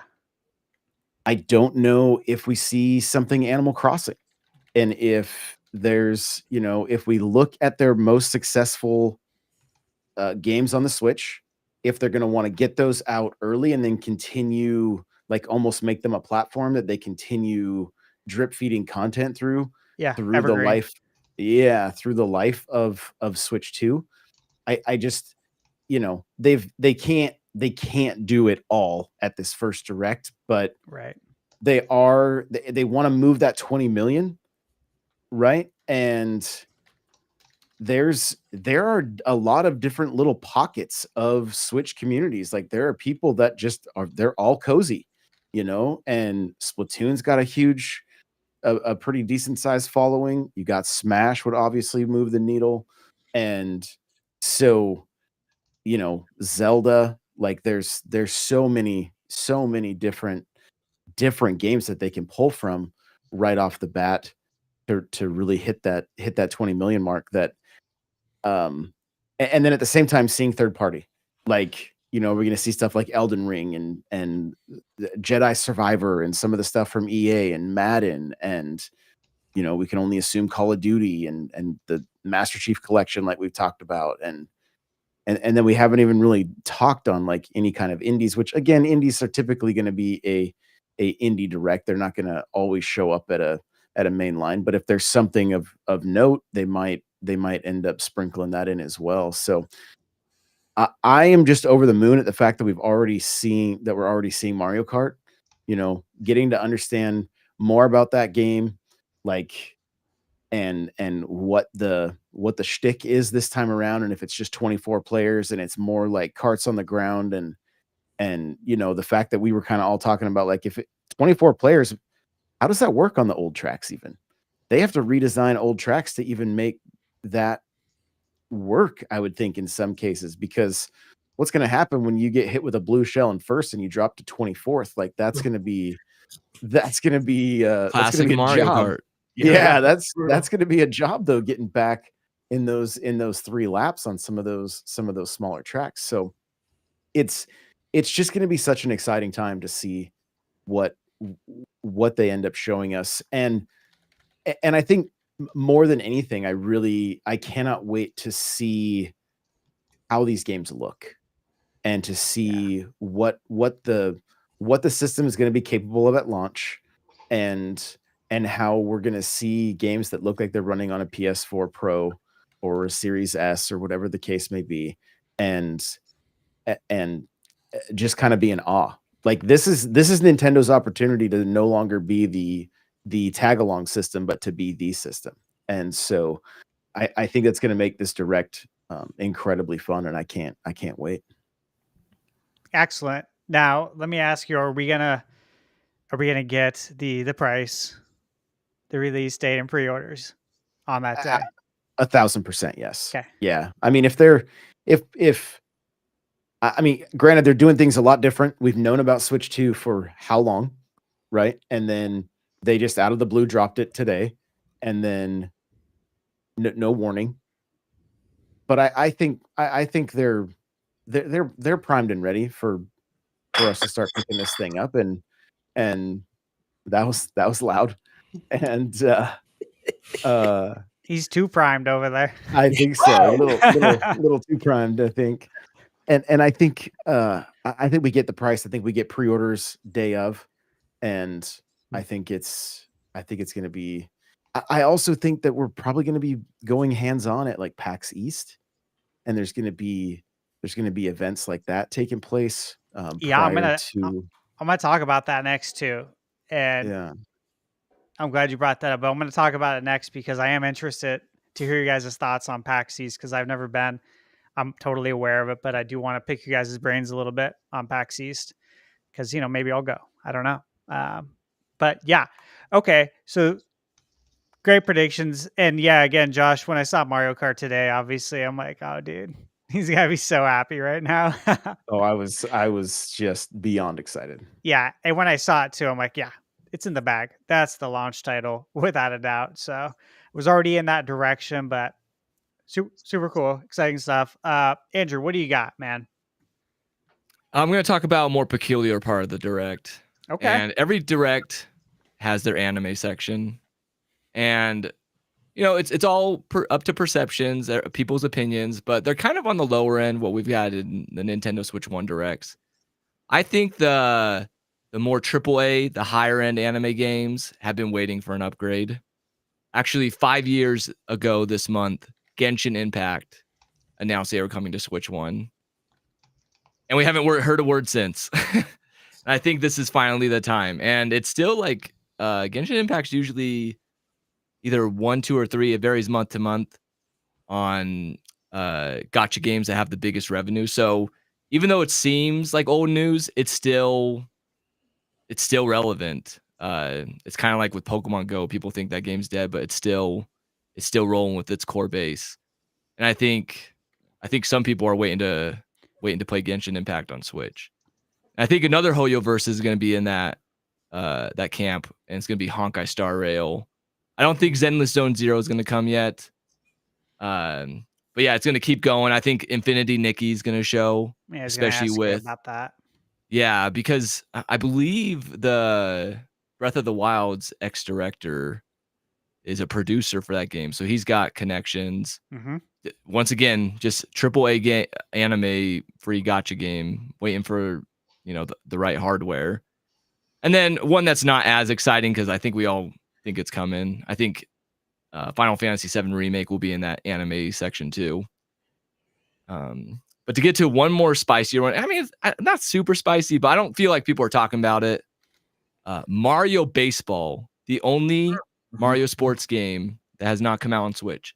It's about time. I don't know where this thing has been. My gosh. But my excitement has gone down a little. I'll be a little honest, because the Switch sports games have let me down. Just being totally honest. But I'm not a fan of baseball, but I'm a big fan of Mario Baseball, and there's still a chance. I mean, I guess it depends on who develops it. It's a Next Level Games. It's a Camelot. I don't know.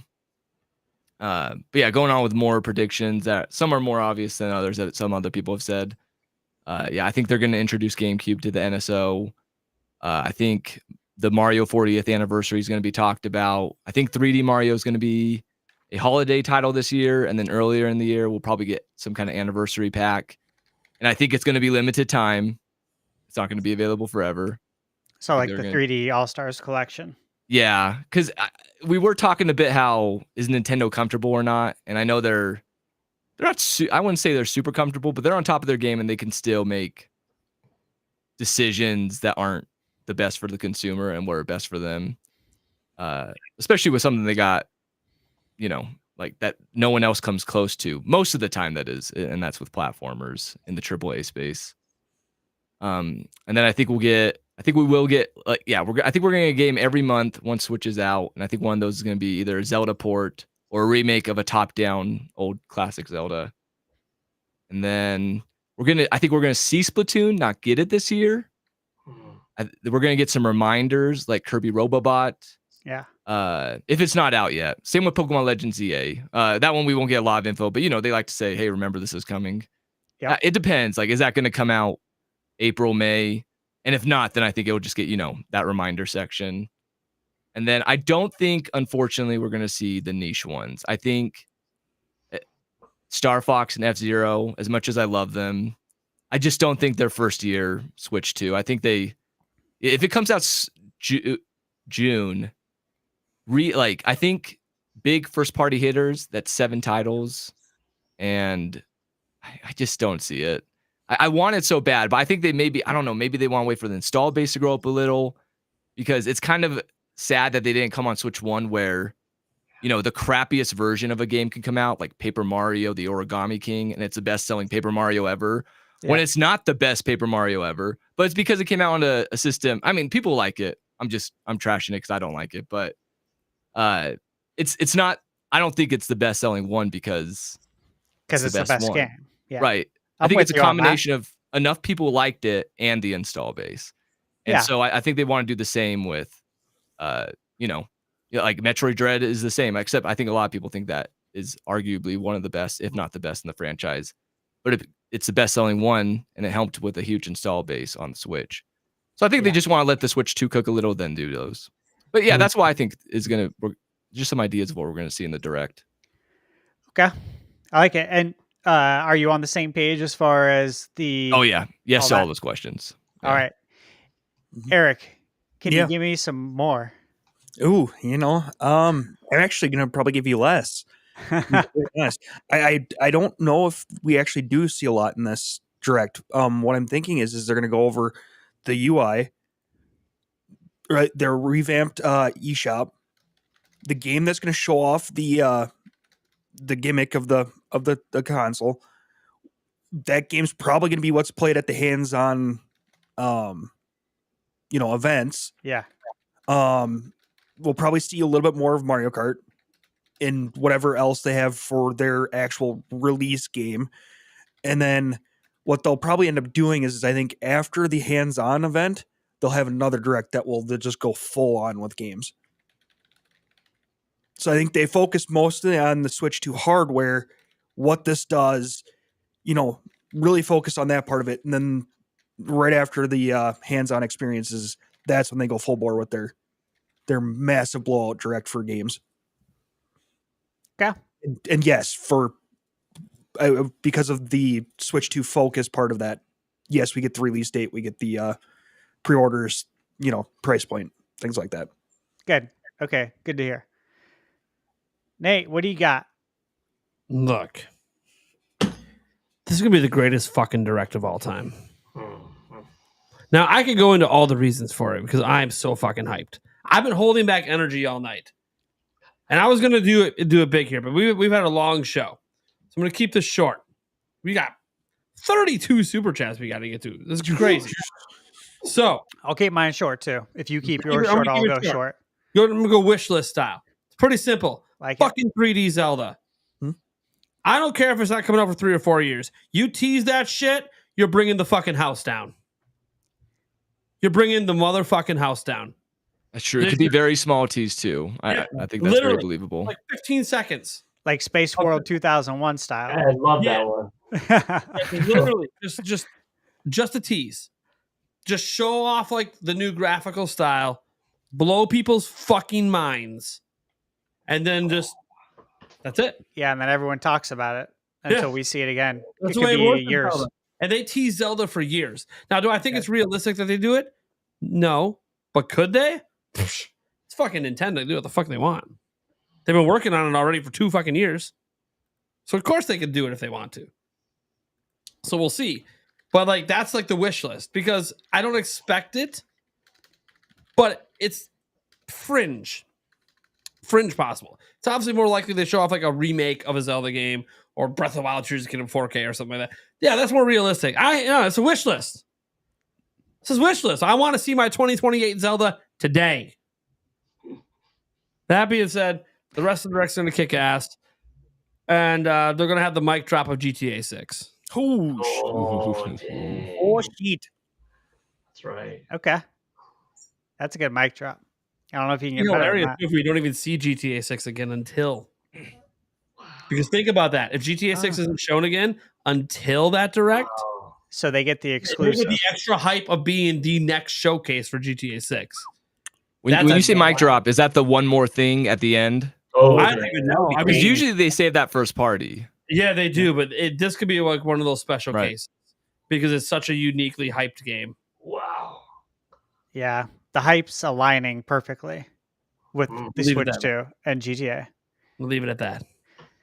All right. I'll kind of go rapid fire here since we have so many super chats, which is great. Metroid Prime 4, yes, I expect it there. And again, I expect Metroid Prime 2 and 3 to already be, we already know what's going on with them. We're probably already playing at least one of them. I presume 3 is going to come out a little bit before I would say Switch 2 launch, but it just depends on when 4 is coming out. I think we do see the next tease for Xenoblade. Mhm.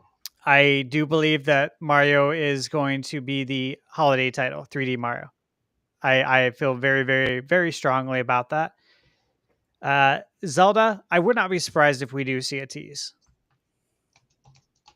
It's been a while since Tears of the Kingdom, and obviously they do have other development teams at Nintendo, but you never know. They could be working on a remake of a Zelda game. They could be working on it for a while. So we'll see about that. Star Fox, yeah, I don't know. Would love to see it. Paul's idea of the Twilight Princess port, but actually having it a remake instead. Love that.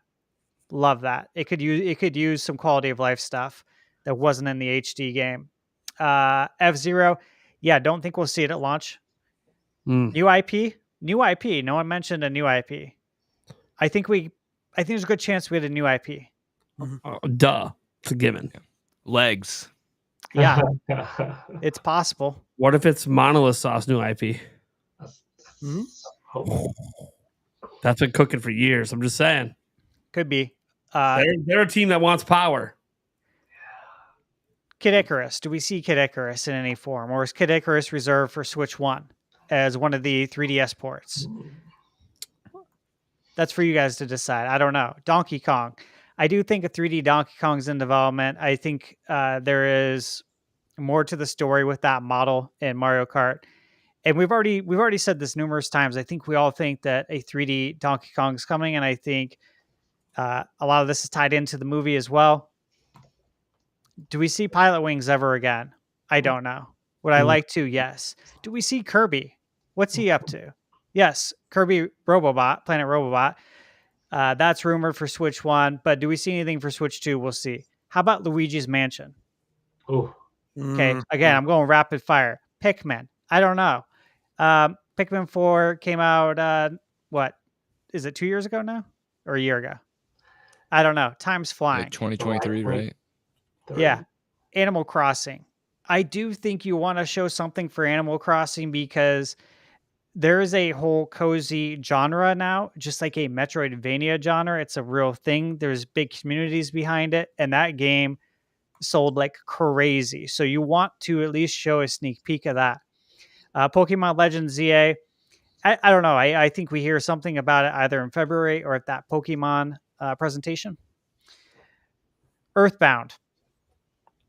I mean, only in my dreams. NSO related. Yes. GameCube, Dreamcast. Why not? I think we should totally see that. I think Sega would be all over it, even though they're not a retro company anymore, apparently. Mario Maker 3, I don't know if we'd see that at launch, but I know without a doubt that's coming and that mouse is going to be used. Wave Race, again, only in my dreams. Fire Emblem. Do we see anything, or is that reserved for Switch 1 with that rumored remake? We'll see. Dragon Quest 12. Dragon Quest 12. They need to show something there. It's been a while, and everyone's been wondering. The JRPG community has been wondering what the hell's going on with that. Final Fantasy VII Remake, without a doubt, we see it. Elden Ring, without a doubt, we see it. I do think they talk about the UI. I do think they maybe talk about the eShop. I know it's going to be improved, but I don't know if they'll talk about it in a presentation. And my hope, I would love to see them, really love to see them go down the route of achievements, trophies, all that stuff. I think it would be very fun for Nintendo games. I could just imagine having, achievements, trophies, whatever they want to do. But even on the NSO games, that would be really fun to revisit the old games. I've talked about this before. It'd be cool to get like a platinum trophy, but Nintendo's version of it for beating Mike Tyson, aka would have to be Mr. Dream, unfortunately. But you know what I'm saying? I think that would be a lot of fun and would increase the replay value. So we'll see what happens there. That is my rapid fire. And one last thing I want to talk about real quick, since we have all these chats, the Switch 2 experience. Everyone was looking at the dates, right? Mm-hmm. Everybody's looking at the dates and saying, well, it looks like South Korea, the last date is June 1st. That's the last date that's being shown for the Switch 2 experience, right? So everyone's like, that means that the earliest it could come out is in June. And I do just want to mention for everybody that I went back and I looked at the Nintendo Switch 1 release date for all these territories. And in that market where the Switch 2 is being shown May 31st to June 1st, the Switch actually didn't come out till December 2017. So 9 months later. I'm not expecting Switch 2 to release in that territory the same time as it releases in the US, UK, Australia, and Japan, which was all March 3rd. So I think that we can't really take that date, that far off date, as a locked in reason as to why it wouldn't come out that early. Another one was, what was it? It was Tokyo. No, Hong Kong. Okay, Hong Kong market. The Switch didn't come out there until December 10th, 2019, guys. Like over 2.5 years later. So again, these are all the Nintendo Switch 2 experience dates that are at the end of the tour. Those are the last ones. So it could release hypothetically in those markets, the US, the UK, Australia, and Japan, and it would have really no effect because they're not those markets. I don't believe are going to be getting it the same day as we get it. And even if you look at PlayStation, they're not doing worldwide launches everywhere. It's a steady rollout, and it always starts with the US, UK, Australia, and Japan first. So we just want to throw that out there for everyone to chew on. Maybe think about, maybe some of you guys in chat didn't know this, that there's at least hope that June could still totally be a release date and not later than that. And it could even possibly be a little bit earlier in the US markets because these consoles, the Switch 2 won't be hitting those markets for probably months later after it hits ours. And there you go. My only comments on this is a lot of those dates. There's a lot of dates in Europe, I believe, during May as well. And I do think it's going to come to Europe the same time as the US. Mm-hmm. So I kind of think June probably is the launch time, although May could be. I know there's other rumors and reports, obviously, about a June possibility. Now that we know for sure it's at least April or beyond, I do think a May or June is probably the most likely time frame, and I think June just, I think just because it clears out from all of their marketing in June, and it'll be like early June. School's out. Yeah, I think it can be like week 1 of June. Yeah, it's right after school's out. That's when they launched GBA. Yeah. Like I think it's a good time. You're hitting right when school gets out. You're hitting, right before summer begins. And you're gonna get that double sellout. Then you sell at the beginning of summer, you sell out for the holidays. And they might be sold out the whole damn time. But I kind of feel like that makes sense. It also still gets it out in the first half of the year, which I think is a goal for Nintendo to get it out. Obviously I think, there's some merit to say they want it out earlier. That does exist. I think things like the fact that first fiscal quarter, right? Like they'd like it out in that first fiscal quarter, because then they have a whole fiscal quarter of Switch 2 sales to count in. But I think the way they're setting it up, it kind of feels like they want to do all these in-person marketing events and kind of just get that hype to maximum overload for that launch and have it be all this word of mouth. And add people going hands-on. And the thing is, we're just talking about like the Nintendo Switch 2 experience. PAX East is in May. Conveniently, that is after all the Switch 2 experiences are done in the US. All 3 have already happened. Wasn't PAX, didn't that used to be in March? Yeah. It's the first time it's ever been in May. First time ever it's in May. I saw it's May 8th. My 40th is May 7th. And I was like, that would be maybe interesting to go to PAX. Like I've never been there. Nintendo's there every year. Mm-hmm. Last couple of years have been a little disappointing with what they've brought to the East show. Mm-hmm. But it's a little different when there might be a little console launching the very next month. They're definitely going to want to market it. Will they let us go hands-on with it there? I don't know. But they're going to want to market it. There's also the possibility, there's third-party companies there. What if they're demoing games on Switch 2? Yeah. So, there's actually multiple opportunities, not just Nintendo, that you might get to touch a Switch 2 at a thing like PAX East. So, I mean, I'm probably going. I just told my MCN today. They just sent me the form for Eric and I to get filled out here to go to PAX East. So we're probably going to go. Obviously, I'm trying to go to the Switch experiences. I mean, I really want to go.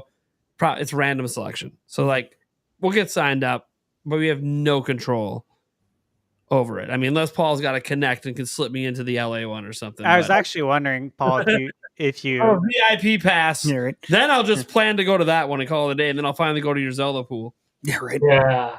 I was wondering about that. If you had any connections, we can talk about it off stream. But that'll be off stream. I was going to ask all you guys if you're going to try and go to this event. Like, are you going to sign up to try and? It's New York, LA, and Dallas. New York's first. Obviously, I'm trying to sign up for the New York one because it's first, right? Your first hands on with it. People as content creator, we're the first people that make it footage out and stuff. But whatever, I want to sign up for all of them. See if I get selected for any of it. If they let me still sign up for all of them, maybe you can. Maybe it's one sign up and it's you just pick whatever one. I was wondering too, and I didn't see it in the FAQ answer. But there was that kind of bonus that if I signed up for the LA one, I could have a nice little trip with Paul. Mm-hmm. That would be kind of cool. And it's next door for me. I would prefer to go to LA. Yeah. Look at that. We just all have a little gathering there. That'd be great. Plus, we might have some work to do there. Big LA party. Anyways. Come out. Next thing you know, we have an in-person podcast, baby. In poolside. Poolside. Yes. Poolside podcast. With your wife walking out the Mai Tais and I'll have to make some smash burgers because we didn't mention Smash Bros. Smash burgers. Yeah. Smash. All right, there we go. We'd have to go to Smash Brothers. We'd have to go to Islands though, since I was there for 10 years. We'd have to go to Islands. It's sure California tradition. You can go to Islands. Yeah. Fat tomato pizza. Oh yeah, the fat tomato pizza. Yeah. Well, now we just got like 3 dinners planned out. At least a 3-day trip. Super Nintendo World, you gotta hit that up. Oh yeah, it's on my list. There we go. I could check a lot of things off. A week and a half. All right, Nintendo. it's on. Give me those LA tickets. You're please. right. Please. That'd be kind of cool too, because then I'd be going to LA, and then like the next month be going to the opposite coast of Boston. So I also thought like, hey, you know, I did help them out with the beta testing. Mhm. Like they have my info. Like, yeah. would that increase my odds? I did do some free work for you. You're one of Nintendo's favorite sons. Yeah, you never know. You are the chosen one. All right. Let's get to the super chats. Oh, There's boy. so damn many. Oh boy. We're gonna attempt to rapid Here we fire, go. and you guys can submit more questions if you want. Just don't expect us to spend 20 minutes on a question because there are so many super chats. So here we go. Cool. Number one from Don Lewis. So Switch 2 offers mouse functionality. I wondered, will we see some Points and click games? I think is what he meant. Yeah, point and click games, or maybe Mario Paint 2, or maybe Mario Spreadsheet. Dude, that's been on my wish list for years. Yoshi tax return. Yeah, dude, I want to do. Yoshi's I want to tax file return. my taxes through Switch 2. Yoshi's tax return. Point and click games, absolutely. For sure. Yeah, I want I want a Mario / Claris Works collaboration. Oh yeah, there we go. There we go. I want Photoshop on Switch 2. Andrew, do you know what Claris Works is? No. I do. I totally aged myself with that one. Yeah, It was yeah. on the old Apple Macs, like Yup. the old gray ones when we were in school. That was like your basically like your Microsoft Paint, Word. Yeah, it's like your basic. Oh. It's all like in your one. basic. Yeah, Holy crap. your basic Yeah. stuff. God, that takes me way back. Yeah, I was classic, in dude. second grade with that shit. All right. Kirby's PowerPoint presentation.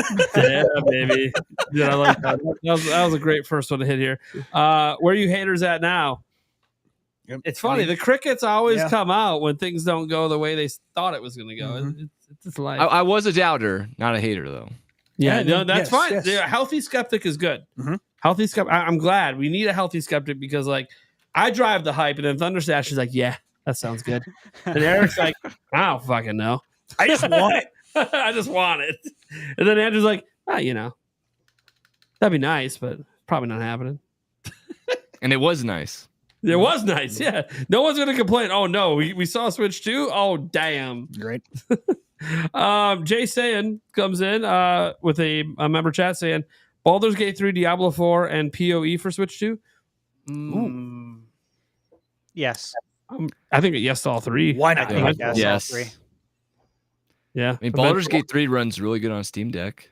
It does. Yeah, So. that's the thing. It runs good on Steam Deck, and Switch 2 is technically a bit more performant. So Mhm. Diablo did very well on Switch 1. Yeah, that's true too. yeah, I think it's a given. Next up here, it's so quiet in the chat. Oh, that's right. The haters are coping. All right then. Woohoo. I love it all. You gotta understand, like for the chat that's still here, the 500 plus we still have watching Yeah, right. live. Like these people were all here yesterday when we had 2,000 people live, and like 1,000 of those people were just trolls and haters, like just Mhm. attacking, and they had to live through that. And now they're like, where did they all go?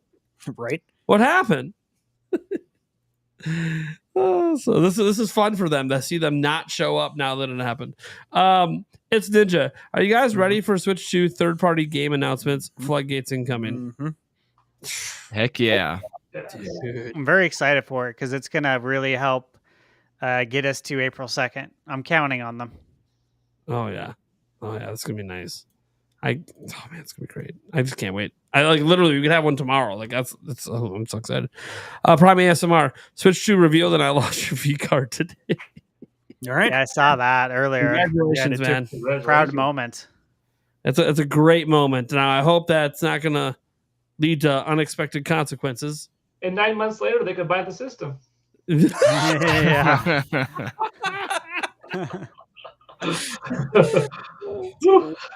Oh, Paul Gale coming in there. Demonic Brawler, $10 says, so excited. It's official Switch 2, baby. Anybody know where I can get a high quality Switch 2 Pro controller, personally custom designed when available? You know what? Etsy. There's a couple Etsy sellers that Yeah. make some crazy PlayStation mod controllers and Switch Pro. I would Google that. I don't know their names off the top of the head, but Google the custom like PS5 DualSense controller, and you'll see who's making them on Etsy. And some of them are insane. They're very cool. Yep. And if they're making pro controllers, they're going to be making Switch 2 controllers, no doubt. And I'll say if you swing by PAX East, you'll also find a couple companies there that do a lot of custom controllers and stuff. Just get their business card, do your price comparison, see what you want. Yeah, there's a lot of good options out there. I can't remember their names on the top of my head because I didn't go to PAX East with any money. But I might actually buy some stuff. Like one thing that's cool about PAX East, there's a ton of gamer gear there. It's like gamer fucking heaven. Now that I know that, I will be bringing some spending money because I'm gonna be loading up. I need an extra suitcase, and you know what? I'm cool with that. I'm cool with that. I need to restock on my gamer shirt. I get jealous of all the shirts that Stash keeps walking on every show with. You got, Paul showing off in a commercial. Just wait, man. I just put in a real big order with my guy. I got a company working on it.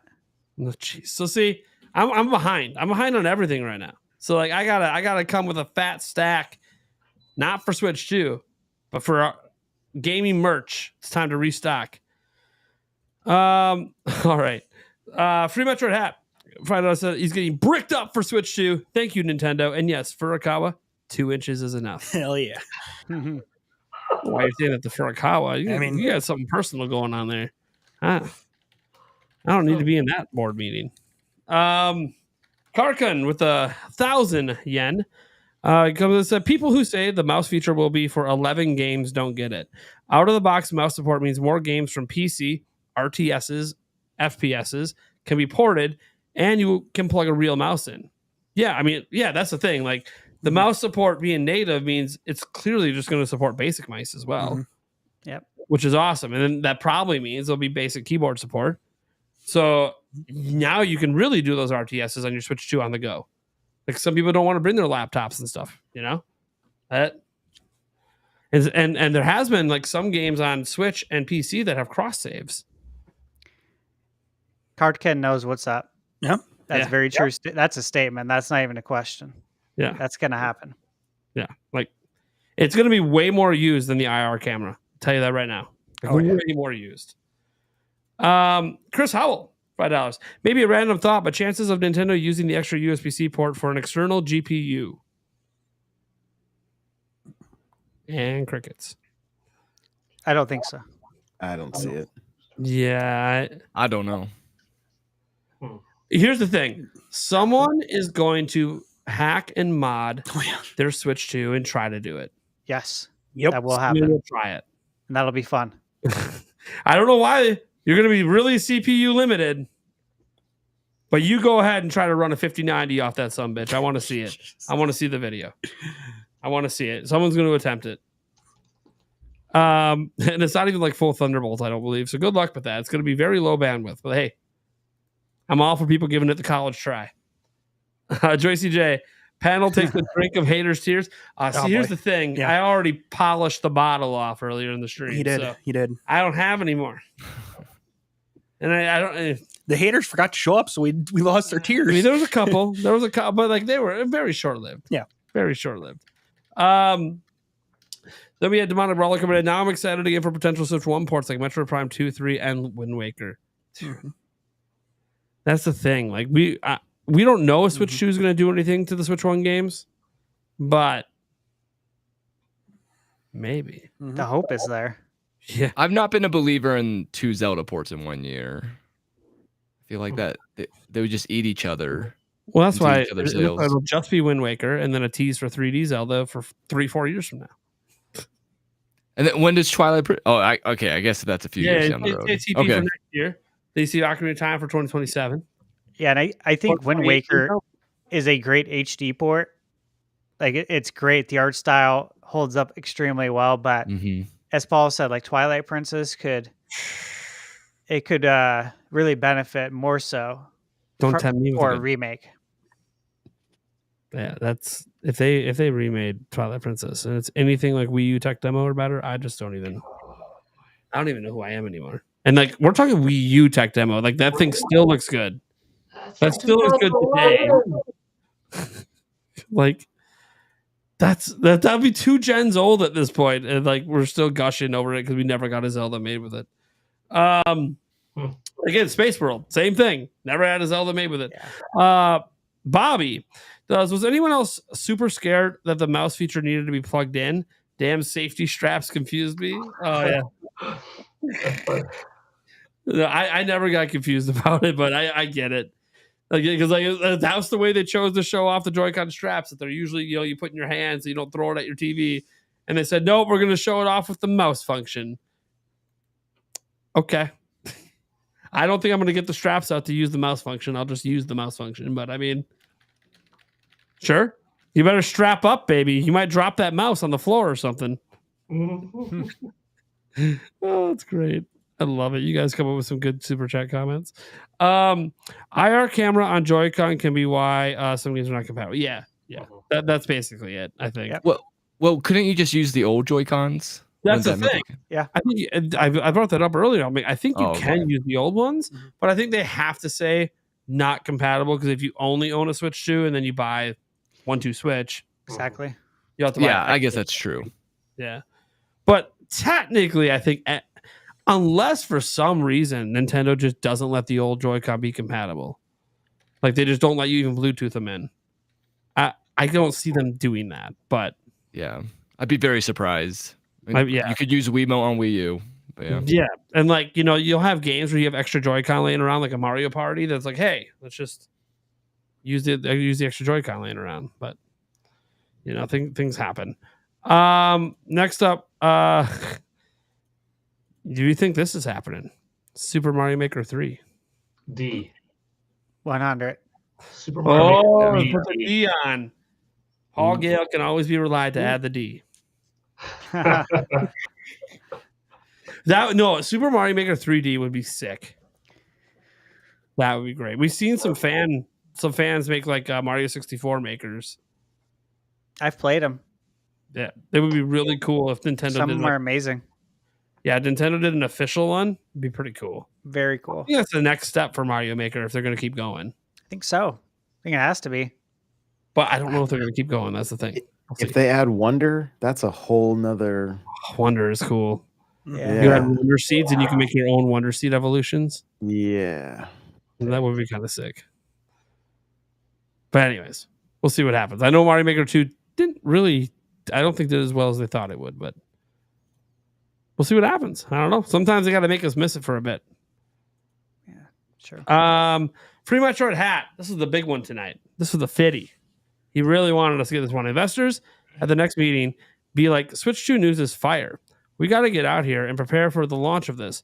Furukawa will stand up and say, there is no escape, no exit strategy. Stop focusing on Switch 2 and focus on our new... And then it just trails off. Yeah. I'm going to assume that new penis? I mean, obviously. We were just talking about the D. I mean, obviously. I can't think of anything Nintendo related that begins with P. I'm trying to think of anything. Pikmin. Powerful Wings. mouse. Pilot Wings? It's Pilot Wings, yep. That's what it is. That's what it is. It's Pilot Wings. Yeah, stop focusing on Switch 2. Focus on Pilot Wings. A new peripheral, yeah. Fuck Switch 2. We got Alarmo 2.0 coming out. Thank you so much. Thank you so much for that 50 spot. I appreciate it. I don't know what the hell's going on with these super chats.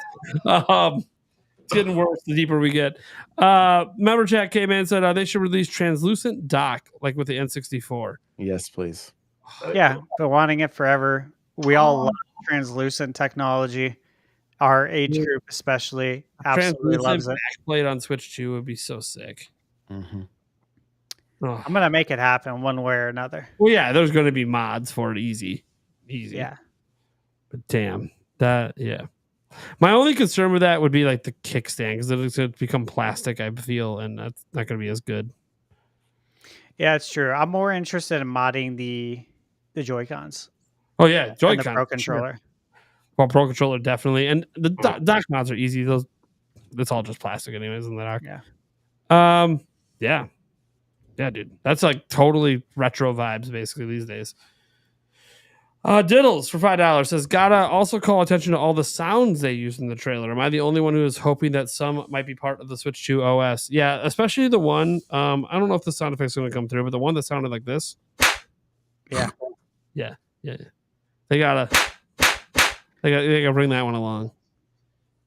That's when the Switch is misbehaving. That's when I Yeah. Yeah, you gotta put it back in its place.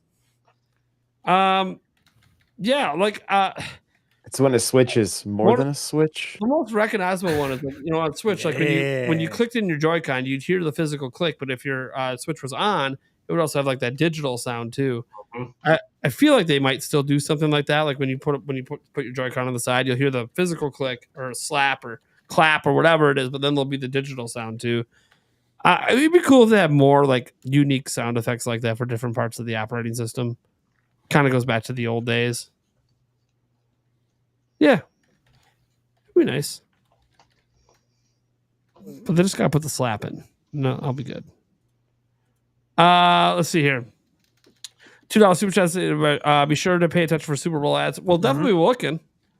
Is there going to be any? We don't know.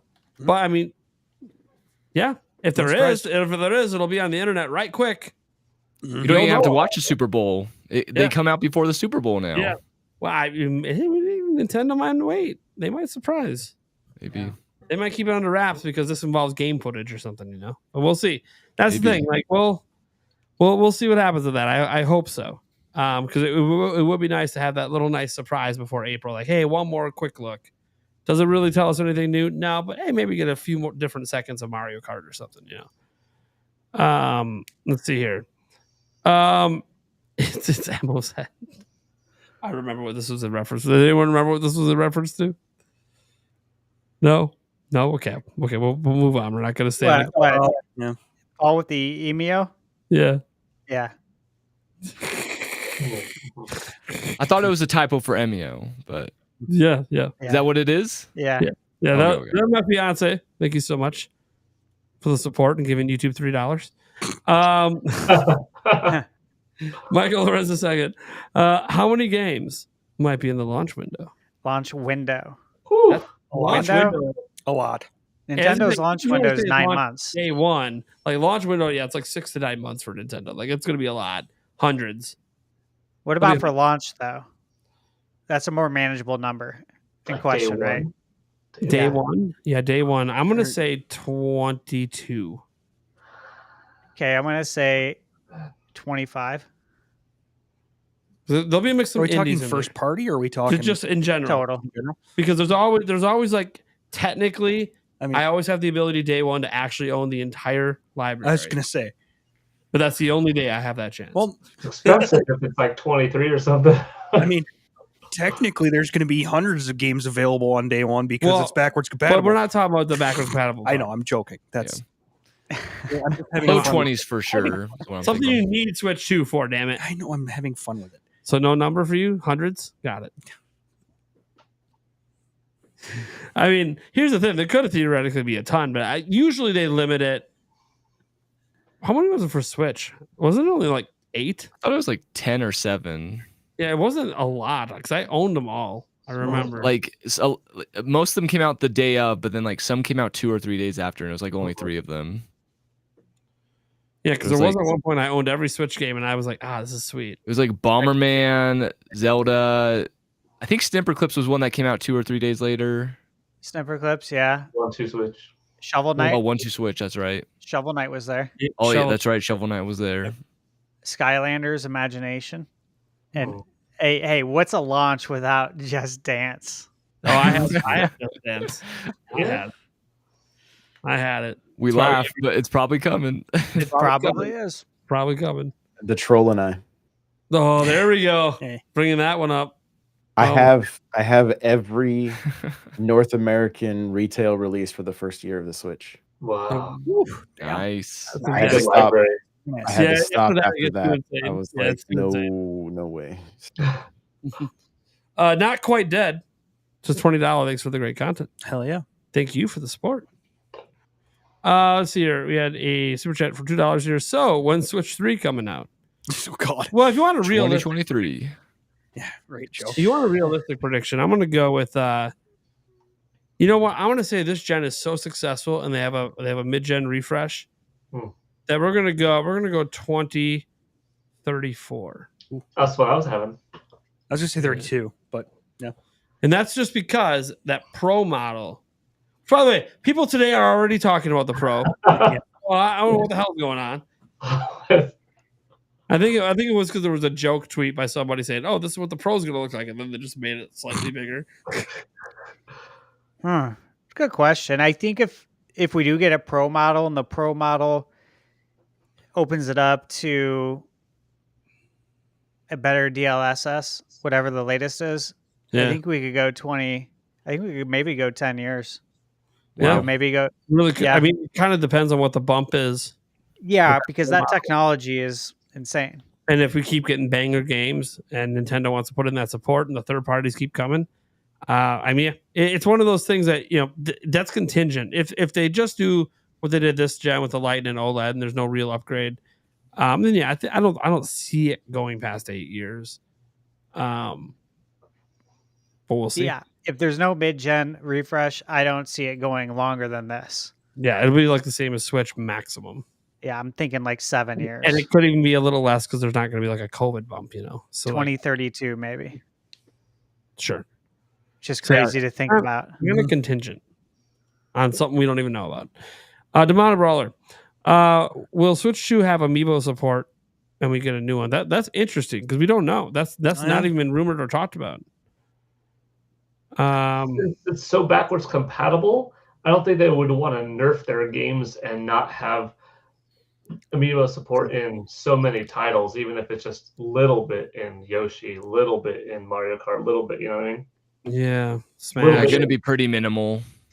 Kind of what they're already doing now.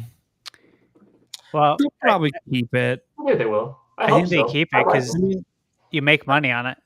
I also feel like, hey, there's a new Smash coming. They'll probably do Amiibo for them all over again. Mm-hmm. Yeah, they make a lot of money on it. One game carrying Amiibo. Mario Kart Amiibo.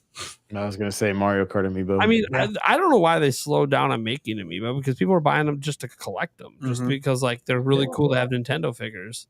Like it was like a cheap Nintendo figure that's not hundreds of dollars. I think I have like 6 boxes of them. Yeah, dang. Yeah, like, I don't know. They just, I think they'll keep it, and we'll still get new Amiibo. It's just. They've already been slowing down on it, and I think it's just gonna be really special cases like Smash Bros. Will get them. New 3D Zelda game will probably get some. New 3D Mario game probably will, but it's gonna be like their biggest of the big games that actually get them because they know enough people will buy them. It is interesting that Echoes didn't get one though. Yeah, so sad. Yeah, that's my only thing. Is like, I thought they do a Zelda one for that, and they just didn't. Yeah, like, are we still doing this? Because that should have got one. Mm-hmm. Yeah, that would have been perfect too. Could have put like a costume in the game with it or something. Bobby says secure. Yeah, we read this one earlier. Secure the bag. Yeah, it's kind of cool that like mentioning secure the bag made someone want to pre-order. That's pretty cool. That's Jake Randall's thing. Wing to Vandal 7. There's a rumored Sony State of Play in February.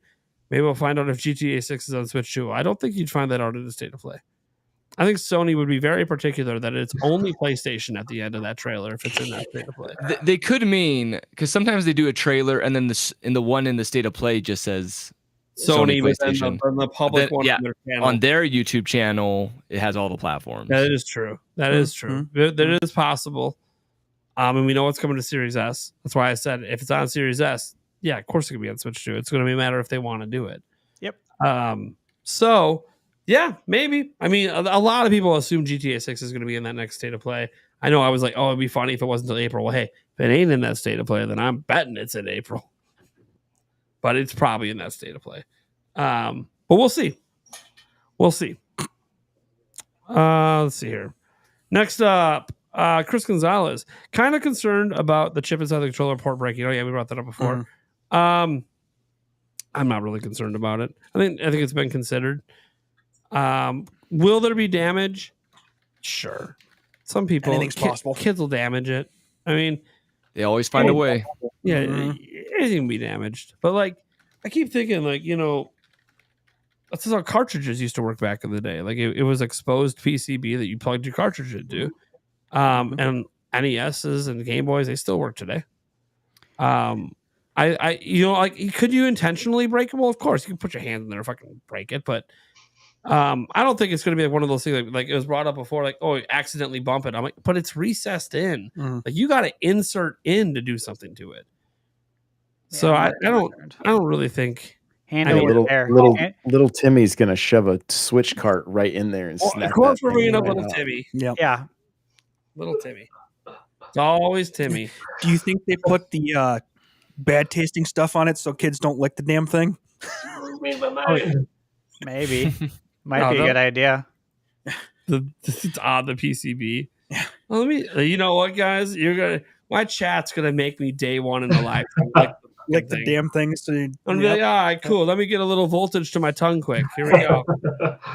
It could be worse than licking a 9 you know what? Maybe there won't be any voltage to the tongue just for the scenario that a baby puts it in their mouth. Maybe they thought about that. So like, it's such a low voltage you can't even feel it. Or they shut off the charging part when it's disconnected. Yeah, no power run to it or something. I know my chat's gonna make me find out. So might be breaking one of my Joy-Con rails day one by licking it. This is gonna be fun. So you're buying 6. God damn it. No, I might try to warranty claim it, and I'll just pretend. There you go. Well, I don't have to pretend I'm an idiot. If I'm warrantying it because I licked it, I am an idiot. Majora Jeff, the Nintendo Switch 2 leak is real. I'm so hyped for this console. My friend apologized to me for calling me stupid and saying the leaks are real. Huh? There we go. See, now we have like a real life story of a friend having to apologize for giving you shit. It's a good day. It's a good day for all of us. Can't complain about haters having to walk it back. All right. Chris Gonzalez. Unfortunately, I was underwhelmed by the reveal. I'm really hoping nothing else leaks before the direct. Well, fun thing about directs. Lots of leaks happen for them. All the time. Just to warn you. Lots of things leak all the time. Maybe don't pay attention to PRO or my channel for that matter, because I'll probably be covering it if there's leaks. I'm just saying that, like, I can't remember a direct that literally had nothing leaked for it, like, in a long time. Now, will there be surprises that don't get leaked? Absolutely, of course. But like, there are going to be. It's a direct. There's going to be leaks. There always is. It is what it is. Welcome to the game industry. You're not getting to any major announcement usually without leaks. So, if you're underwhelmed. My real question is, like, are you underwhelmed because it was what the leak said it was? Because then that's how I felt at first. So it's probably how they're feeling too. Yeah, but then I'm like, well, then were you excited when you initially saw the leaks? And that's why you weren't excited now, because you already had your excitement. You know, like was there any? Because if you weren't even excited when you saw the leaks, then maybe you might not have been excited when you saw the reveal, anyways. I mean, it's not sexy when you see a leak. Instead of the cool cinematic, this isn't as much of a cinematic. I get where they're coming from. I get it. Yeah, no, I understand. Obviously, I'm not underwhelmed. I'm hyped. I'm hyped to fucking hell and back, man. Some people were mad at me in my videos. They're like, "Oh, why your energy so low, dude? Did you watch my live stream of the reveal? Did you not see the amount of energy I put into 1 hour? It was nonstop hype and energy for a whole hour."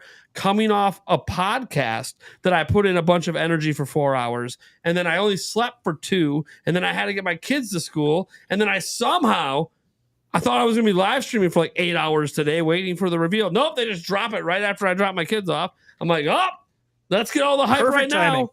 Get all the hype out right now. And then I'm like, now I got to make a video. All right, let's get the video. I'm excited about the video, some additional information. I'm like, what do you want me to do, man? I just gave everything I had to the live stream. Then I'm like, I got a podcast tonight. Woo! We're hitting that overtired stage. But no, yeah. Well, we'll see what happens. Here, no matter what leaks for the direct, unless the entire direct leaks, there's going to be stuff in there that you're going to get hyped about. Happens every direct. No matter what leaks, there's still things to get excited about that you don't know about. Because it never all leaks. Michael Lorenz, second, if a new Animal Crossing comes to Switch 2, which of course it will, they got 40 million reasons to bring another one. What would they need to do to keep it fresh and ongoing throughout the Switch 2 life cycle? I think the biggest thing for me is a long-term plan of consistent updates. That was the issue with the last one. They had like that one DLC for like a year out, and then that was it. I want to see them have years and years and years of DLC and support, because Animal Crossing is a life sim. Yep.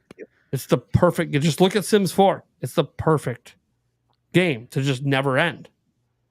So give us a reason to keep playing by constantly adding new content.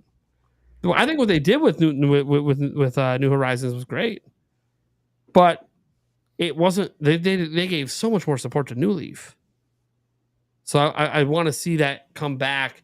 Again, I try to give them a little bit of a break, because obviously COVID, it came most of the development was done before COVID, but any extra content was going to be developed during COVID. So I try to give them a little break why maybe things didn't go, for years and years and years. But yeah, that's what I think. Any of you guys got thoughts on what they could do to make it fresh? More community, just more community. Like, let me set high scores with friends at a pinball machine within the game, or let's do, I always thought they should have done a third DLC that was a cruise ship and it was all multiplayer, and the rest of the shops that we didn't see in the game. I thought that would be a great way to get the gangs all there. And so anything like that, that's just more community. And then they just need more stuff that's, New Leaf had so much Nintendo, like it was almost like having a Nintendo museum within that game, like seeing things like the Ultra Hand and the Ultra Machine and all that kind of stuff. Like that kind of stuff made it special, and it made going and getting a fortune cookie every day worth signing in, even if it was only for 5 minutes. Let me get a lot of that. What's that? Let me get all the Nintendo Lego sets, because I'll never have them in real life. It'd be cool. The Smash Brothers trophies, if you could import those, put them in your crib. Maybe, am I misremembering? Didn't one of the Animal Crossings have the ability to play like certain arcade games in it too? The GameCube Animal Crossing. Yeah, New Leaf did as well. Had NES games. Yeah, have arcade units, man. That was awesome. Yeah, it had NES. You could just go and dig them up, or you could use the eShop card reader, I believe. Yeah, bring that stuff back. I think everyone likes that feature. Anytime in a game, you can go to an arcade and actually play an arcade game, right?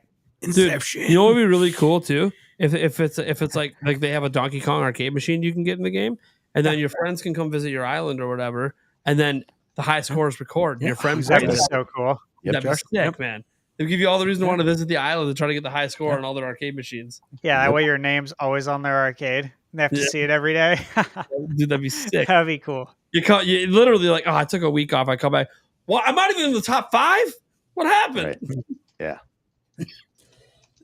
Oh, yeah, man. for like people could come by and like sabotage your yard or something. Oh yeah, that'd be great. People would be so mad, but it's like, you can just not have friends. It's okay. Turn it off. Don't let them on your island. You like go TP their house. TP their house. Yes. Oh, that'd be great. Yes. And I'd be like, dude, what did you do? You took my door. You fuck. I'm in your house. It could be a battle mode or something. Battle mode. Yeah. Oh, that'd be great. Well, and that actually kind of leads me to what I was thinking. They could MMO like battle mode it. Just you could build stuff online with like a couple of different factions and things like that, and then you can go into raid another faction's territory or whatnot. Here we go. You could do home raids. Yeah. This is just now we're getting wild, guys. Yeah. We're getting wild. It's the end of the night. That's DLC, baby. DLC. Yeah, right. That super chat we have coming in here comes from AMO. You can see in the Mario Kart 9 shots that Mario and the gang squash and stretch. Maybe Donkey Kong Wonder, but 3D. That's not the only thing that squashes and stretches around here. Oh boy. Expand the dong. Yahoo! Yeah, expand the dong. All right. I think he was talking about Kong. Yeah, I know. Jorge, I hope to see KOF, COTW, SF6, and Tekken 8 come to Switch 2. This is basically speaking to Paul Gale right now. King of Fighters, Yep. the new Fatal Fury, Street Fighter 6, Tekken 8. I mean, this is just Paul Gale's alley right here. I got the acronyms right, Paul.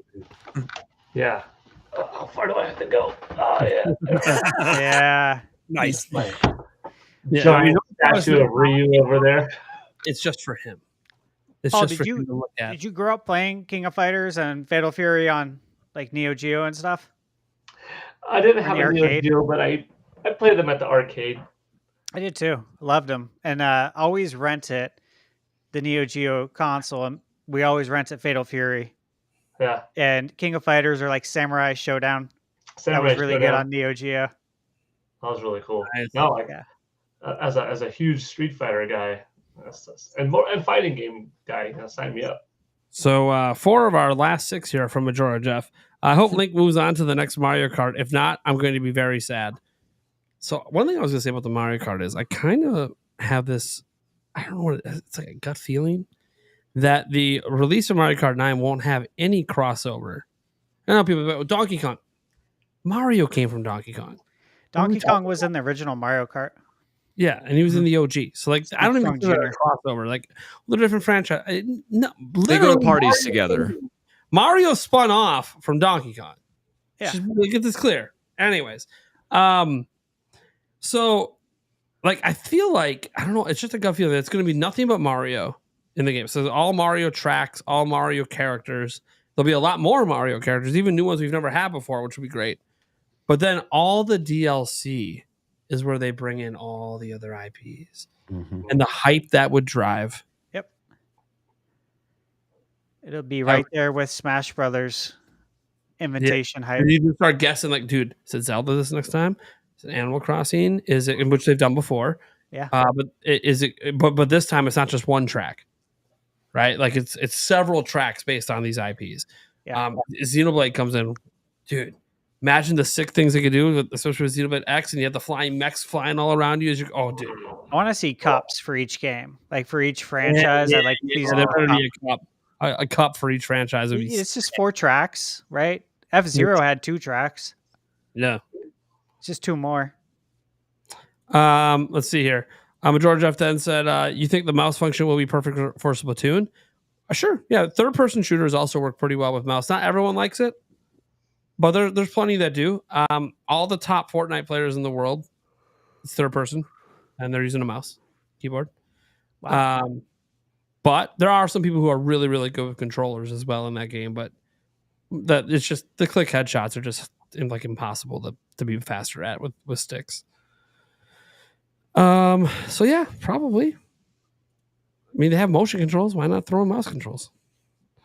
Majora Jeff says Zelda Dungeon Maker when? I don't know if they're gonna do it. They had that one in Link's Awakening. You don't I don't like think they're gonna do Dante's it. Dungeon Maker? Mm-hmm.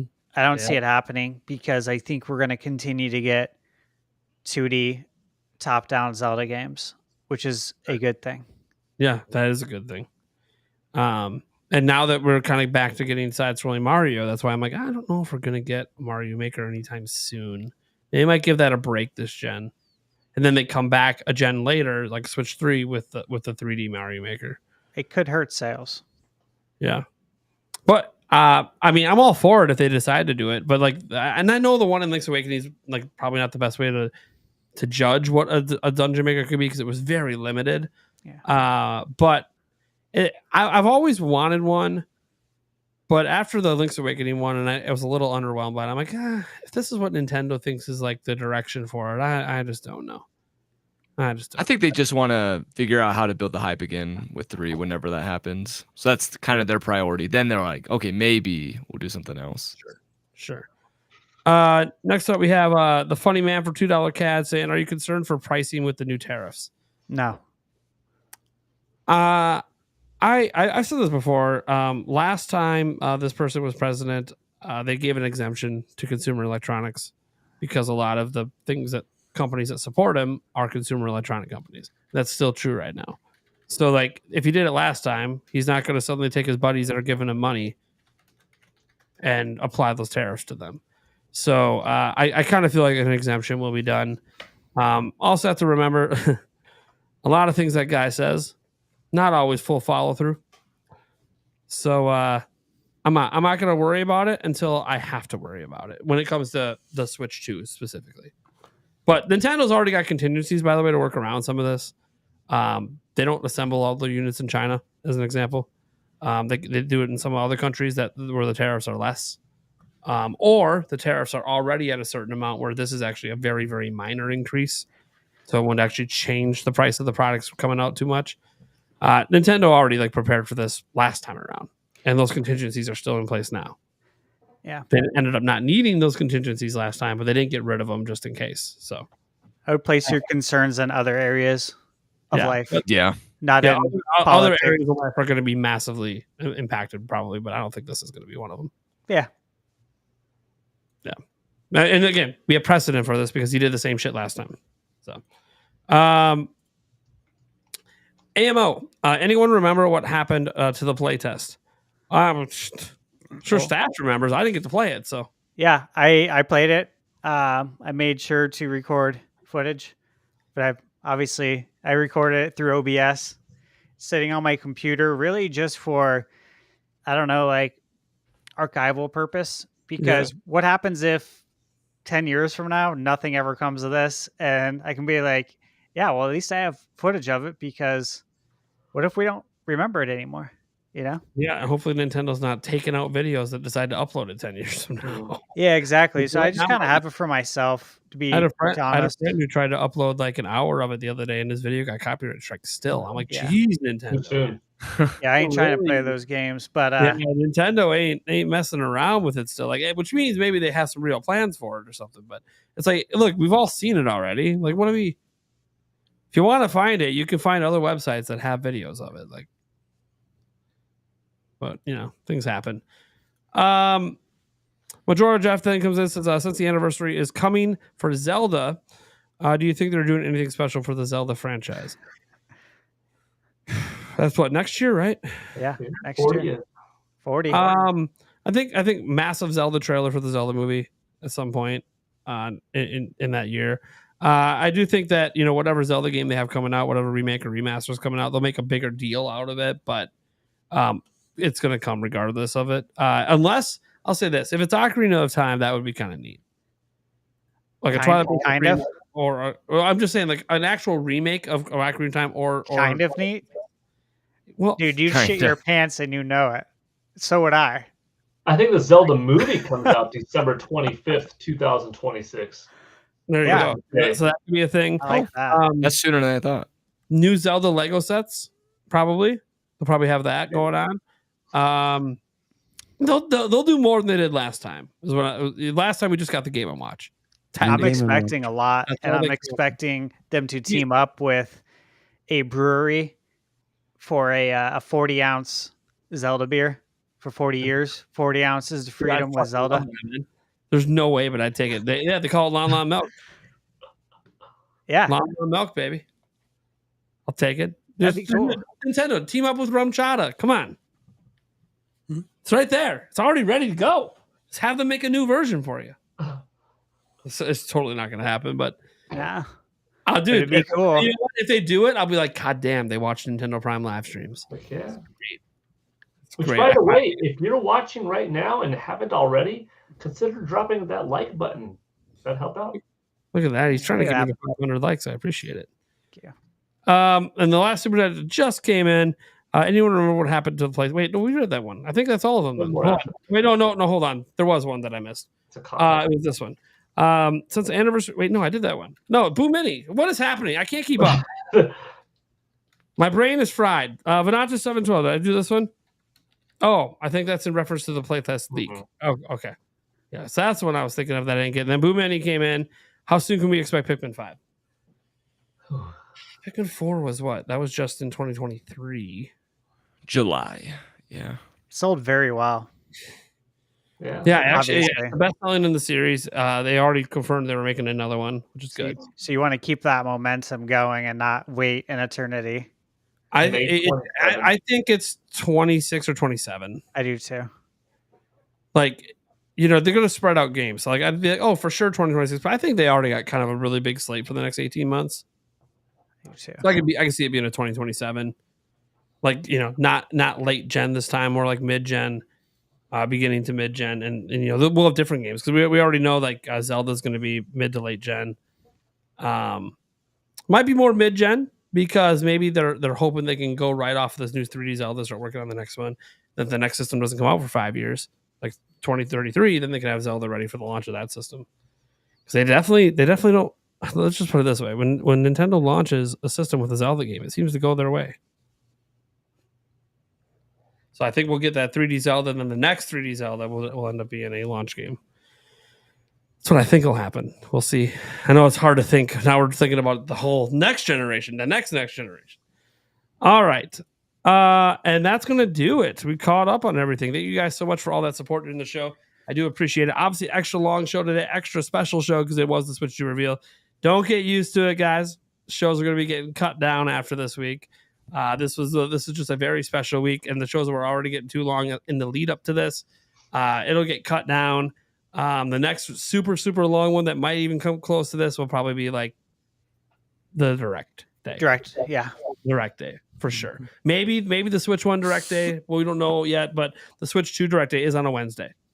Literally, it's on a Wednesday. So the podcast on April 2nd is going to be that's probably going to be a pretty beefy one, and we're gonna have even more to go over than we do today. There might even be so much to go over. Like we might have to find some different way to do the podcast because there's no way we're going to get through it all. They didn't announce a time.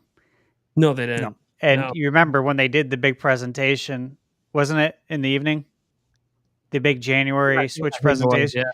So it might be going on while we're. Yeah, there might be a potential that's a live reaction podcast. I think it actually might be.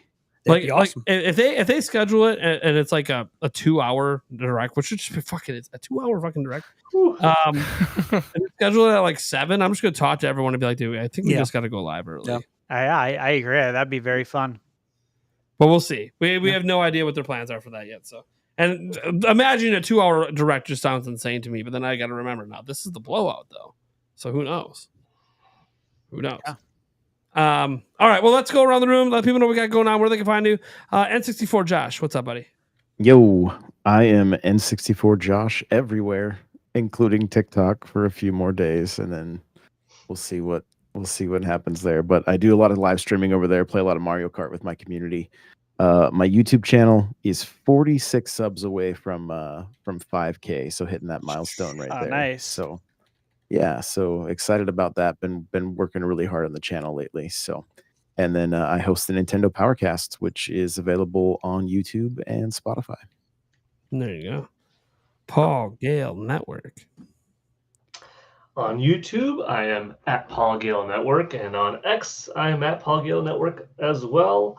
On the YouTube side of things, you could expect some video game news, discussion, unboxing videos, that kind of thing. And on the X side of things, I'm getting a little bit tired. On the X side of things, I put up video game sales data quite frequently. I cover the Famitsu Japanese charts every Thursday pretty much, and then also other Nintendo Switch and other console speculation, thoughts, sales analysis, breakdown. Something that I'm working on the side.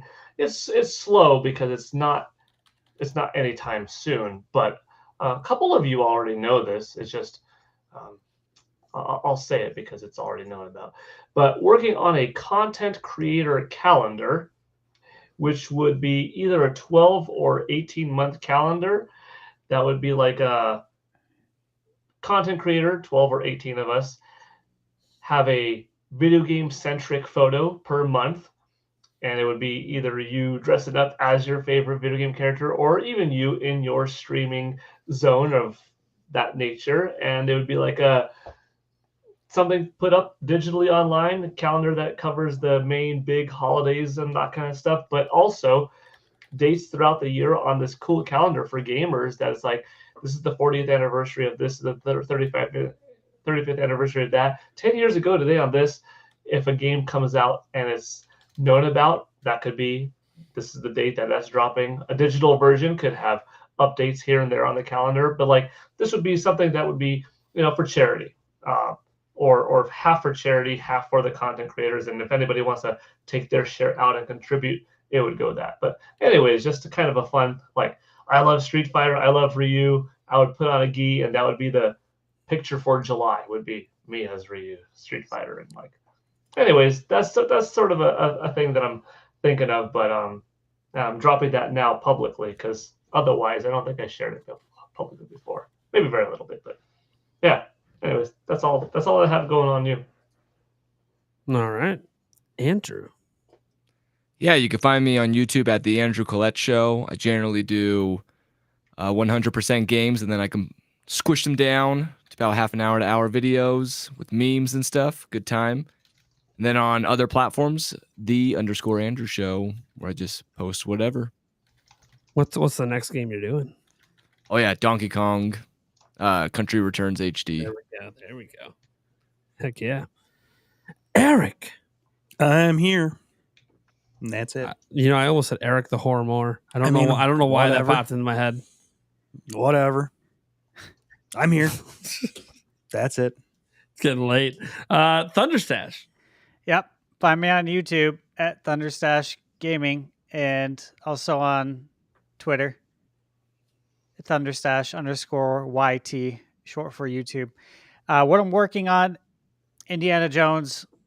Gonna wrap that up, get the review out the door. Moving on to Dragon Quest III HD next. I'm doing what I think everyone should probably try and do right now, and that's get your affairs in order before Switch 2. And I'm talking about that backlog. Get it trimmed down as much as you can. Yep. Finish up those games that you haven't yet. That way your body is fully ready for Switch 2. But that's what I'm doing. Indiana Jones is next, and then I got the Retroid Pocket 5 to review. And I will say that I played Xbox on it. I played Indiana Jones last night in bed on my Retroid Pocket 5. Yeah. But it's going to be very interesting when I tell you about if it works good or not. That'll be a real interesting part that I think would interest people in possibly buying one of these devices. Okay. Look at that. You guys know what's up. I'm Nintendo Prime, making Switch 2 videos all the time. Obviously, I don't actually know if that's going to be true anymore because Switch 2 has now been revealed. So I don't know what the news is I'm covering now. I assume more Switch 2 news, but I don't know if there's more Switch 2 news. Is there more Switch 2 rumors and leaks? I have no idea. So I tell you this. It's been a very long week, a very long last 48 hours. I may not work tomorrow, which would be my first day off since I went full time. We'll see. I'm saying that tepidly because I'll still be checking the news wire, which is technically work. And I shouldn't be doing that if I'm taking a day off. How long have you been full time? 2.5 years. Nice. So even on vacation, I was still working every day. So we'll see. I feel like I want to do it for my fiance because she's been really understanding, especially this week, of how much I've had to work. But we'll see. If a video gets snuck out, it gets snuck out. But I don't anticipate right now. Here's the thing: what if that trailer Paul talked about is tomorrow? I'm making a fucking video, aren't I? So yeah, but you guys know what I do at this point. That's what I do. If I give myself a day off, I give myself a day off. But yeah, we're gonna keep hitting the Switch 2 grindstone, going all the way to launch and beyond. This is a whole new generation. Super stoked, really excited. And this is a fun journey, man. I got friends to go on this journey with me now. I've got all the audience to go on the journey with me. I've never had this before. It was a very special moment. It was very special today, doing one of my biggest live streams ever, watching the reveal of the system, having that audience just freaking out with me. Also getting a little annoyed at times after I watched it through once and then I started pausing it, going through it. People are like, just hit play and let it go. I'm like, dude, I've already done that like 4 times. Right. Like at some point I want to analyze what I'm looking at here. But I get it because for them, they just woke up because it was like such an early drop that like people were just waking up to it. So I totally understand the sentiment. I get it. But yeah, guys, thank you so much for making this journey amazing so far. Thank you so much for making these last 2 podcasts our 2 biggest podcasts we've ever had. I do appreciate it. Hopefully this growth continues. We see you guys back here next week, Wednesday, and every Wednesday moving forward as we hope to continue setting new records and hitting new heights for this show. So thank you guys for all that support. We'll catch you guys. I want to say same time next week because it's a bonus. Mm-hmm. Wednesday next week, 8 p.m. Later, everyone.